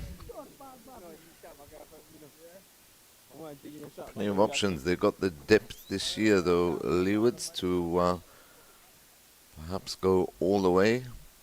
Well, their first real test would be next week against Jamaica. Blackwood, last time Blackwood played at the Survivor Stadium against Alzari and company, he scored a big 100. 248, I think it was, from memory. And they would be mindful of that, knowing exactly what's happening. Mindful of the fact he was dropped about 5 times.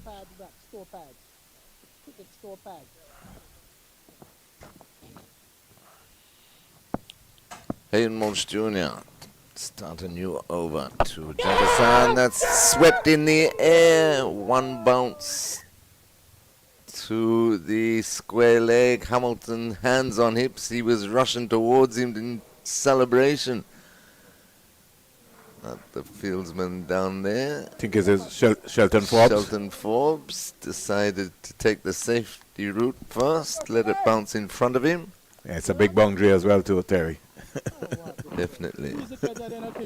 Well, Hamilton's always over exuberant. You know how he is, full of energy. Walsh on a roll here. Definitely. 2 for 5. Oh, right engine. Yes, engine. The roll that he's on right now, looks like he could just rip out. He could roll right through to this West Indies Academy team. He's really good bowling with him here so far, Hayden Walsh. One's cut away, but well fielded. No, it's taking. He missed it, Terry. He missed it, did he? Yes. You miss how he be on. He missed everything. Yes! Whoa! He went for that one. Yeah, well, he was not in a position to play that shot, but not at all. He still wanted to go through.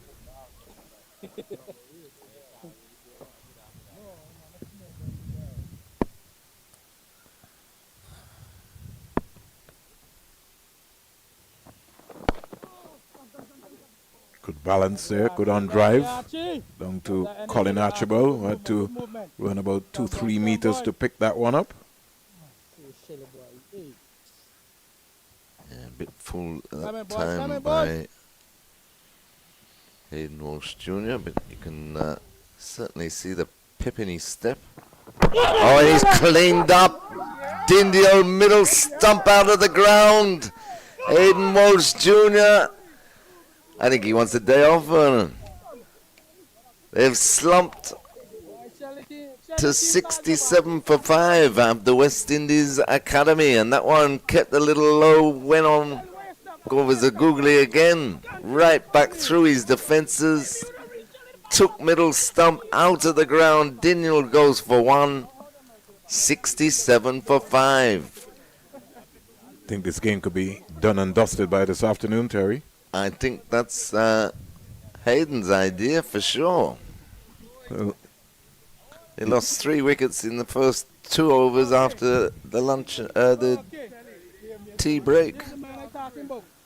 The way come back a long way. The way he's bowling right now, he looks unplayable.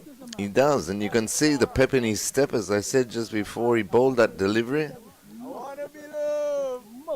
He's certainly on a roll. A friendly banter for Joshua Bishop as he arrives at the crease. We know what he can do with the bat as well as with the ball, but he need to. Hayden Walsh Jr., 3 overs, 3 for 7. And they've lost, what, 3 for a couple since the break. Yeah. They were 64 for 2. Pressure mounting here. Pressure really mounting. 3 for 3. You still require 436, but I think that's academic right now. Don't think we can worry about that.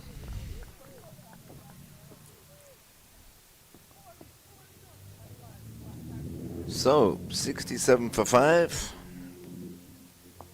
Daniel facing. I think the academy will need a prayer. Oh! Just flew over the short leg. It's all happening now, Vernon. Well, they're now saying give himself some room. He's in the wrong position all the time. Yeah.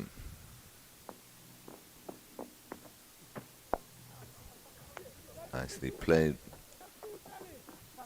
by Dino through the offside for a couple. He moves on to 3, so it was Jagasar that Hayden Walsh Jr. cleaned up.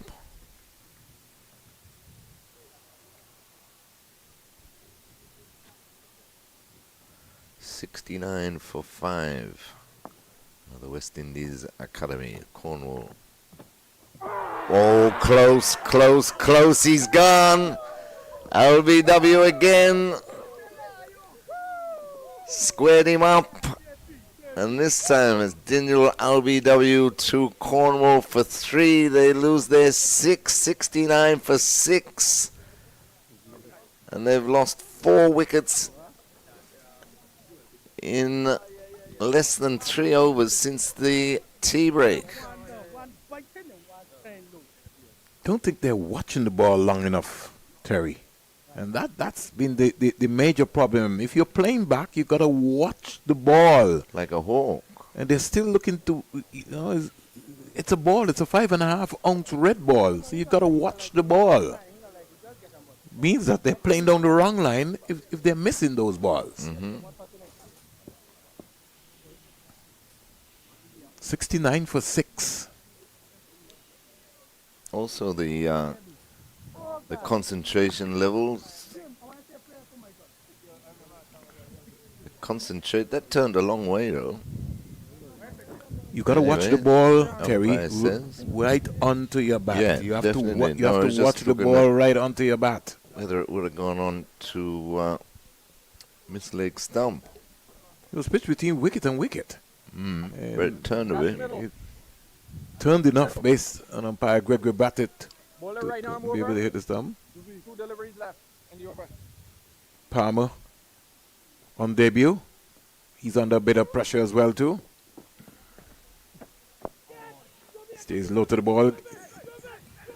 Thinking about a single there for a moment, Palmer, but good judgment on Joshua Bishop and good attacking feeling there from Joel Andrew. He followed the ball all the way. Cornwall Nice flight. Flight with that delivery, and Palmer comes quietly forward. So Palmer not interested in the bait. He survives. 28 overs bowled. West Indies Academy 69 for 6. 69 for 6. Lost about 4 for 5 since the tea interval. Thank God it's Friday and we can smile. Yeah. Both batsmen are not. Michael, Danny say come on, friends. Grand cars, grand cars. Leeward Islands Hurricanes Grand just cars, Palmer. 4 wickets now. Black up, fast. From Let's see how Very Joshua Bishop will respond to Hayden Walsh Jr. But I was saying, Vernon, also, you know, you were saying watch the ball and everything like that. It's been excellent bowling. You must say, this is where the concentration levels, the fitness levels, all that comes into play, and it's an indecision. Oh, not picked up by the return, not picked up by Hayden Walsh Jr. Palmer sent back, makes his ground. Again, there are 3 C's in communication. You have to be clear, concise, and consistent. And they need to work that out very quickly. Palmer and Bishop. Oh, and Jimbo drops him. Got to catch those, Jimbo. Reaction time was real late. On another day, he would gobble that up. Yeah, he went quick, but a slipper of his caliber should have swallowed that one. So just a couple of lapses in concentration by the Leewards now. That would have been the 4th wicket for Hayden Walsh. That came off very quickly. Bishop is off the mark with 1. Back in front, them people. But he's turned his innings on its head, though. Oh. That is for sure. Have some spectators who come out to support the Leeward Islands team. The balcony is getting bigger. Walsh is really into a groove here. Hayden Walsh Jr.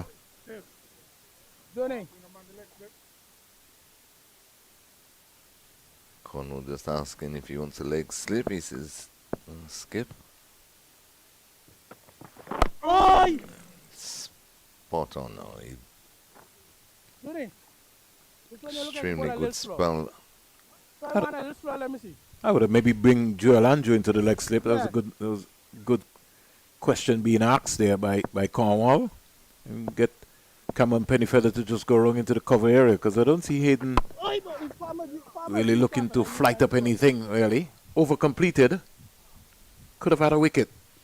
Joshua Bishop dropped by Cornwall at first slip.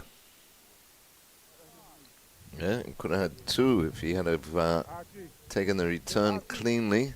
I feel that Palmer would have been short of his ground. Nevertheless, 70 for 6. West Indies Academy. But I was just saying, though, Vernon, you know, getting late in the day, and all this is development, but the concentration levels, the fitness levels, you're looking towards the end of the day, you still got to play each ball and play each ball on its merit. So there's the leg slip in for Cornwall. He'll be bowling to Palmer. In fact, he's bowling to Bishop, who's on 1, brings out the reverse sweep and good connection 4 runs.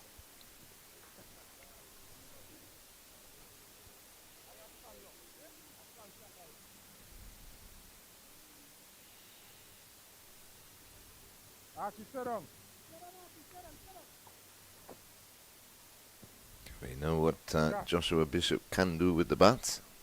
He make a brilliant century on this very ground against the emerging Ireland team last season. Moves on to 5, forced the field change as the silly mid-off goes into a extra cover position. The man on the backward point boundary, and he's pulled that nicely also. 4 more. So 2 boundaries to start this Cornwall inning over.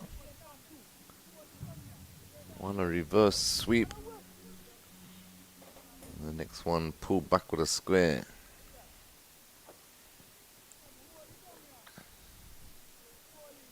So 2 loose deliveries by Rakeem Cornwall after dropping Joshua Bishop a knot.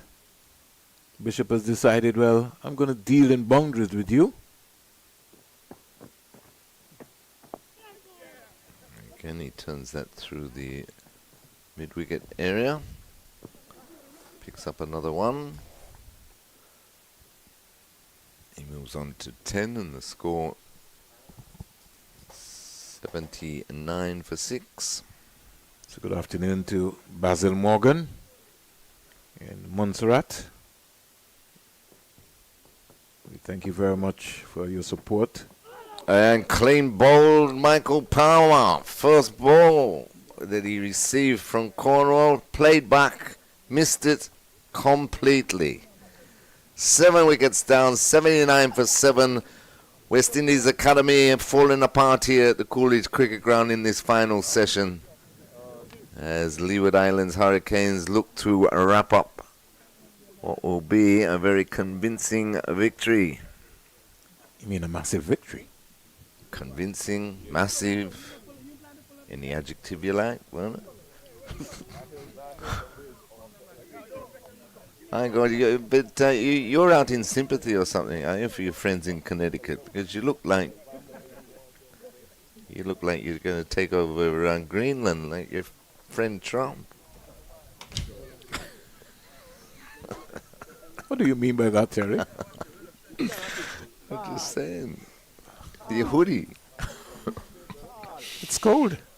Is it not cold? It is, like a nice chest in here, as usual. Oh my gosh, man. That's why I had to call for it.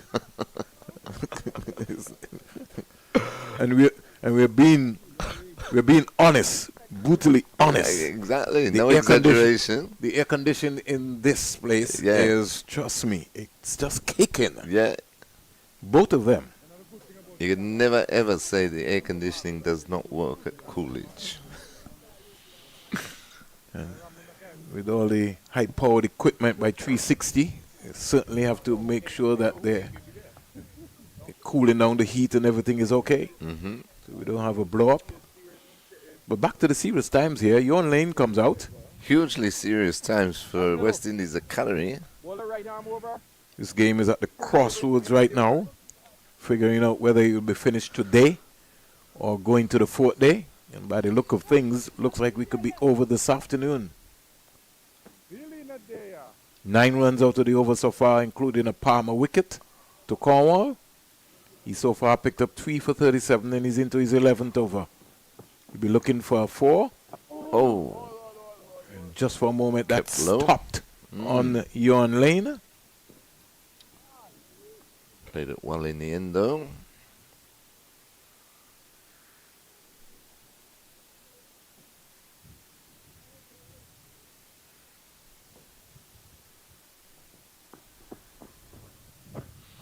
Somebody just told me that I need to get a taste of what is happening with them.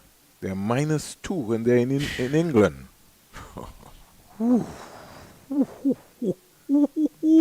That's not a temperature. That's a disaster. Woo! I had a taste last year from -2. Connecticut, Terry, and it wasn't pretty. No, I bet it wasn't. That's all I will tell you. We start complaining here when it drops to about 18 or 20 overnight, but that's still in the positive.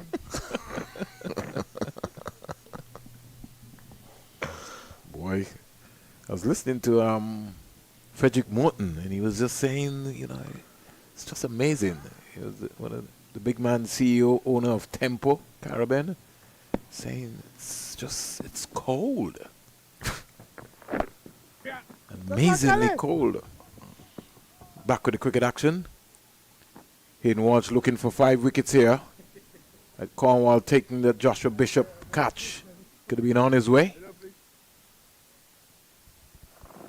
He's got a shot at Johan Lane now. Who's still on naught.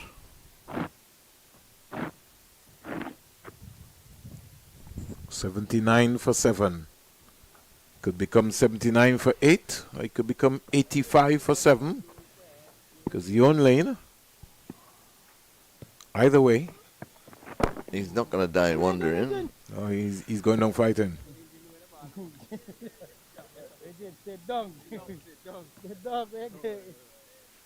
Big turnaround though since the tea break. Leeward Islands Hurricanes picking up 5 wickets so far, and he's hit that firmly over mid-off into the boundary for 4. Nice strike back by Johan Lane for get off the mark. Score goes up to 84 for 7. Yeah, right there. Me see if he could clear. Hamilton says, let's see if he can clear him as they leave the mid-off now 3/4 of the way to the fence. He's going to go for it. And he's clean bowled him. Played straight across the line, lost his leg stump. He's going to go for it. Pretty poor batting that. But the damage has already been done, Johan Lane will say. Look at the top order. 3:27 in the afternoon. Yeah, it's not only day off tomorrow, but an early night.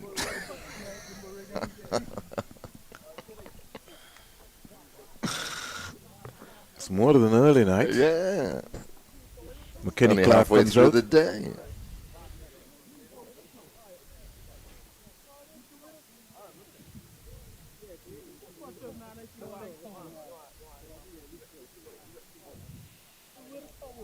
Yeah, very disappointing so far on the approach here of the West Indies Academy. Definitely.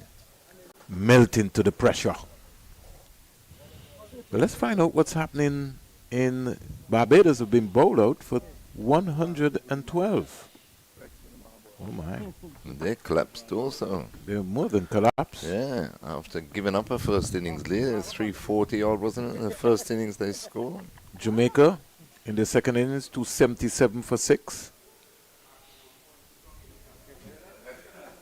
Mally Richards is coming back, but I think he's coming back just to say bye and hello.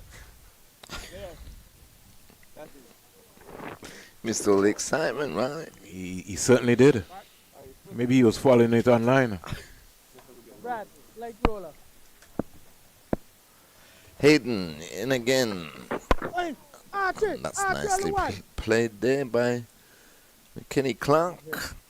Gets himself off the mark through mid-wicket for a single. So 85 for 8. What a slump. Come in, Johnny. Don't be afraid to pull out the Gone thumb here, 6 Johnny. for Don't be afraid about to pull out the 20. thumb here, Johnny. Guyana Happy Eagles will need 77 to win. Richie Loconat picked up 5 for 23 for Guyana. In fact, he's on debut as well. Hayden looking for Only 2 Mac, only 2 Mac. looking for 5. He gave that one a bit of flight. That's not boring. Bishop followed it, but got wide of the field for a couple to finish the over. So at the end of the over, West Indies Academy 87 for 8. Leeward Islands Hurricanes just 2 wickets away from victory. Combined campuses and colleges, they're 174 for 7 in reply to Trinidad and Tobago's total of 504 for 6 declared. The Trinidad and Tobago Red Force trailing by some 330 runs with 3 wickets remaining. As I said, good afternoon to Mali. Mali, welcome back. You almost came and there was no game. Nah, game was following the game keenly. I know that, but I said coming back on commentary. On commentary, yeah. You almost came back on and there just was no 2 game. wickets remaining here for the West Indies Academy. It's been a procession, hasn't it? Oh, and another one as we speak. Just presenting all his stumps there, Yogi Lane, surrendering quite meekly in the end. In fact, it's Clark. It's Clark, sorry, McKenny Clark. Just going back there, presenting all his stumps to big Raheem Cornwall. Pitch just on off stump, bit of turn, middle and leg. So just 1 wicket remaining now.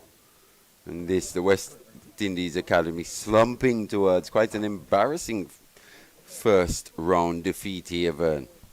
Yeah, no fight at all. And I think that was demonstrated by their leader in terms of how he got out. You played for the West Indies team. You're a potential batsman. You can't get out like that. You have to. That's a ball to just knock down the ground and get an easy single. No need. It's not a competition. It's not like you're trying to win the game. You're trying to bat. It's a lovely sunny day with a lovely cricket pitch. Everything tailor-made for you. Definitely in that manner. Just deposited Raheem Cornwall for a massive 6. Then had that field change. The man pushed back onto the long off boundary. Still chose to take the area route.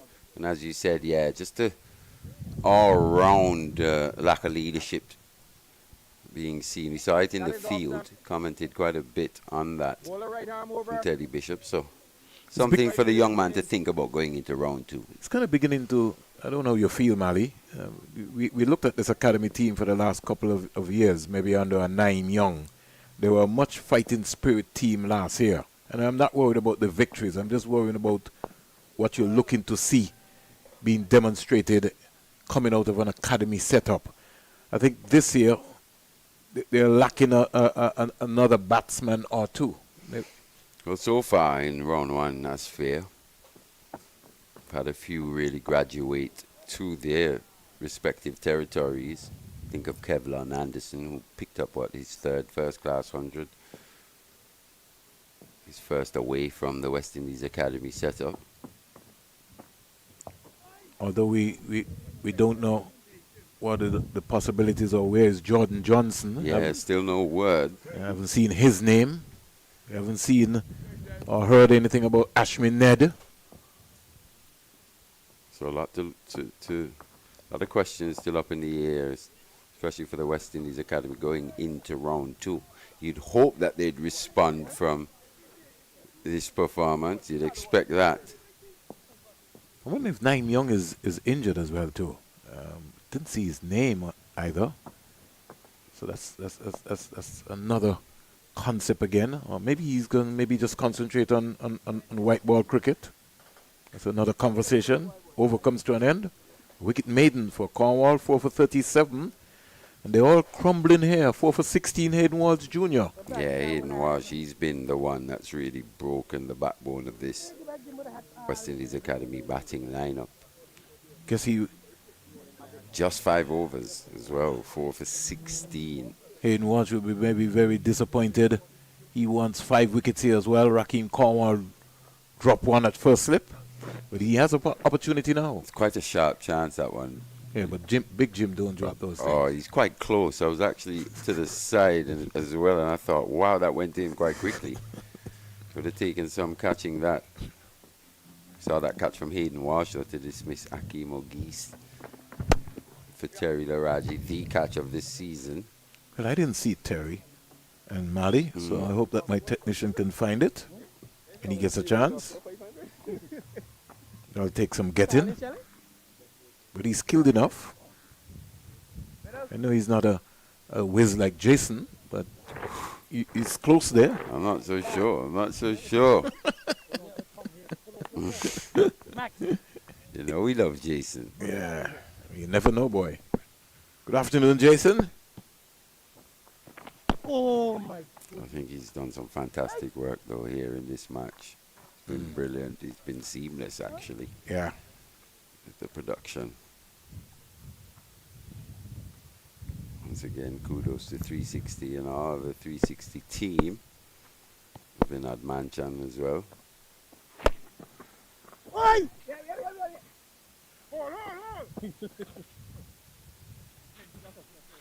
How many deliveries yet Hayden Walsh has? 3? Yeah, 3 remaining in this over. Hunting a 5-4. Yeah. Think he can get it. Look like we'll have some early results. One for Guyana and one for the Leeward Islands Hurricanes on day 3. Yeah, 2 teams that would have gone into the final round All right. last season with a chance to win it. He did find it, Mali. So here is it. Fish, we gotta buzz this out of here. That's the one that is dropped. Sharp. Okay. Sharp chance. Yeah, you're right, Mali. He was close, but normally Jim would catch those. I think he ended up hitting more of his leg than his hand in the end. Just parried off. Sharp chance once again. Good work there. Find that one. And if you find the Hayden Walsh catch, I'll be great. I think I'm pushing him, right? Nah, you'll find it. You'll find it. What? The Hayden Walsh, the first one? The first wicket in the second innings. Yeah, don't worry, we'll get it. Oh, for sure it will be on the highlights.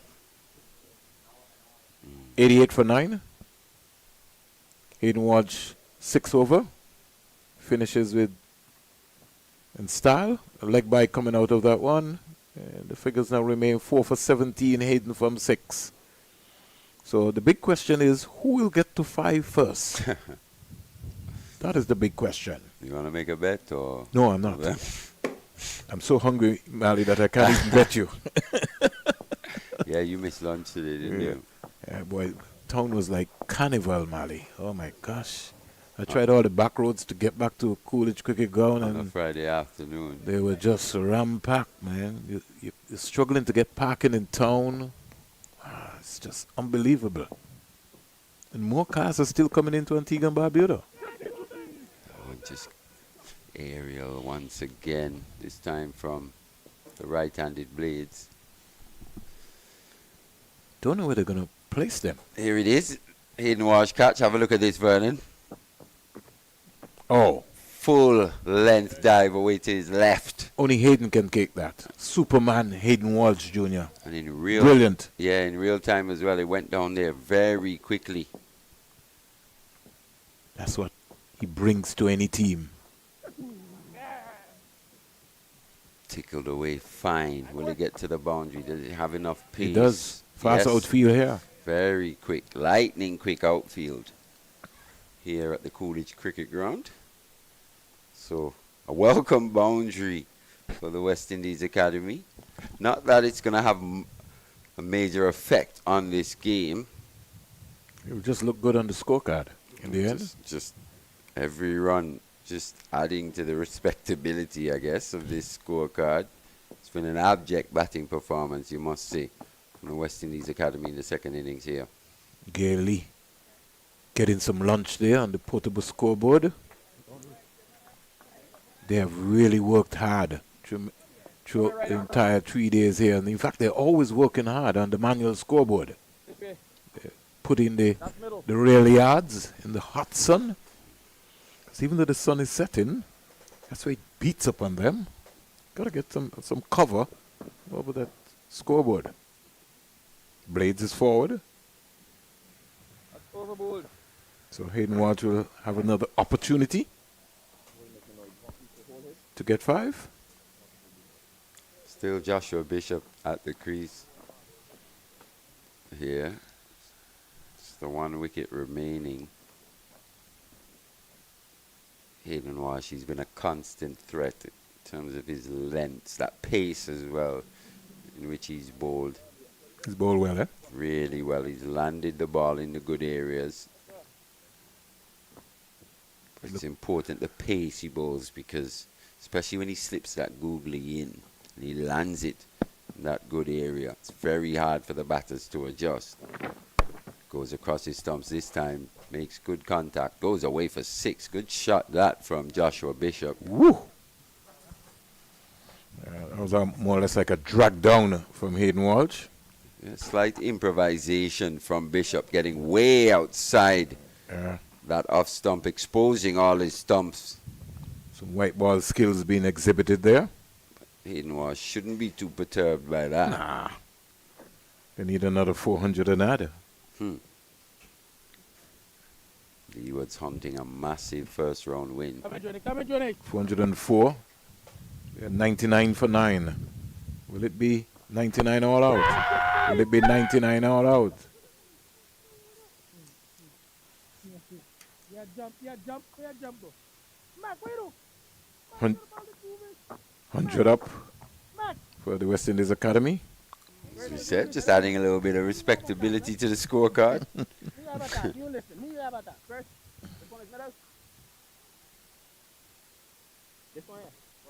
Hayden Walsh searching for 5 wickets. I'd like to see maybe a leg slip, Mali. I don't know how you feel for Blades. Especially when he slips that googly, and it's the googly that's been the dangerous delivery here. A bit short. Just allowing for enough time for Blades to adjust. It's got 2 deliveries. 7 runs out the over so far. 100 for 9. Good played. Good technique being demonstrated here by Blades. Yeah, he's playing with a very straight bat. Looks like he understands batting. Let me don't talk too fast. Might get myself in some trouble here.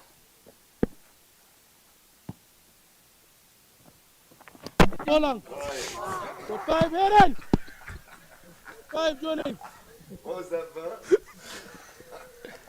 Just as he said, as we said, the googly, the one opening him up, looking to play through the offside. You were just singing his praises, Vern, but you did check yourself, to be fair.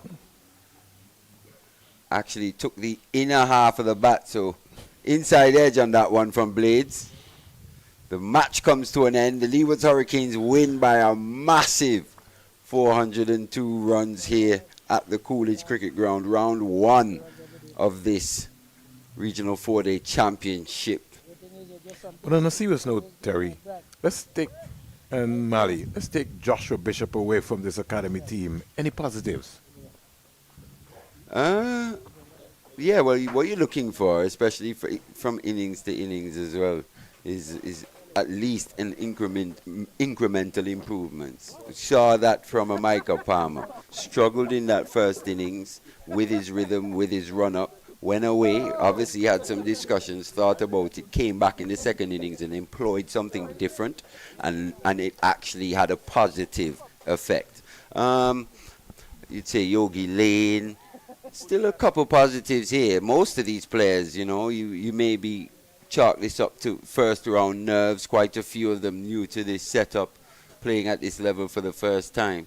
So let's not judge them too harshly after this round 1 performance, but we'll be keeping an eye on how they progress as this season goes along. Well, I'll give you my thought process. Callum Boyne Tuckett stands out outside of Bishop. Bishop is A. I'm grading them. Callum Boyne Tuckett, his glove work, certainly remarkable. I like the look of when he is unsung Blades. He sort of, from his improvement from his debut game for the West Indies, you could see progression from the white ball skills into the red ball skills. So I don't mind that too much. But Teddy Bishop is going to have to really put on a serious man's head on his body as a leader, as a captain, because this group is depending on their leader. And if the leader is reckless, then everybody else feels that they can be reckless as well too.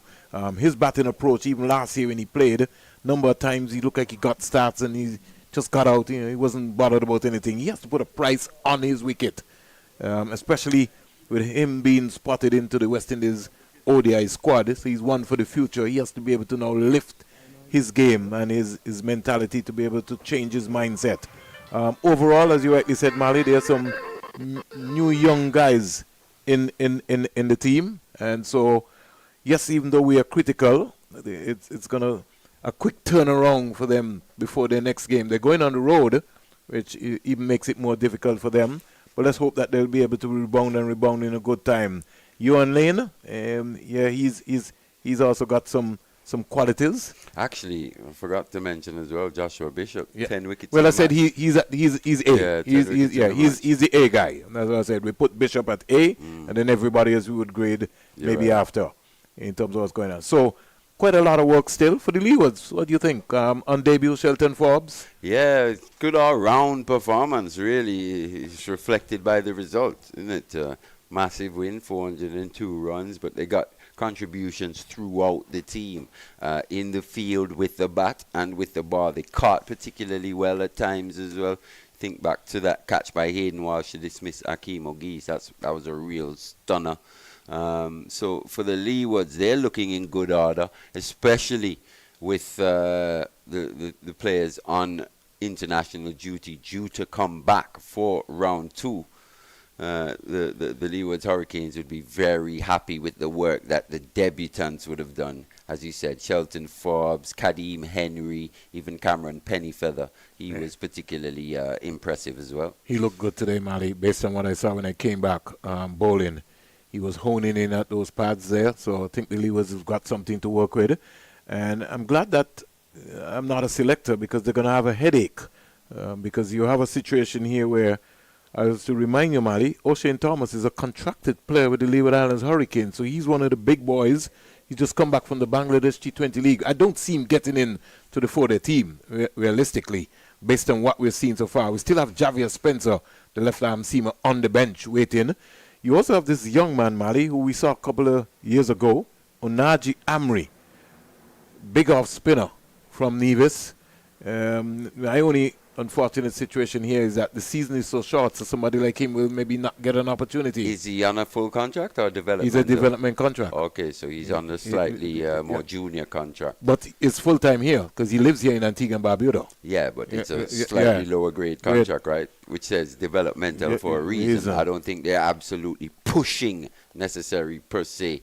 If you think about what he does in terms of, you'd have to push out Raheem Cornwall out of this team. I think he's just, how old right now? 20? He's 20, yeah. 2021. 2021 as well. Yeah, another fantastic talent. He's one that you're looking to maybe replace Raheem Cornwall, you know, as the years go by. Yeah, so quite a lot of stock based on what we are seeing so far, Mali. And like I said to you, Mali, my only concern is when you have the Leewards with Graves, Louis, Carty, Thomas, Alzari Joseph coming back, that's 5 players coming back. To get into a team where you have 6 more rounds to go, what happens to the Kadeem Warner and the Benters and company who might not get an opportunity to play this season? I want to be in a position to see them get in to play some cricket. And so, well, this is where, and I'm saying this to you, this is why in the Leewards the tournaments need to be played. We need to organize cricket for these guys, because we know that opportunities at times are going to be hard to come by. So the Leeward Islands tournament is important. It's also important to organize tours. You know, you create these partnerships, you know, with the Windwards, with Barbados, with whatever. With Bermuda. But whoever. Yeah, just to give them provide some exposure. opportunities for them to play. But you know, it's something we've been talking about, Mali, just before we wrap up here. The franchises is the responsibility of the franchises to be able to make sure that they develop their players. Because if I'm offering Mali Richards a development contract, I have to find a window for him to be able to make sure that he can succeed, and my investment is worth it. Now I know the cricket is starting this week in Mali. I hope that some of these players for the Leeward Islands who maybe not playing will get an opportunity to play with some of the local clubs in Antigua and Barbuda, so that they can be able to showcase their skills as well. I hope that the clubs are paying attention and having a conversation with head coach Steve Leibert to figure out who they can get, even some of the players from the academy who maybe might not be in the setup, because I think that will help with local club cricket in Antigua and Barbuda, and it give them an opportunity to exhibit their skills as well. As you just said, it's incumbent upon the franchises, so I think the franchises should be approaching the clubs per se to place these players who aren't playing cricket with particular clubs to keep them at least ticking over in a kind of down period for them in terms of competitive match cricket. Before we go, Mali, your thoughts on the cricket pitch that was prepared for this game. Very good all-round cricket pitch. He held up pretty well. You could tell that maybe it was going to do so based on that, how it looked on day one. Quite dark, had that, that moisture in it. Antigua has been raining quite a bit in the last few weeks or so. So hasn't been too hot or too dry. So I think that was reflected in the pitch. He had a tinge of green on day one. That just slowly died as the match progressed. And there was something in it really for everyone. As we said, Cameron Pennyfeather extracted something at times. Jeremiah Louis looked quite threatening. Colin Archibald as well. And then the spinners, as usual, they did the damage. So 351 here in Antigua and Barbuda, 251 in Jamaica. And the news is that the Leeward Islands Hurricanes, led by their captain Rakeem Cornwall, has defeated the West Indies Academy in the opening round of their encounter at the home of Cricket West Indies, the Coolidge Cricket Ground, by 402 runs. The only unfortunate situation, Mali, with all of the cricket that took place here, we didn't see a century. Yeah, we didn't. We saw quite a few half-centuries, especially from the Leeward's Hurricanes. As you said, no hundreds. Jamal Hamilton, the top scorer for the Leeward's Hurricanes in the match with 81. What about the declaration? You think he had enough?